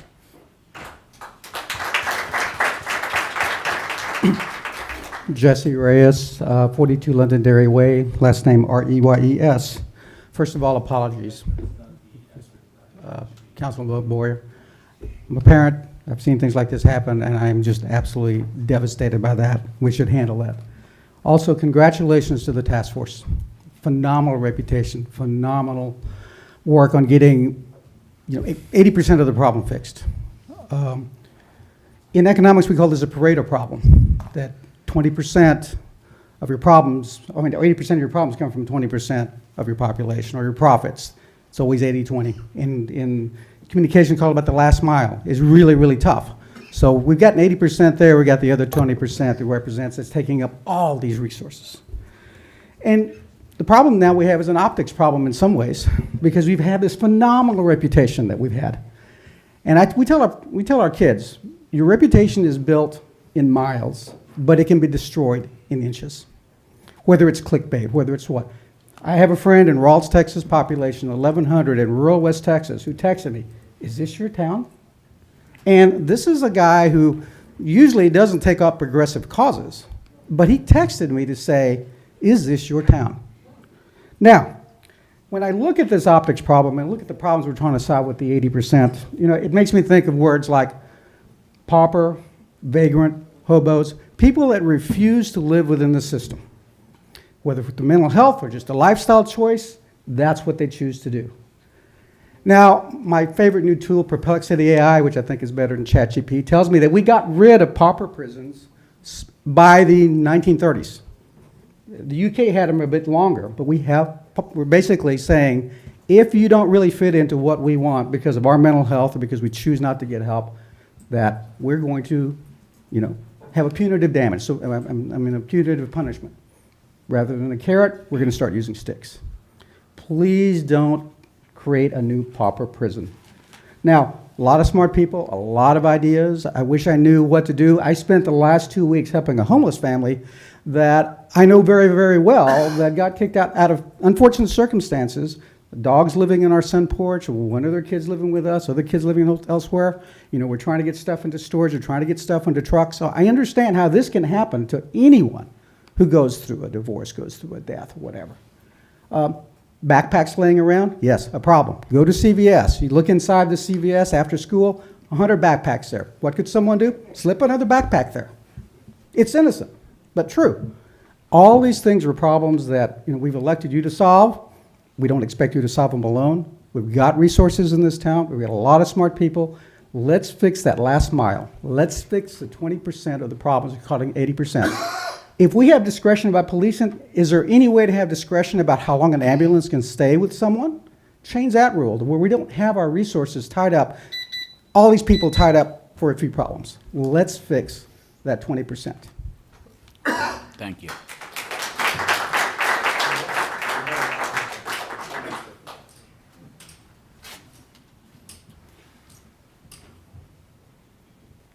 Good evening.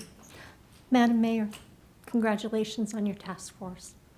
Sadly, as it took a high school senior I need your name and address, please. under the Victims' Rights Act, I am not going to provide that. Fair enough. As I was stating, Madam Mayor, unfortunately, it took a senior, a high school senior from Summit, to point out the fact that your task force hasn't gone far enough.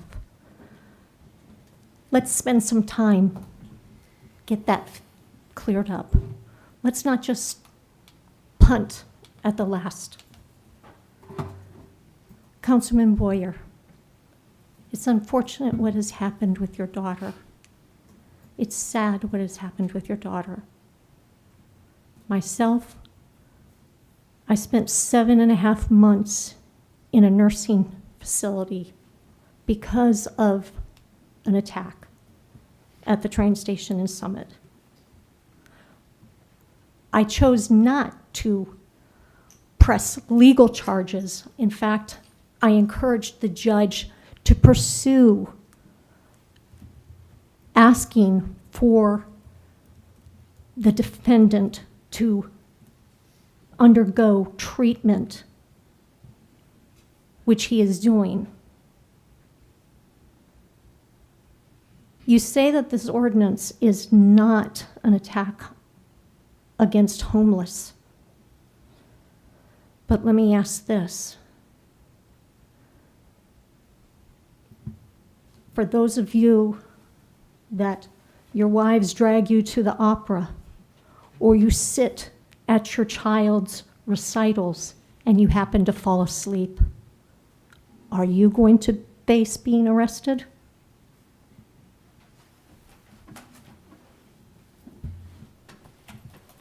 Let's ponder that a moment. Under this ordinance, you could be arrested. You're shaking your head, Councilman. So, let's not victimize. This is not, and Councilman Boyer, this ordinance is not about crimes. This ordinance is about, yes, post 9/11, our world changed. We don't want to have backpacks lying around and unattended pieces of luggage and so forth. We can't have that in this world. But this ordinance is not about crimes of attacks and graffiti. That's not what this ordinance is. There are laws in place already. So this ordinance does nothing for those crimes. This is merely, this is an attack. It's victimizing those people that are already victims. And those 5 persons that you are claiming are criminals because they don't want to seek help. There's laws. Thank you. Thank you.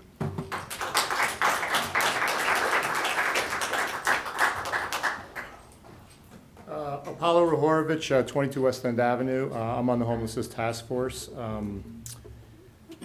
First of all, I went last because I promised that I'm only going to be incremental and not have things repeated. And I've honestly, 90% of what I have to say has been crossed off. So I'll be quick about it.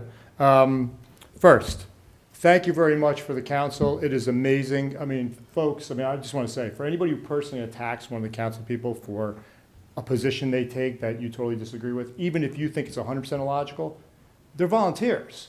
I mean, they're not getting paid for this, and they're spending a ridiculous amount of their own time providing service. So just please take that into account when you speak, when you just address them, please. And I know I'm repeating Mr. McTurnan's comments, but please. Now, look, first of all, Councilman Boyer, if it were me, I would probably, certainly be immediately looking to take action and so forth. However, I would just kindly ask this, and that's this, is that, and I'm on the Homelessness Task Force, but I've only been focusing on, the charity work and service for the last 3 years, really. But there's folks on that have been doing this 20, 30 years, 40 years. We got the founder of Family Promise. We have people who have charities, running charities that are models for the whole of Union County and so forth.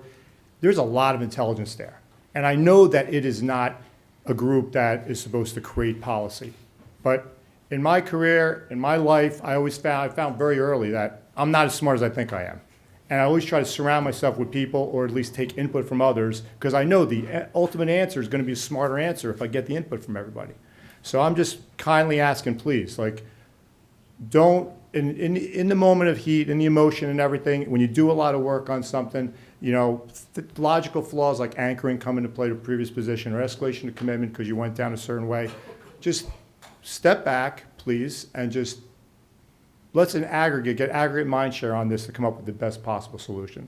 Okay, and that's real. I'm saying in terms of ideas. I mean, look, there's many ideas we can and will come up with. Positive low barrier daytime activities like cleanup crews and library partnerships or recreation programs, so that these guys who are the proverbial troublemakers don't have so much free time and nothing to do, and therefore they're just rallying around each other in the train station. And on the train station, look, let's really push hard on New Jersey Transit. I mean, it's their property. They should be helping our police department. These guys shouldn't be getting their resources strained because they have to go into the police, into the train station. So, and look, I'm not going to share the ideas. I hope you guys give us the forum through the Homelessness Task Force. And quite frankly, people are a lot smarter than I, who've been doing this for 20, 30 years, provide that input so we can come up with the best possible solution. Otherwise, thank you so much. Thank you for taking action. In a way, you taking action is probably going to result in something much better than ultimately we would have had. So thank you. Hopefully it's a refined action that is one that is, the solution solves the problem more adequately. So thank you. Thank you.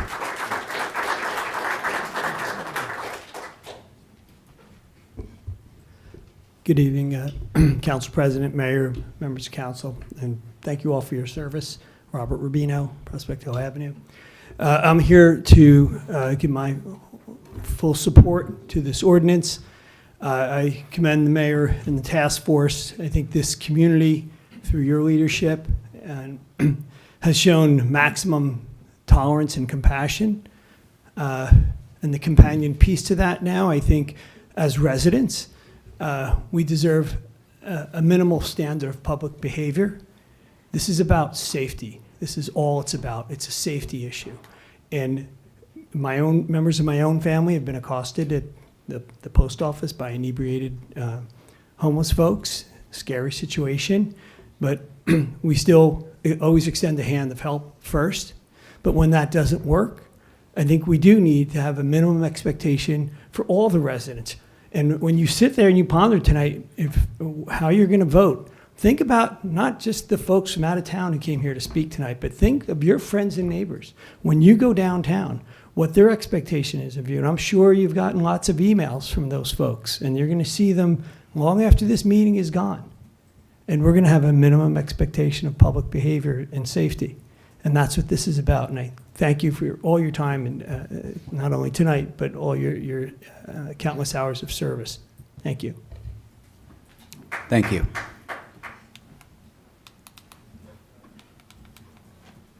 It's now the 23rd. 23rd. And the way this is going, we may be here till the 24th. Sure. I'm not going to take 3 minutes. I'm Gil Orman. I live at 45 Wallace Road, and I've worked downtown for 60 years and enjoyed every minute of it. I love Summit, and I think you're doing a great job. And someone mentioned the Yankees. I'm going to put this and a man from Bridges who's on the mayor's task force told me it's 35 and there's 30 left. That's it, much better, but there's still 5. And I applaud your committee, Mayor, and I applaud the work that you did going to California to tell what's happening in Summit. I'm proud of Summit, and very proud of Summit. And in terms of sports, if I had a 35-5 record, I'd be in the NBA right now, coaching one of those teams. And as far as I'm concerned, that's the way I feel about you. In the long run, the right thing will happen, and because we have good people. Good things happen when we have good people, and you all are good people. Thank you. Thank you.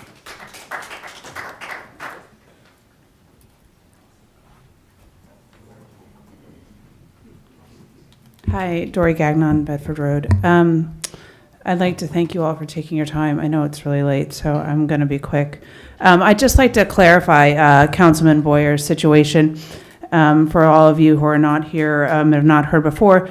The man that threatened his daughter, he was arrested. So I'd like to thank the police officers for taking that situation seriously. However, when it comes to unhoused people in the city, often the police officers don't like to arrest them. I mean, they don't want to put them in jail. So like a situation where Mr. Boyer spoke on, where my son was threatened by one of the homeless people in town, saying that he would shoot my son because my son wasn't able to give him a slice of pizza at the place he worked.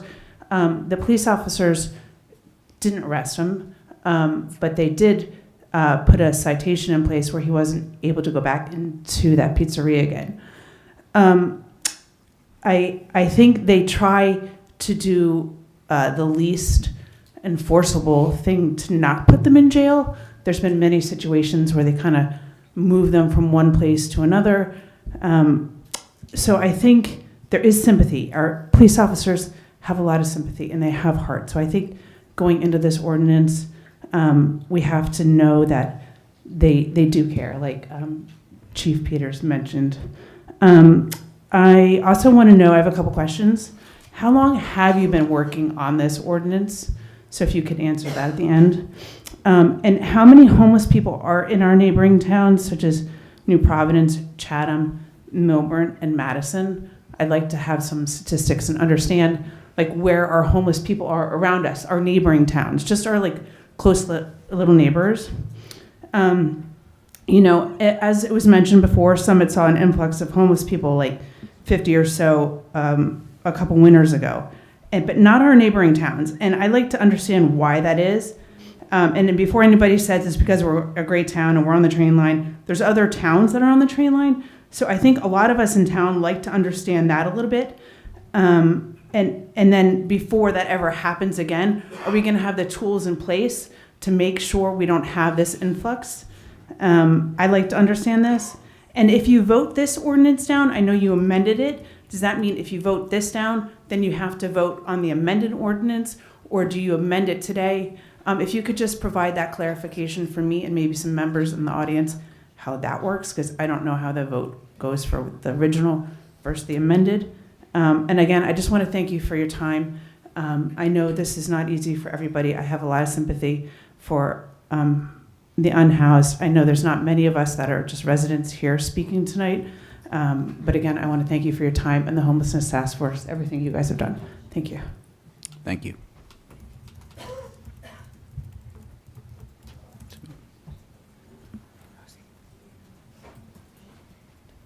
Eric Moberg, Harvey Court, M-O-B-E-R-G.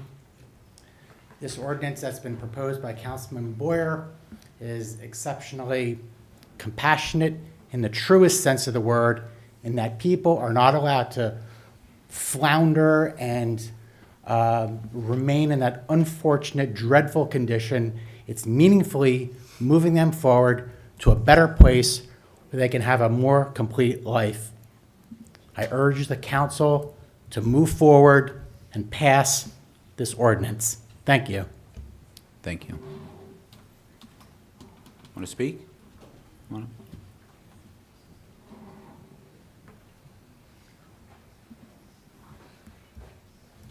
Hello, my name is Zachary Bruntel, Z-A-C-H-A-R-Y-B-R-U-N-T-E-L. I'm representing myself. I'm a homeless gentleman in Summit, New Jersey. I have been coming to this town ever since I was a child. I was 14 when I first showed up in this town. I have a lot of friends here, and I know a lot of people in this town. I've been coming here to receive treatment from doctors for my mental illness ever since I was young. I was abused sexually when I was 10 in a group home. I've been in and out of the system my whole life. The questions that you are posing tonight, I can probably shed a little light on. People have told me, if you're homeless, come to either Summit or Morristown because they have resources to help you.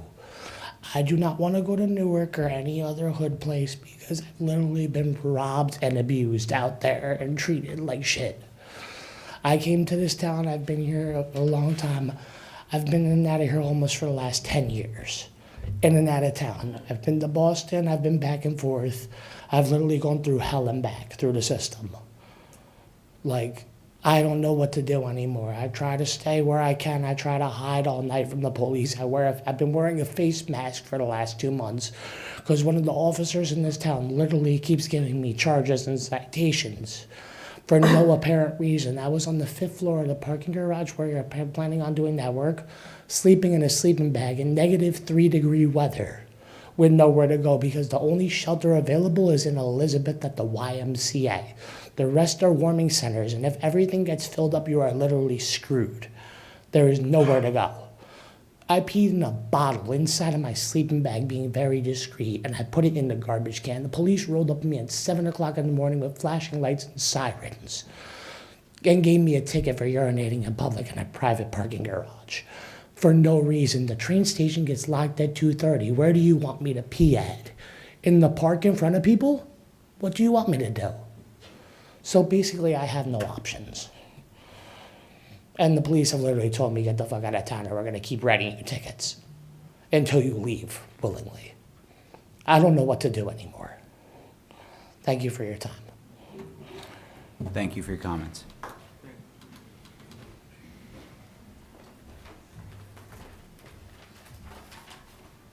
Tracy Keegan, 15 Sweetbriar Road. First, I just want to start with the majority of public comments tonight, as far as I can tell, are actually people from Summit. Those that are not seem to be experts in their fields, so I think that we should give them the respect they deserve and actually listen to them. But that's not what I wanted to say when I came up here. So 2 days ago, nearly every council person posted their best wishes for Easter. Among the posts were photos from a church pew and ruminations on the resurrection. But with tonight's vote on the ordinance to criminalize homelessness, these posts came across as unseemly and ironic. The Easter story is one of a homeless man who wandered and spent his life with the poor, the rejected, and the infirm. Foxes have dens and birds have nests, but the Son of Man has no place to lay his head. Matthew chapter 8, verse 20. Jesus spent his time with those society pushed aside or tried to hide. He aligned himself with the outcast and the forgotten. He suffered with them, and like them was condemned unjustly, but then, unlike anyone else, rose again to bring hope for everyone, not just the privileged, but everyone. So why then, if you believe in the Easter story, are you trying to criminalize the people like those Jesus chose to spend his life with? The Easter story is also about an innocent man being unjustly persecuted by the state. Criminalizing homelessness is a reflection of that, shifting the burden of systemic failure onto vulnerable individuals. punishing the impoverished instead of addressing poverty's root causes, which include a lack of affordable housing. Jesus said, "Whatsoever you do to the least of my brothers, that you do unto me." Matthew chapter 25, verse 40. Does this not include the hungry, the stranger, the poor, and the homeless? Are you not turning the least among us into those who deserve punishment? The Easter story is one of hope and renewal, about the possibility of new life where death and despair once reigned. Punishing the homeless is the exact opposite of this ideal. It's perpetuating despair instead of continuing to do the hard work to offer support. The Easter story calls us to love others as ourselves, to include the outcast, and to challenge unjust power. It does not teach us to pass laws that treat suffering as a crime and the poor as criminals. Tonight, I hope every single one of you who posted about Easter will ask yourself before you vote, what would Jesus do? Thank you.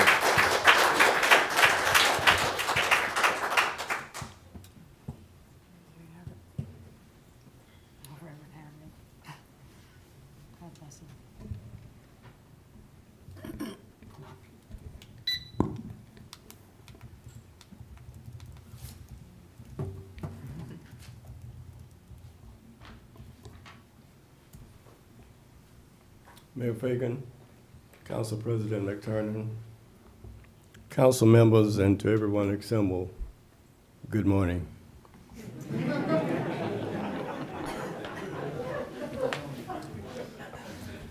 Tonight, I ask each of you to look at the person next to you and say, this could be me. Maybe not from a forest fire like what happened in California. Let me go back. Denison D. Harriel Jr., 140 Broad Street, Summit, New Jersey, in the pastor of Wallace Chapel Church in Summit. Maybe not from a forest fire like what happened in California, but from a tornado or hurricane, and now I'm homeless. Now I find myself sleeping on the street or at a train station. Maybe, and this resonates with me because I have witnessed members of my congregation who are homeless.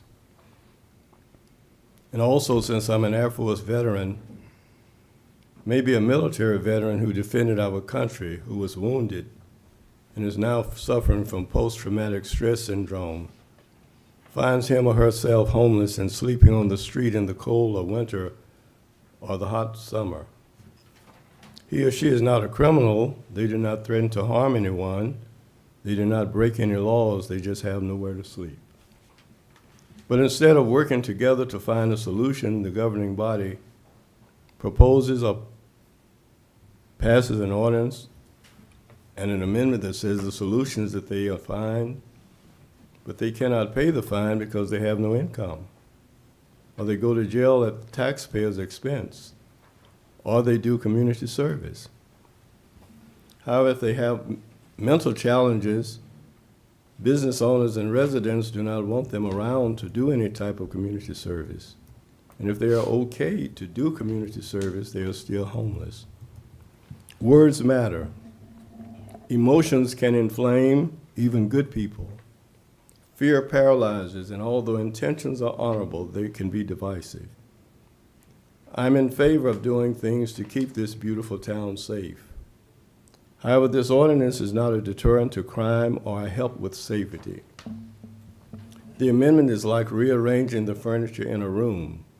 Some words were removed from the original ordinance, but you are still discriminating against homeless people, making sleeping in public places a crime for people who did not commit a crime, rather than simply using common sense and enforcing the existing laws on the books.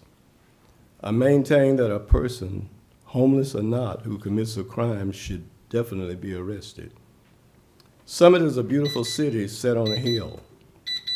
A light is usually brightly shining on that hill. Over the past few years, and I'm wrapping up, Tropical Storm Sandy came, COVID-19 came, meetings on building more affordable housing were held, but the light continued to shine brightly. Then Broad Street West came that created divisions and the light almost went out.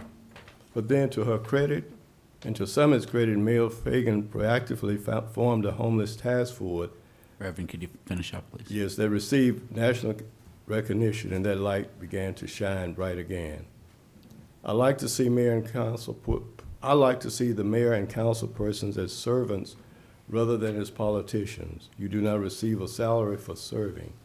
In fact, some of you may struggle to pay your mortgage, rent, or other bills if you're dependent on your elective office supporting you. Therefore, I respectfully request that you swallow your pride, crush your ego, do not concern yourself with power or being reelected or being held hostage by any political party. Just be concerned about all of us in Summit. Do not be influenced by fear or emotions. Vote no on this ordinance and on the amendment, and let the mayor's homeless task force go back to work to continue doing the good work that it was doing. Enforce the existing laws. Don't divide this beautiful town. It'll be part of the record if he doesn't finish. And don't go on record for being the council that extinguished the light that is dimly shining now, but with the work being done by the mayor's homeless task force. Thank you, the Reverend. light can shine brightly again. Thank you. Thank you.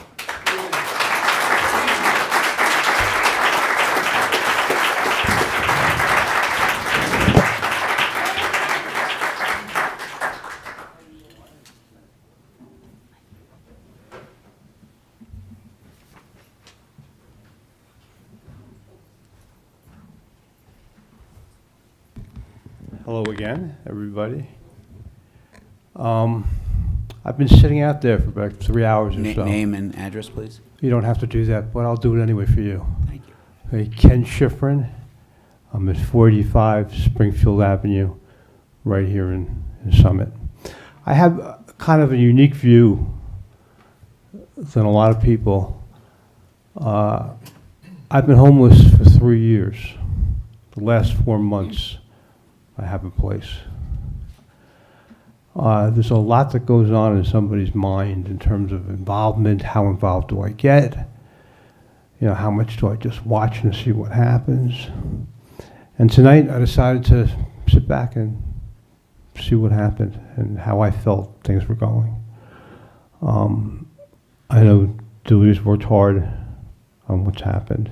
I know other people on the council have worked hard to try to get this ordinance, approved. Whichever way it goes, I can tell you one thing.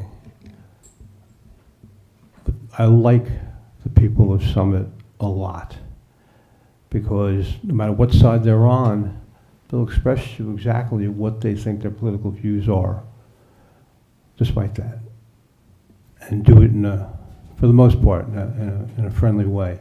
And that's one thing that's impressed me about this town and about the people. And I look at the council here, and I think you'll do the right thing. Whatever you decide that's going to be.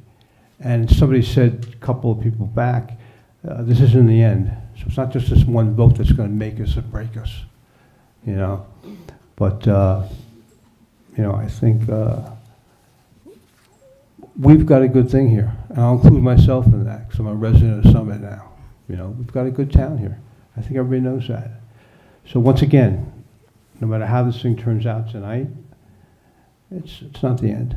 It's not the end for anybody, because everybody wants the right thing to be done. Correct? Correct. Thank you. Thank you very much.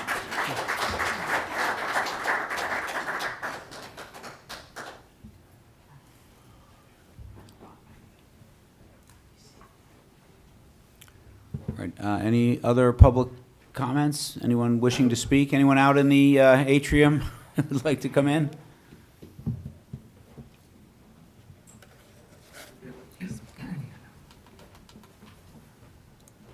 Hi, Erwin Miller, 5 Nob Hill Drive. I was late tonight. I have kids here that we're raising. A lot of people coming in from out of town, but got to do bedtime. We got 2-parent households. We got a lot of things going on. So I just wanted to remind you all, when you're voting tonight or whenever, there's a lot of people who couldn't be here tonight. We live in Summit. We're raising kids in Summit. Our kids hang out on Springfield and Maple. Our kids play at Maybe Playground, where there was an assault on 2 kids. Our kids go to that library. our kids use the facilities around here. So I'm almost kind of emotional about the gentleman who came here before.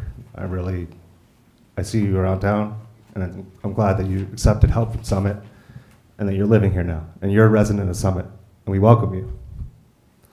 But if there are people who aren't accepting our help, and they don't want to be helped, we can't have our kids be at risk just because we want to say nice things and elect the right politicians. It's not right. You coming in here and you don't even know the facts of the ground in Summit. You're making commentary, but you don't even live here. You don't come to the council meetings. You don't live in Summit. You don't know what's going on. And there's a lot of people coming up here, and they don't have kids here. So for all the people who didn't come here tonight, who are busy with kids at home, whose kids use these facilities, please remember them. And I don't know if this is the perfect policy. I don't know. But what I do know is that in the past year, this group, led by Mayor Fagan, and the people she's brought together, and the work they've done, has led to incredible successes. And this man has a home because of that. And you got to trust the people who we elected a few years back, who've turned this town around. The budget at the schools was going to be 9%. It got down to 4% because of Mayor Fagan and the people here. There are a lot of things going on in this town that have been better the past few years because of the people that we put in charge. And I just wanted you all to remember that. There's a lot of people that have your back, even if you weren't here tonight, with these speeches and all this crap and misinformation that they're sending on their email list to their listservs. So I don't know how it's going to go. I don't mind. Do what you want. And if it doesn't want to do amendments, talk to the lawyer for sure. Like, do all the stuff. But I think we should trust the process, trust the people we elected, and I'd support the ordinance. Thank you. Thank you.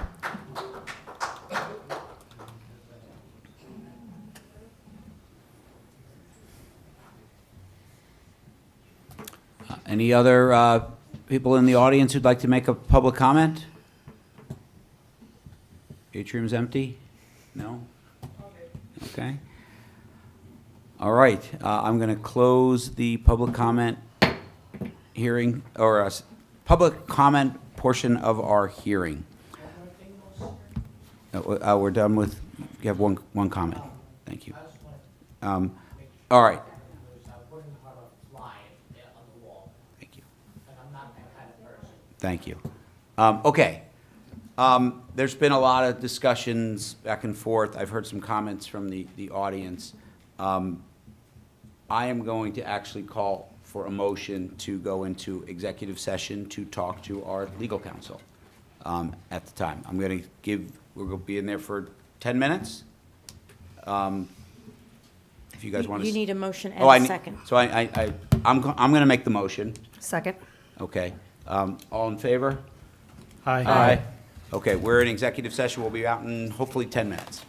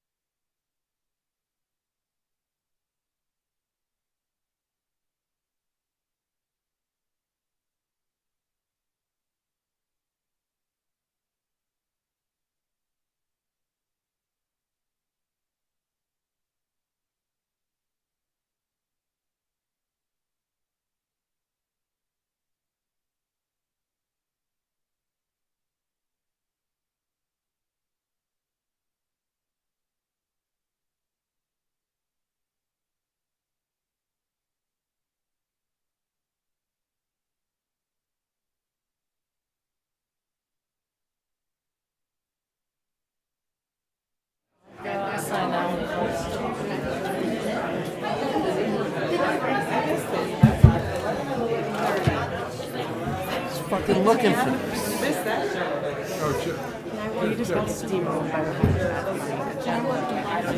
You're gonna vote yes.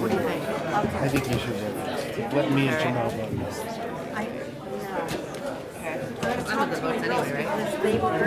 You'll have enough without me and Jamal. I don't see any. You'll have enough without me and Jamal.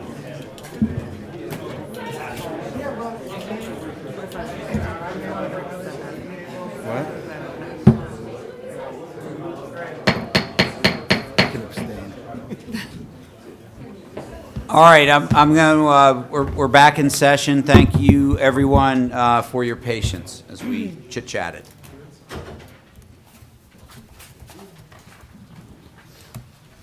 All right. At this time, I'm going to make a motion to, and I'm going to explain what this is. I'm going to make a motion that we want to carry the vote on this ordinance for 2 weeks from now.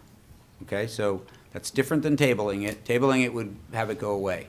We're going to carry I'm going to make a motion to carry it where we would vote on the ordinance as is at our next meeting. We've gone through public comments on it.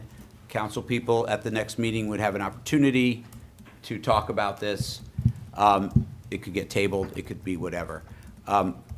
The purpose of carrying the vote on this would be to take up some of the generous offers of people in the room to improve this ordinance. It's to make it better. And I'm not going to talk more about that because I had a whole speech about that before, but that's the thing. We've had Mr. Wild here who has worked with other towns. We are going to take you up on your offer if this motion to carry happens. So in addition, what we would do, well, let's do that one first, okay? So that is my motion to carry the vote. Do I have a second? Second. Okay. Roll call? Yeah, let's do a roll call. Mr. Boyer? Council President, if we're going to vote on this, right? We're just voting to carry the vote. So we can't make a comment about our vote to carry? No, it's just whether we, It's just a motion, it's just a vote to carry. the ordinance is not going away. It was just, we would carry it, we would open up our next council meeting, 13 days from now. right, with Not this. even 14. Yeah. Just saying. So it's pretty simple. So Yes or no vote? it's a yes or no vote. Nay. Ms. Hamlet? Aye. Ms. Kelmanson? Aye. Mr. Pulaski? Nay. Mr. Smallwood? Aye. Ms. Toth? Aye. President McTiernan? I'll go with aye as well. Okay, so motion carries. We're gonna carry this vote to our next meeting. And there'll be no further public comment? No. And you will not re-advertise for it? We're not at that time, we're not reopening public comment. There'll be council comments for whatever, or something else, depending on our discussions over the next couple of weeks. But that's where we are on this, okay? All right. At this time, we do have an ordinance for introduction. No. We have to go back to final consideration. Oh, yeah, final consideration. Oh, yeah, we have all those things. Oh, my gosh.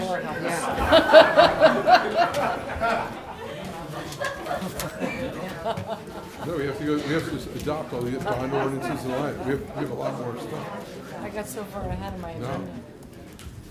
Okay, we've got a few ordinances for final consideration. Madam Clerk, will you please read finance number 1? Ordinance number 25-3336, bond ordinance providing for the acquisition of a portion of property 402 Broad Street in and by the City of Summit and County of Union, appropriating $210,000, therefore, and authorizing issuance of $200,000 in bonds or notes of the city for financing such appropriation. Councilwoman Toth. Thank you, Council President. Having closed the hearing on this ordinance yesterday, I move this ordinance for final adoption. I second. Roll call, please. Mr. Boyer? Aye. Ms. Hamlet? Aye. Ms. Kalmanson? Aye. Mr. Pulaski? Aye. Mr. Smallwood? Aye. Ms. Toth? Aye. President McTiernan? Aye. All right, motion carries. First, safety and health ordinance, please, Madam Clerk. Ordinance 25-3337, an ordinance amending and supplementing the Code of the City of Summit, Chapter 3, Police Regulations, to add new sections 3-17, entitled Skateboards, Scooters, and Other Non-Motorized Personal Transportation Devices, and Section 3-18, entitled Electric Personal Transportation Vehicles. Thank you very much. Councilman Boyer. Thank you. Yeah. Thank you, Council President. To restate what Councilmember Toth said, having closed this hearing yesterday, I move this ordinance for final adoption. Second. Roll call, please. Mr. Boyer? Aye.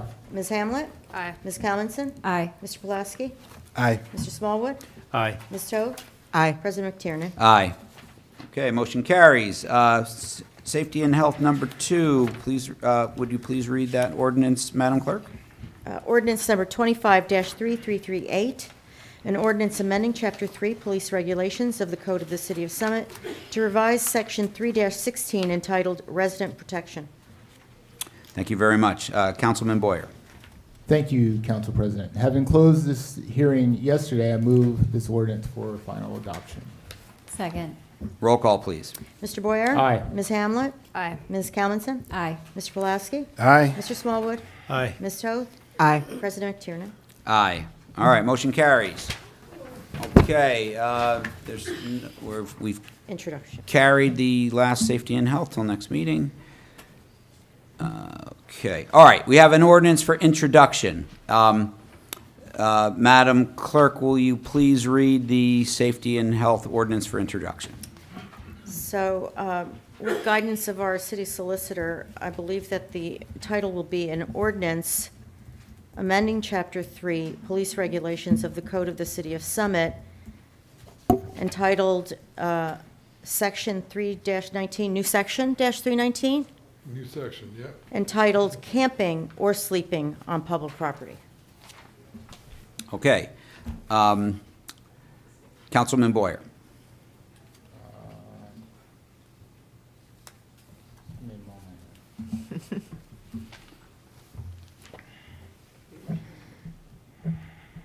You're introducing the ordinance that was the amended ordinance, just as the ordinance is for first reading. Brand new.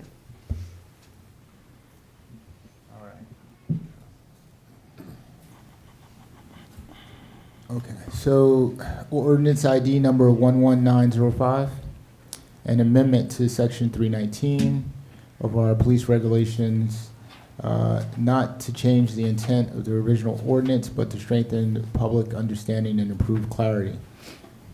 This ordinance has always been about public safety, not punishment, and is certainly not about targeting people based on housing status, as has been inaccurately suggested. The amended ordinance renames the section to focus specifically on camping on public property, and it makes two key clarifications. First, it now explicitly requires that the Summit Police give individuals 2-hour notice before any unattended items left in public spaces are removed.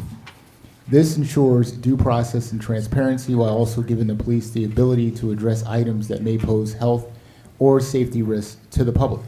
Secondly, the ordinance now lays out the full range of options available to the municipal court when handling violations, including discretion for alternatives like community service or behavioral health intervention. To be clear, these options were always available under state law, but after hearing from different organizations, we chose to make them more visible in the ordinance text so the public can see this law is about engagement, not criminalization. We continue to invest in outreach, housing partnerships, and compassionate care. In fact, as we just talked, we've housed more individuals this year than I believe in the history of the Summit in such a short time. This ordinance doesn't replace that work, it complements it by giving our city the tools to maintain public order while continuing to offer real help to those who want it. I move to schedule this ordinance for a public hearing. You move this for introduction. You're moving for introduction? For introduction, yes. Yeah. Do I have a second? Second. All right, roll call, please. Mr. Boyer? Aye. Ms. Hamlet? Aye. Ms. Commentson? Nay. Mr. Pawlowski? Aye. Mr. Smallwood? Aye. Ms. Toth? Nay. President McTiernan? Aye. All right, motion carries. Council President, Yes. can we just, can we explain? I feel like I feel like people look confused. Yeah, I'll just explain what we just did there, just for people in the audience or viewing, if they're still up, or viewing on YouTube tomorrow morning. We've effectively, through advice of our council, our intent was always that we have made improvements to the original ordinance. There was a lot of community engagement. We've spoken to many stakeholders to improve this ordinance, regardless of whether you are for or against the original ordinance. My guess is you think this one is better, regardless. So the idea is we are going to we're introducing that. That at the end of the day would, depending on how our discussions go, hopefully they go well, but this ordinance is an improvement, which would be, we would have a hearing on in 2 weeks. Okay, I hope that makes sense. All right. Okay, we're on to the resolutions section. There are some things on here that I know I did want to talk about. However, it's also 1:15 in the morning. So I am going to ask if I can get a motion to bundle all of the resolutions into a consent agenda. And some of them don't have a name. Some of them were pending closed session. I don't know if Matt is okay with that. Can we do that? There's some that are pending closed session in here that weren't made, or they weren't part of the agenda packet. Yeah, I mean, we should say what those are. Okay. I'm asking for a motion. It can get voted down. Okay. Council President, I'd like to make a motion to bundle all of the remaining resolutions into one, except if we need to pull out the closed session items, and we can introduce those. Yeah, I told those. It's a roll call vote once you bundle all these. Okay. But the Just- ones that were Just a pending closed clarification. session, If they're pending closed session, can we put those in a consent agenda? they were not part of the public packet is my point. Well, we should just read what those are so that people know. So do you want me to just read them out loud? Yeah, if you could, Okay, please. so ID 11897, I'm sorry, 11889, confirming the mayor appointment, police department, 2 captains, 2 lieutenants, 2 police officers. ID 11897, appoint chair of Tatlock Neighborhood Committee. ID 11895, disband Silver Summit Advisory Board. Those are the 3 that were discussed in closed session. Those 3 would be added to the remaining consent agenda items. Okay, and I know there's also, on finance, there is one roll call vote that we'll have to vote on separately. No, I think you should bundle, when you bundle these all together, you vote, everything should be done by roll call, when you bundle the whole thing together. Okay, we can do that instead. All right, so Councilman Smallwood has a motion. Do I hear a second? Second. Okay, all in favor? No, roll call. Oh, for roll call to bundle them all. Okay, so the first vote is to whether or not we're bundling. Oh, yeah, No, you're approving, right? That's what, yeah, I'm just approving whether we do all this as a bundle. Roll call vote to, what was the action? What was the motion? To do what? To The consider motion this? was to It's bundle. just a vote to bundle. Okay. So just that can be all yay. And you want a roll call vote? No. Okay. no. All in The actual favor? vote on all the bundled things, then yes. Yeah. Okay, so, all in favor of, yes? Sorry, Council President, can we pull the school budget? Was that getting bundled? That was the idea. Right, If you'd can like we to pull pull- that one, we can. Yeah, can we pull that one, Concur? please? Okay. Okay, so, the amended proposal is to bundle everything. We'll do it all by, except we will pull and discuss the confirming the school budget. Okay, all in favor? Aye. Opposed? Okay. All right, so, by roll, we'll do this by roll call. Do I have, we're going to have a roll call vote on approving all of the resolutions except for, which one is that? That is, 11834. yeah, finance number 1 on your packet, which is ID 11834. Roll call, please. You need a motion in a second. Oh, I need a motion to approve. Moved. Do I have a second? Second. Okay. Roll call? Mr. Boyer? Oh, very good idea. I forgot about that. It's only 1:30. So, yeah, if you'd like to comment on the bundled resolutions, please be my guest. I'm going to do that.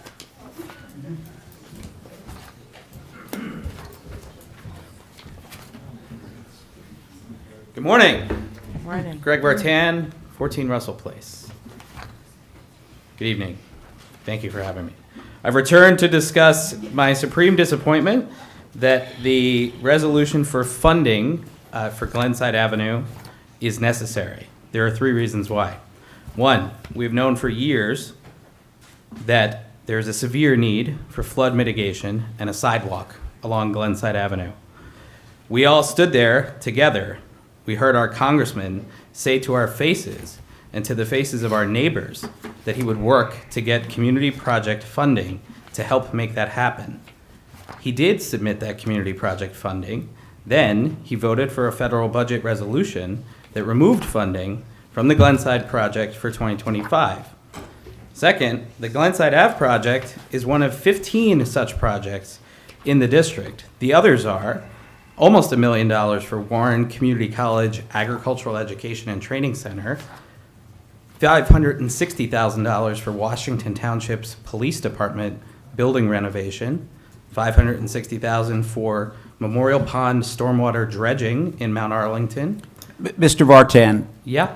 can you talk about Summit, if you're going to Yeah. talk? It's 1:30 in the morning, So, okay? so my message is, so please, there's many get to the millions of message. dollars, including $560,000 for Summit. So what I'm asking you to do is use your influence with our congressman to encourage him to get that funding in place for Glenside Avenue that we desperately need. Thank you. Thank you.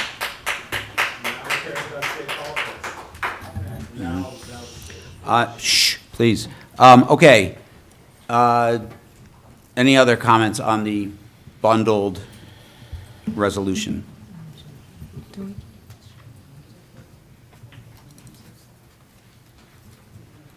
Yeah, Rosie, we have to, we do have to I say it. think, well, that was my point. Yeah, so- Closed session. Okay.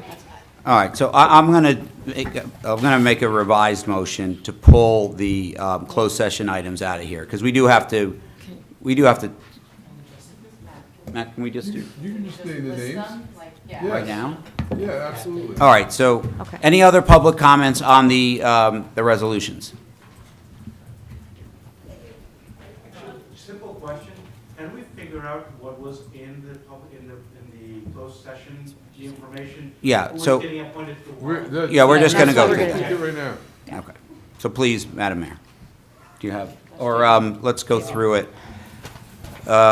So the first appointment is Councilman Boyer. Thank you, Council President. Okay. So Lieutenant Christopher Medina is now the police captain, appointed police captain, with an effective date of May 5th, 2025.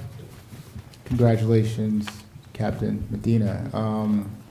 And Lieutenant John Garcia has been appointed to police captain with an effective date of May 5th, 2025. Congratulations to Captain Garcia. And let's see, Detective Sergeant Thomas Rich to the position of police lieutenant with an effective date of May 5th, 2025. Congratulations to Sergeant Rich. And Sergeant Jeffrey Dietz to the position of police lieutenant with an effective date of May 5th, 2025. And let's see. We are appointing Ryan Kroger to the position of police officer with an effective date of May 1st, 2025. Ryan's a 3-year veteran with the Allenhurst Police Department. And last but not least, Elson Gloss to the position of police officer with an effective date of May 1st, 2025. Elson is a 1-year veteran with the Irvington Police Department. Congratulations to Elson. Thank you, Council President. Thank you so much, Councilman Boyer. All right, we have Councilman Smallwood. Can you please discuss the pending the closed session appointment for the Tatlock neighborhood? This is the, thank you, Council President. This is ID number 11897 to appoint the chair of the Tatlock Neighborhood Committee. Unfortunately, none of the Tatlock residents who are appointed to this board wanted to step up and be the chair. Yeah. So we are appointing Councilman Pulowski, who does not live in the Tatlock Neighborhood Committee, as the chair. I'm in Ward 1. Yep. Okay. All right. Then we also have, let's see. Disband. Yeah. So we have Councilwoman Camilton. You just want to discuss very briefly admin and policies 11895? Yes.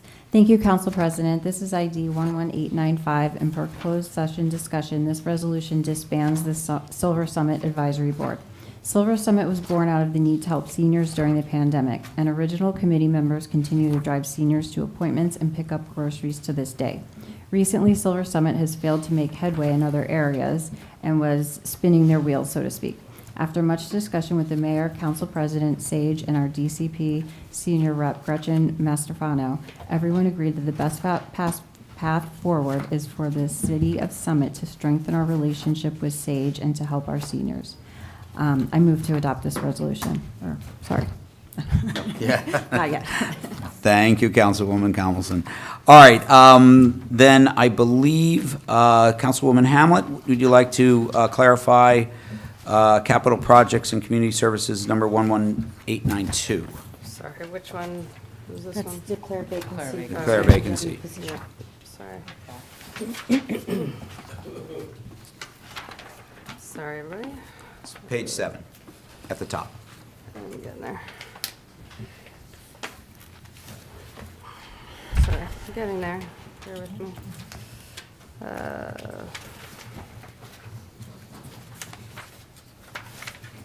Okay. This is.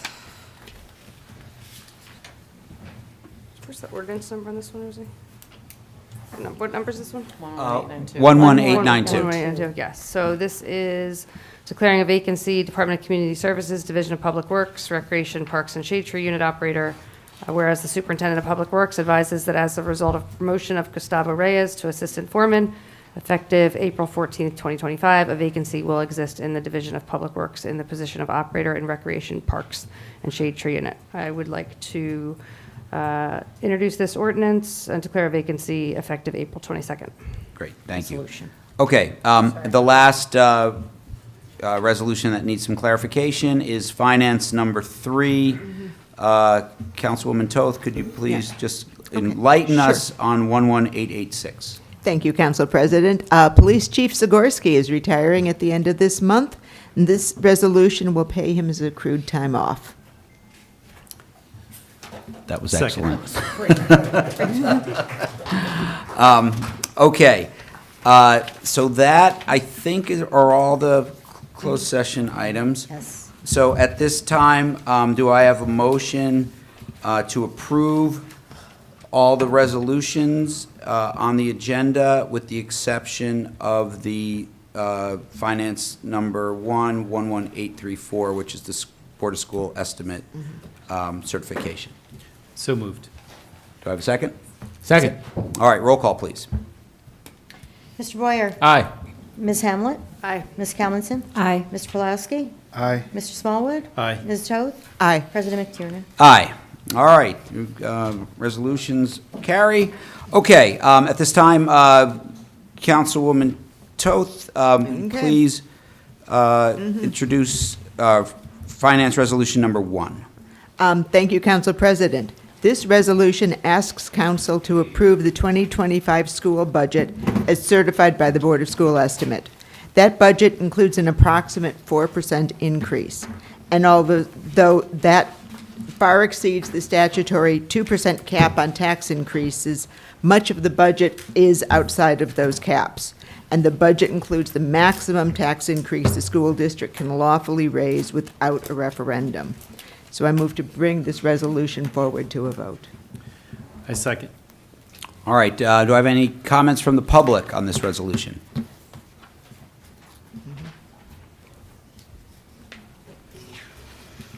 Chantal Landman, 128 Beacon Road. I, like many this year, have heard a lot about the Board of Ed budget process. I've attended meetings, I reviewed the budget, and talked with people who are very informed about the process. Unfortunately, like many of you have said from the dais and in other public forums, there is little to no public information about how the budget went from a proposed 8.8% to just under 4% increase. Residents are frustrated, and many became angry when they were sent a flyer telling them they should be happy with the 4% increase, which is the largest percentage increase in school tax levy in over 15 years. People don't want to be told what they should think. They should be given the facts so they can form their own opinions. The Board of School Estimate is responsible for the annual school budget and the resulting tax levy. 3 of the 5 Board of School Estimate members sit on this dais tonight. So here are my questions. What did our teachers and school administrators request to be included in the annual school budget that was subsequently denied?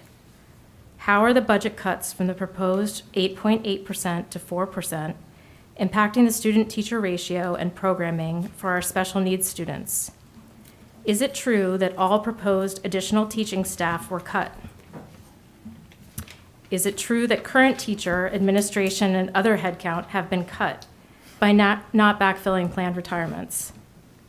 Did the mayor and council members who sit on the Board of School Estimate recommend and support these cuts to teaching staff?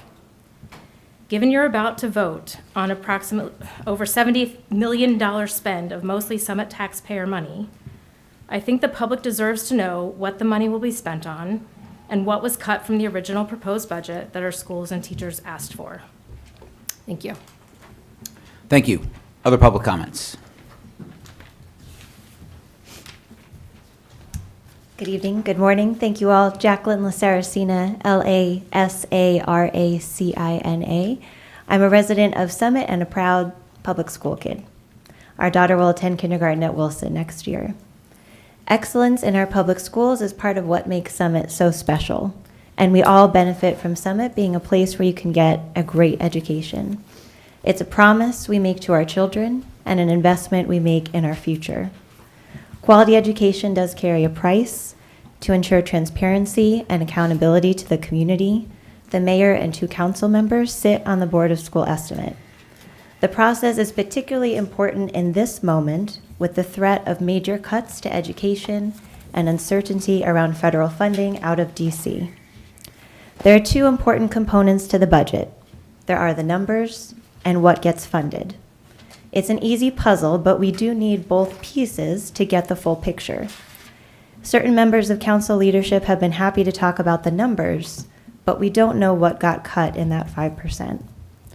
At the April 1 meeting, one council member both praised the mayor, Ms. Hamlet, and Mr. Smallwood, for their work on the budget, and in almost the next breath said, quote, "I have very little idea what finally got voted on in that budget." It's now 3 weeks later. Do we know more about what got cut in that 5%? Teachers, books, programs, services. We do not know. We do know that in another part of the city budget, council approved a whopping $370,000 for 2 pieces of custom playground equipment. That is not fiscal responsibility. That is not protecting the Summit taxpayer. I ask council to please, as you do with the municipal budget, share an executive summary or an infographic or something to explain to the community what got cut from the school budget.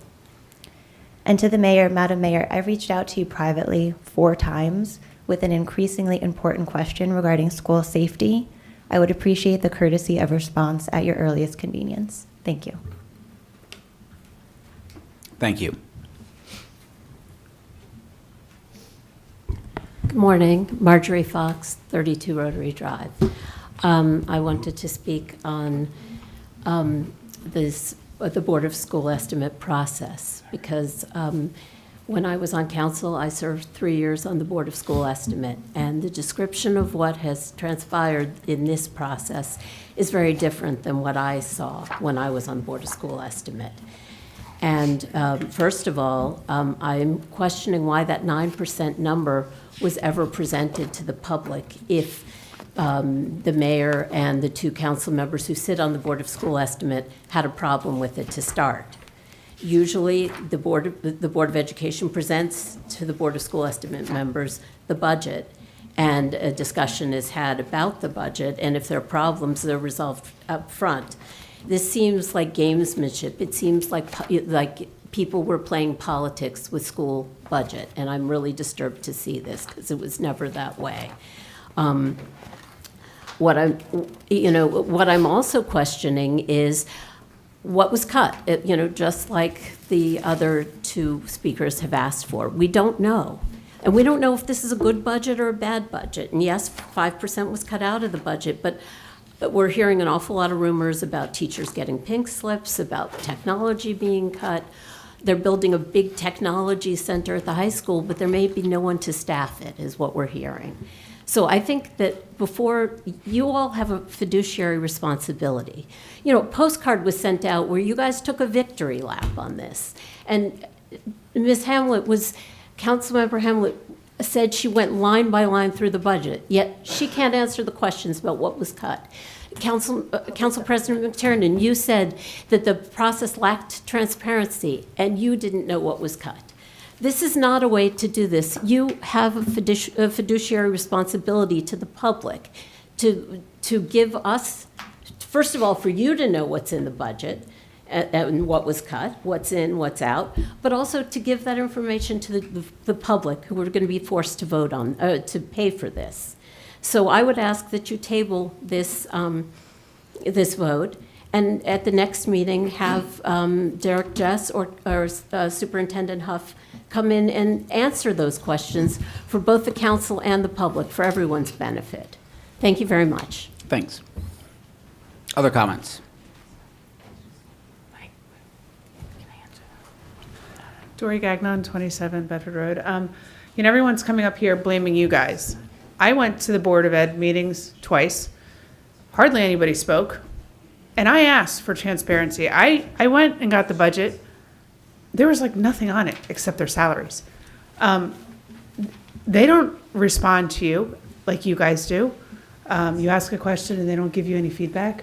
So instead of yelling at you, wondering what was on the Board of School budget, I asked them and they didn't answer me. So here we are. We can't yell at you, okay?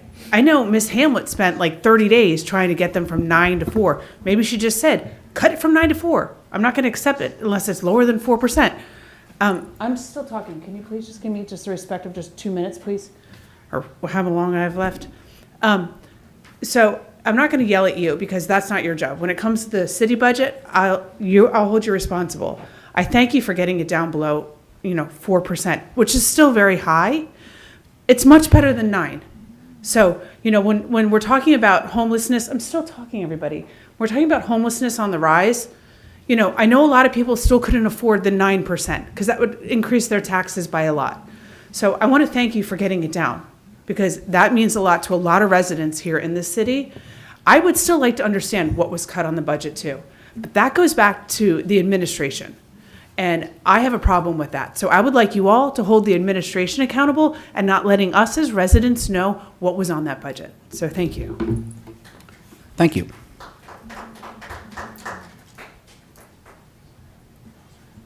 Good evening, Diego Hoyk, 9 Argyle Court. I was not planning on talking about the school budget. But I think once, I was at 3 meetings, 1 in the high school, 2 in the middle school. I even spoke with Councilman Pawlowski about some of the things that I said. And it was very friendly banter, and I appreciate it. To me, the schools are what makes Summit special. The schools are why people come to Summit. The schools are why people pay our property values or our rents. The schools are why people want to come here. Everything else that we value, our restaurants, our downtown, our 2 train lines to New York, they're wonderful. They're absolutely fantastic. But what people come here for is the education. And at those meetings, I heard people talk about how we should prioritize, quote, the basics, math and English language. And I have a question, whether that is a common perception or not. When you prioritize math and English language, you're deprioritizing the rest. What is the rest? Is it our performing arts program? Is it our theater program? Is it our sports? Is it speech and debate? If you're prioritizing just math and English language, what are you going to do with foreign language? Or English as a second language? And I think that a lot of people, yourself included, Council President, have mentioned the fact that we do not know what was cut. And it is worrisome because we're seeing cuts both at the Department of Education and the Department of Agriculture, and at least in one of our elementary schools, 25% of our kids are on reduced and free lunches. They don't have enough money to keep their bellies full if they don't get federal help. And I've mentioned this to a number of you over the past couple of weeks, and we have no answers.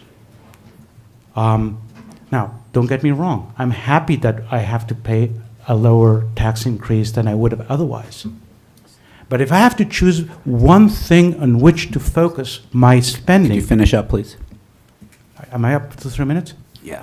If I have to choose one thing in which to focus my spending, it's the schools. It is not our pavement. It is not our playgrounds. It's not anything else. The schools are the number one thing. Thank you. Could you finish, please? Yeah, well, I mean, I didn't have a clock. Sorry, Mike. I just said, please finish. That's it. Okay. But my point is this. Fiscal responsibility is about knowing what you really care about, what matters, what is the moat in Warren Buffett's terms. Our moat is our schools. And that school budget got cut. And we need to know why before we fund anything else. Thank you very much. Thank you. Other comments from the public? All right. Comments from council. I'll go. Councilwoman Hamlet. I would say initially, this school board budget was consistent with what the Ops Committee recommended, which was no net new teachers, and they would not be impacting student-facing services. So the role of the School Board Estimate is to not manage that budget, but to ensure a proper tax rate for the taxpayer. I just had a conversation with the superintendent today. Not only can I show you when we went from close to 9% down to 4.72, and we've shared emails back and forth, but from 4.72 to 3.95. So we certainly have all that information. I can tell you just a couple things. Summer school, I've been seeing a lot on Facebook that we killed summer school, $110,000. You're right, summer school got cut, and that wasn't my decision. That was a superintendent school board decision. But that summer school can be obtained in other ways. So we didn't actually, so you'll see a $110,000 decrease, but kids will still be able to go to summer school. I talked to the superintendent about that because I saw some of those things online. Instructional staff training, decrease of 38.5. Improvement of instructional services was a decrease of $157,000. Unallocated benefits went down $760,000. Now, in these buckets, I can't tell you whether it's from a retired teacher, but that's the superintendent's job. The superintendent's job is to manage the operation of the school budget. That's something that we can't micromanage. And I'd like to, have Mr. Giacobbe talk a little bit about how the budget went from 9% to 4%. But the other thing is, the fact that you haven't heard anything, just Oprah it. All you have to do is Oprah the records. They're public documents. You can Oprah the one that started at 9, you can Oprah the one that got submitted at 4.72, and you can Oprah the one that got submitted at 3.95 and run a fabulous pivot table, and you'll be able to see all of the information. Through the Board of Ed. Through the Board of Ed. Yeah. Or you can Oprah my emails. They're all in there. But I'd rather you Oprah the Board of Ed than torture Rosie. But you can Oprah all 3 documents because they all got submitted. The first one got submitted. If you want me to explain, Yeah, please, Mr. The Giacobbe. Board of School Estimates does not create the school budget. The school budget, the preliminary budget is due in March. The school district, the administration, the BA, and superintendent create the preliminary budget. That has to be submitted to the State of New Jersey Department of Education, and it goes to the Executive County Superintendent of Union County. They have to review it and approve it. What they submitted was the 9.9% budget. The Board of School Estimates then says, too much, you got to cut it. They then came back with the 5.72, 4.72. What the Board of School Estimates does is it sets the levy, the tax levy of what's permitted. So what is permitted? What the 3.92, what does that represent? You have a 2% tax levy that you're permitted under state law. There's also an exception for the extraordinary expense of health benefits. And this happens statewide. Every school district can go above the 2% levy because of the extraordinary increase in health benefits that occurred this year. A lot of it has to do with the injectable drugs and a lot more skinny people walking around. And they can use what's called bank cap. And so they use bank cap, they use the adjustment for the extraordinary health benefits, and the 2% tax levy. That gets you to the 3.72 number that was ultimately struck. What we pointed out, the difference between the 4.72 and the 3.72, 3.95, was we looked at their health benefit line. And we knew what their health benefits went up, and what they were budgeting was over that. So we said you can cut this health benefits, and that's exactly where they cut it to get to the 392. There was nobody. The school board of estimates does not go through these. The mayor and the 2 members don't go through and say cut teachers. They say this is the levy. It's the board's job, and administration's job, to figure out where to make the priorities fit within the levy that was struck at 392. So they're the body. If you have questions about why did you do this, why did you cut this, what did you do here, and it's happening. It's not just in your district. It's literally happening statewide in terms of districts and where things are. And a lot of it is coupled with the fact that health benefits went way up. There's a change in the law about how much employees contribute toward their health benefits. That went down. There's decreases in state aid, which you guys got. And all this couples together, and there's also inflation, energy, just the energy cost alone for running your schools in these buildings went up 15%. I think it's going up another 15% in June. So there's all these expenses that are going up, and the revenues, when you have a 2% tax levy, just like the town's stuck with it, so are school districts. So, but the actual, if there's any type of cuts, those micro issues are handled by the board and by the administration and the BA, not by the Board of School Estimates. They ultimately set the levy. And that's how we got it set down to the 392. 3.95. It's almost 2 o'clock in the morning. Yeah. If I may, Council President. Hold on, let's see if anyone else wants to comment. Councilman Smallwood. Thank you. Ms. Fox, I'm glad you brought up the process, because you do know that the Board of Education actually approves the budget, and then the Board of School Estimate does their work. Is that correct? Yeah. Okay. Right. So, Come on, can we? here's the, No. here's the issue. Stop asking rhetorical questions, please. Here's the issue. This is, for us, for the Board of School Estimates, it's not a cost-cutting exercise. The goal was to keep the expenses in line with prior years. If we had just given a blanket yes to what the Board of Ed approved, you'd be here having a different conversation with us. How could you possibly allow a Board of School Estimates approve over an 8% budget, which would have increased taxes for over almost $1,000 per household? I guarantee you there'd be public comments. How could you possibly increase our taxes that much? Our job on the Board of School Estimates was to say, listen, and I specifically said, and I know the mayor said as well, and I know Delia said as well, what can we do to reduce this tax levy without cutting student-facing teachers? We have 5 tech people at the high school that have absolutely no student-facing position. They teach teachers how to use programs. 5.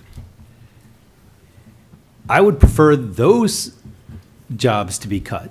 And to be honest with you, I agree with you. I think we should have Derek Jess and Scott Huff come to a council meeting and explain to us where their cuts were and what made their decisions to get down to that point.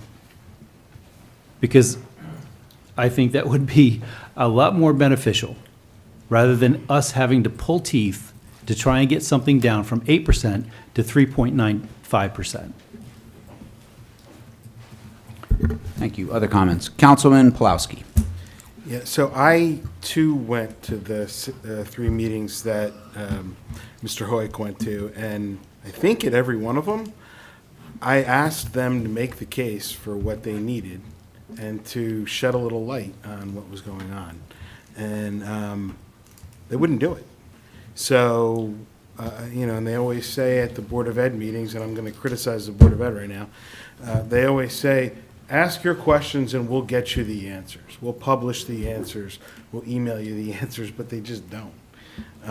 So I, too, would like to have Mr. Jess and Mr. Huff come and explain a little more. Other comments from council? Councilwoman Hamilton. It sounds like several of us are in agreement that we would like to have Superintendent and Derek just come. Could we table this for next? We have to pass this. And have them come? Are you making a motion to table? I'm making a motion to table. Is there a second to table this? May I ask a question in lieu of that? Because from an earlier conversation with Mr. Jacoby, I believe that if we table it now and don't vote on it by the end of the meeting, it goes away, and we have to start from scratch? No, that's an ordinance. That's an ordinance, yes. okay. So do I have a second? Just so everyone knows, there's a statutory deadline for school districts to submit their budget to the final budget, just like you guys have a final adoption May 20th. The final budget adoption has to be by May 8th.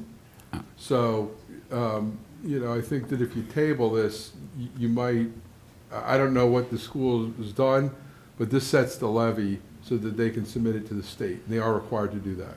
And I don't know when their next meeting is, et cetera. But I can tell you there's a lot of board meetings in the first week of May so they can adopt the final budget.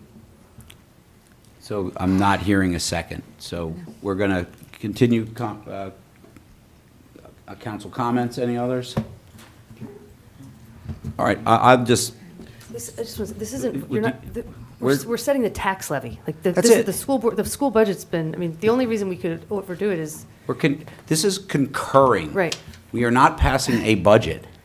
And some of these people in the audience know this. It's called concurring their budget, okay? We're not creating a school budget here. That's already been done. The Board of School Estimates approved the tax levy. The Board of Ed, shockingly, creates their own budget, and they vote on it. And they're the ones who do the nitty-gritty on who to cut and who not to cut. And people in this room know that. If you have questions about who's getting cut or not, my suggestion is don't come and ask us. The Board of Ed is a separate legal body. And people in this room know that too. And if you have questions, go and ask them. Sadly, you will get the same response that Councilman Pulowski gets, because the Board of Education has rules where they don't answer questions from the dais. I don't know why they have those rules. If I was on the Board of Education, I would ask for more transparency to be able to answer questions of the public. But I didn't appoint the majority of those people to the board. They make the rules. If you have a problem with that, you should go petition those board members to change the rules. Good idea. So you get transparency. Don't ask us the minutia of the budget. We don't do the minutia of the budget. So I am just going to say, because I'm kind of cranky, it's late, the Board of School Estimates deserves a victory lap, quote unquote. We would have had a 9% budget if we just let the Board of Ed do their thing. They didn't give any information. I went to the same meetings that Mr. Hoyk and Councilman Smallwood went to. So did other people in the audience. They gave you no information. As people mentioned, I was highly critical of the lack of transparency. I'm still highly critical of the lack of transparency. They're not even telling parents what they're doing. Talk to the Board of Ed. They should. I honestly think there should be major discussions with the Board of Ed members about who is in their staff creating these budgets. Because the process this year was horrific. A 9% floated budget, I don't even know if they legally could have done that. It's way over the cap. No idea how they could have done that. I am not a business administrator that works for the Board of Ed. But I would assume that person would know that there's legal limits on how much they can raise in taxes. But they offered a 9% budget to begin with. These people up here asked questions and said, get it down. The only reason they lowered it, it wasn't because the Board of Ed said lower it.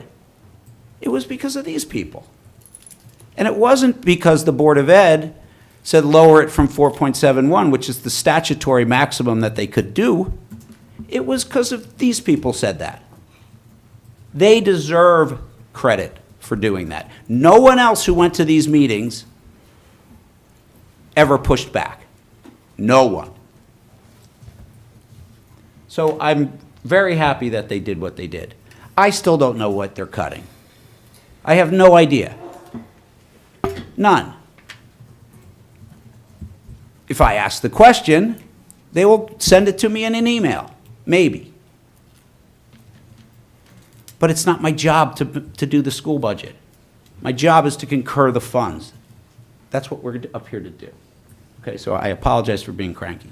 But those are my comments. All right, any other comments? All right, all in favor? Aye. Opposed?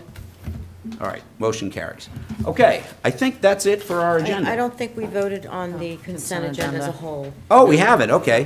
I thought we did. I thought you No, combined we everything. did a roll We call didn't vote. do, no, you did the bundle, you did a motion No, It's a voice bundled. vote. I bundled everything. the consent agenda with the other resolutions. Yes, Did we do a roll call vote? yes, Yeah. on everything. On If I go to whole the thing. videotape, I'm going to check You you. can. All right. All right. So, we're at the final leg of our meeting. It's only 2 in the morning. At this time, are there, we've got public comments for items that were not on the agenda. I didn't want to skip over that. Any public comments for items that are not on the agenda?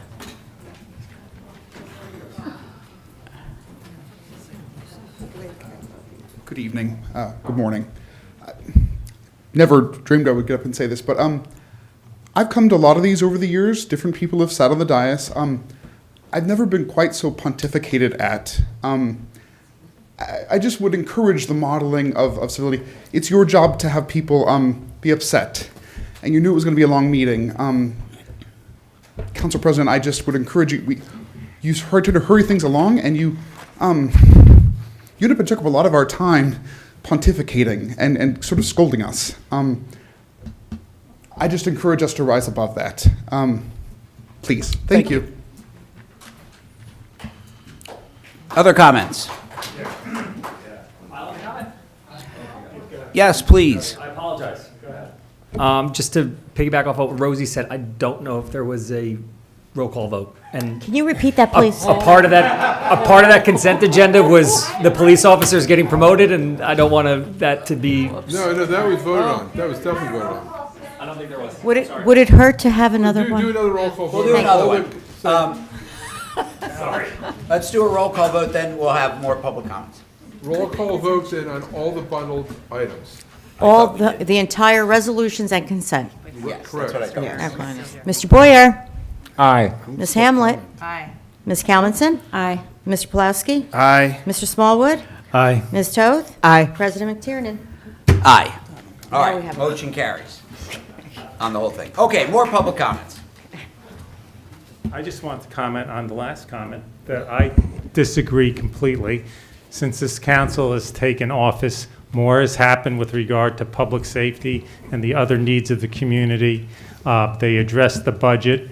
I agree with everything the council president said.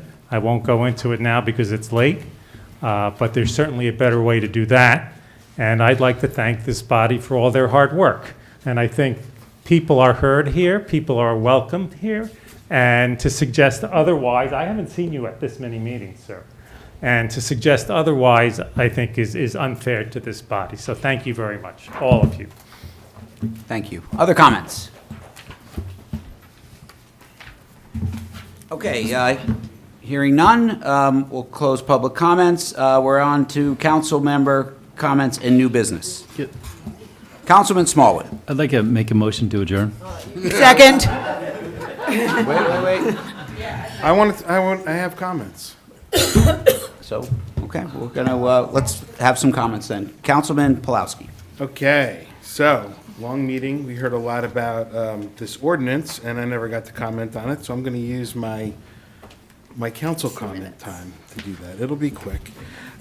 Just so everybody knows, the enabling portion, the enabling statute in the municipal code, section 40:48-1, specifically states that the governing body of every municipality may make, amend, repeal, and enforce ordinances to, among other things, prevent loitering, lounging, or sleeping in the streets, parks, or public places.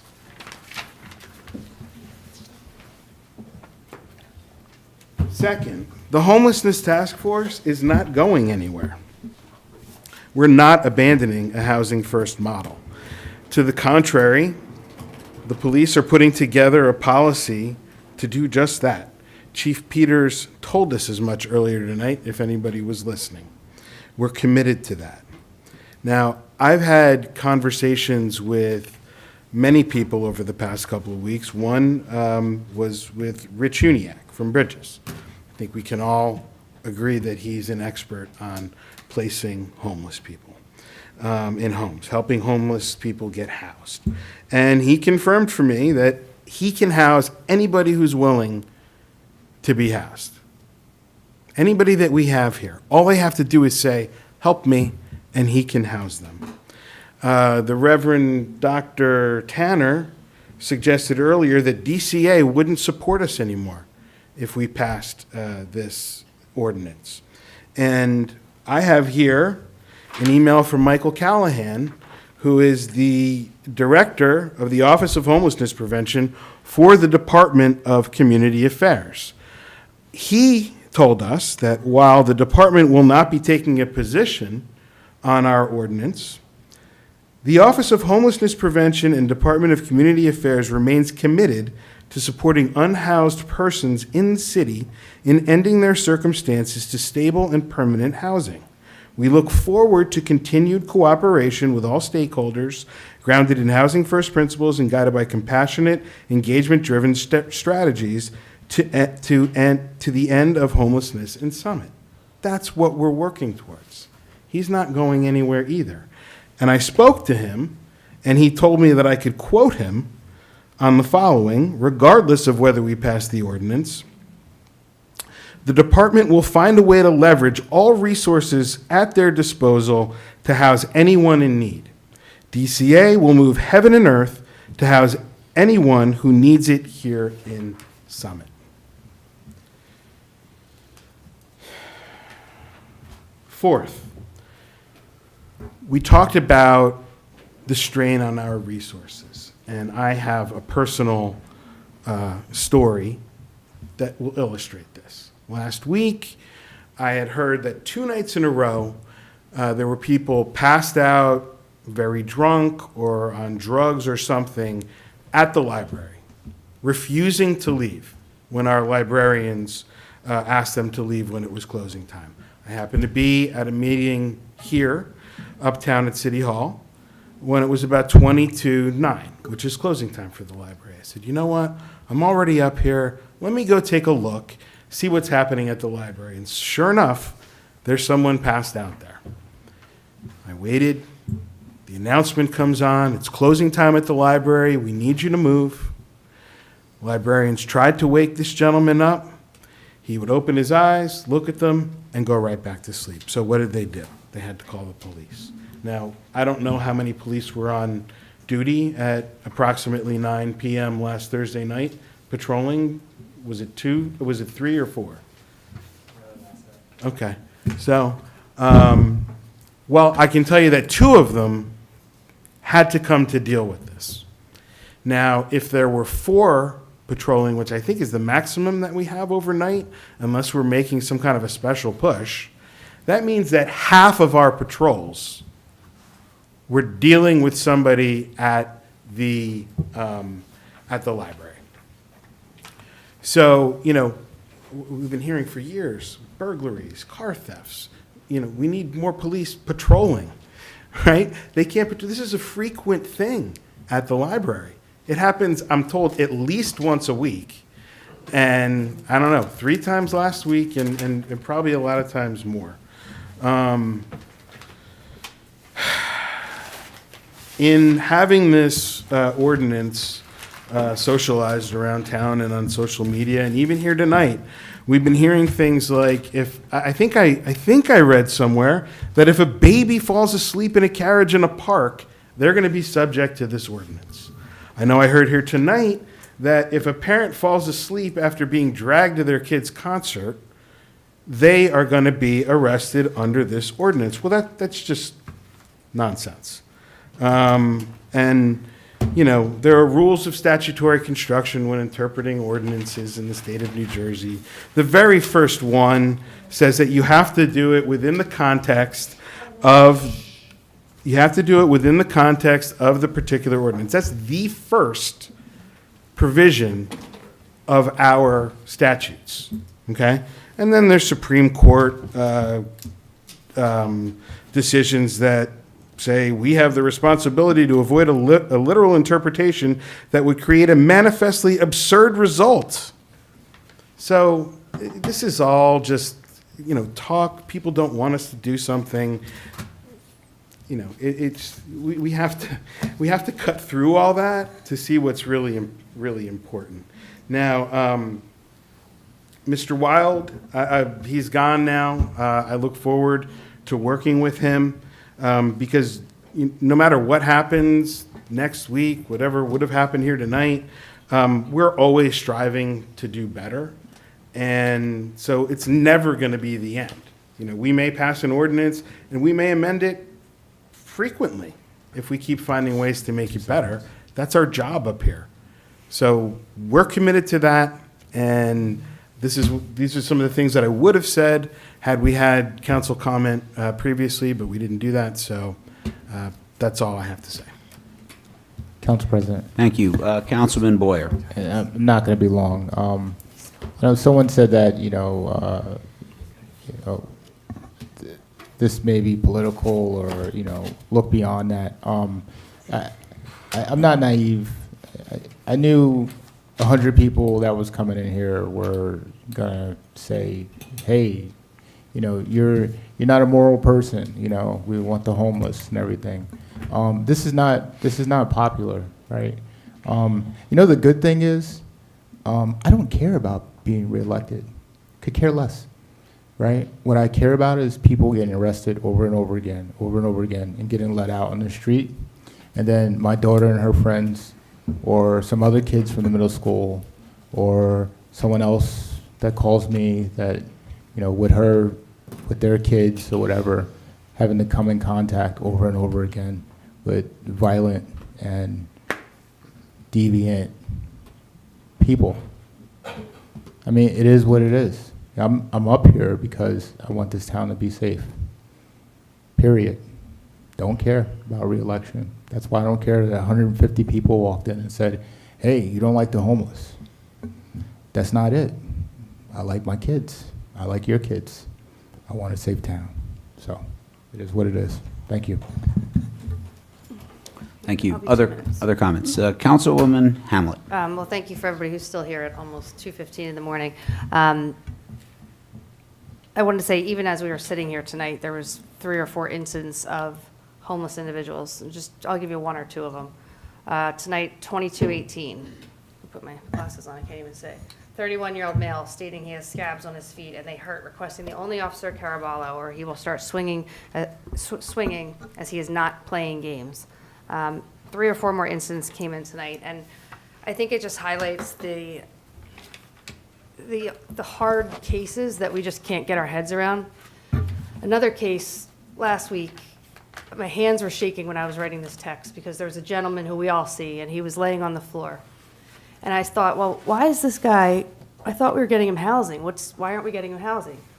So I called some of our providers, and they said, well, let us look into it. So I thought to myself, I'm going to call the assisted living facility because maybe there's a backlog. I just want to call and see what's taking so long. So I called the assisted living facility. I got a huge education on Medicaid, Medicare. And she said, if he's around 70, this should have happened a long time ago. So I call the providers back and I say, hey, I just found out that this should take, a short amount of time.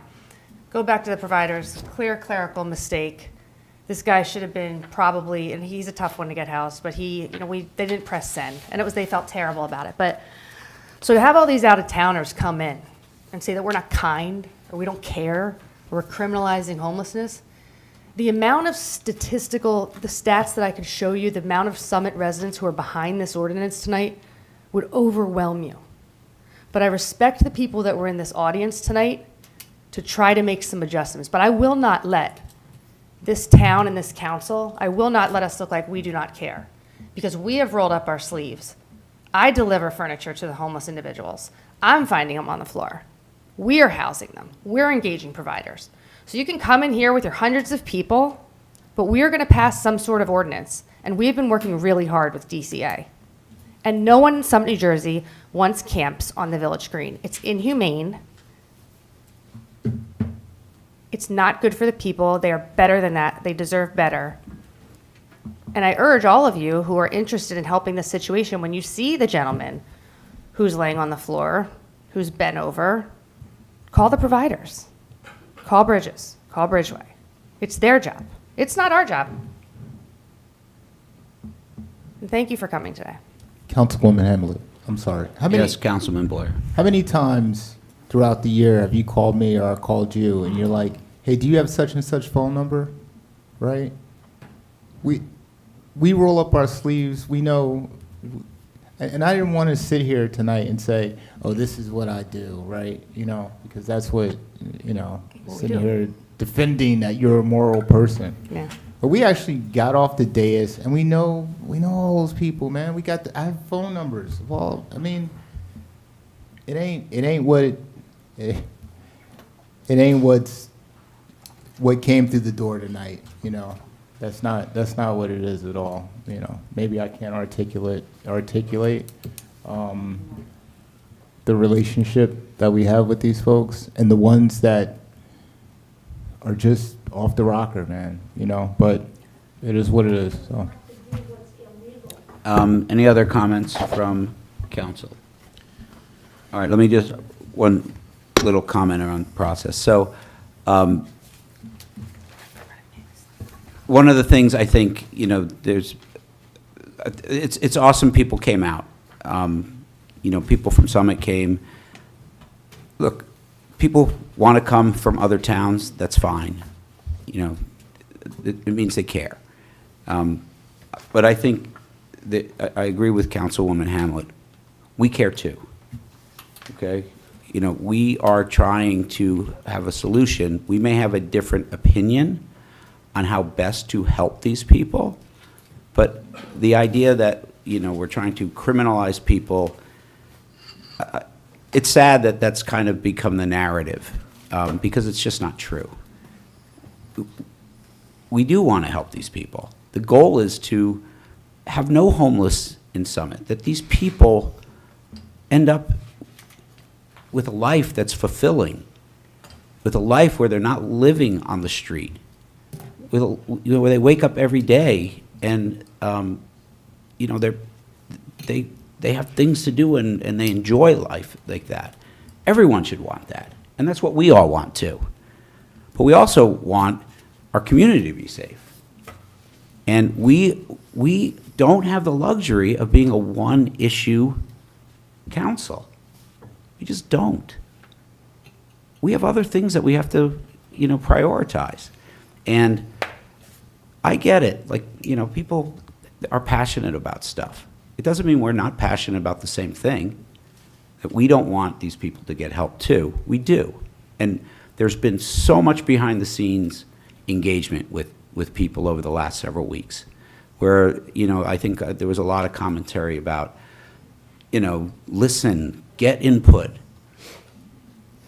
My wife can attest, I've done nothing but been on the phone for the last 2 weeks with people getting input, trying to make this better, trying to respond to people's concerns, because we all want the same thing for these people. But we also have to worry about that poor woman who's running a business in Summit. And she's crying out for help. There's no one driving from Princeton or wherever they're coming from to speak up for her. You know, we need to do that. And I'm going to do that. And I think most everybody up here feels for that woman. And we have to make those decisions too. So, like I said, I'm hopeful that the next couple of weeks we'll get more information and we'll make it even better. And I look forward to that because we want the best ordinance for everybody. And that includes our residents who, as well as those few you know, well, all our residents, including, you know, the people who are asking us to do, you know, to do something because they're concerned about safety and public spaces, et cetera, as well as those 5 individuals. And I really am. I'm an optimist. I think we are going to get to a really, really good spot with this. And I think we're pretty close already, given a lot of the comments that I've had with people. So I'm excited about the process, and maybe I'll see all of you here again in 2 weeks' time. So, and that's my public comment. All right. I'd like to make a motion to adjourn. Second. All right, all in favor? Aye. Aye. We are adjourned.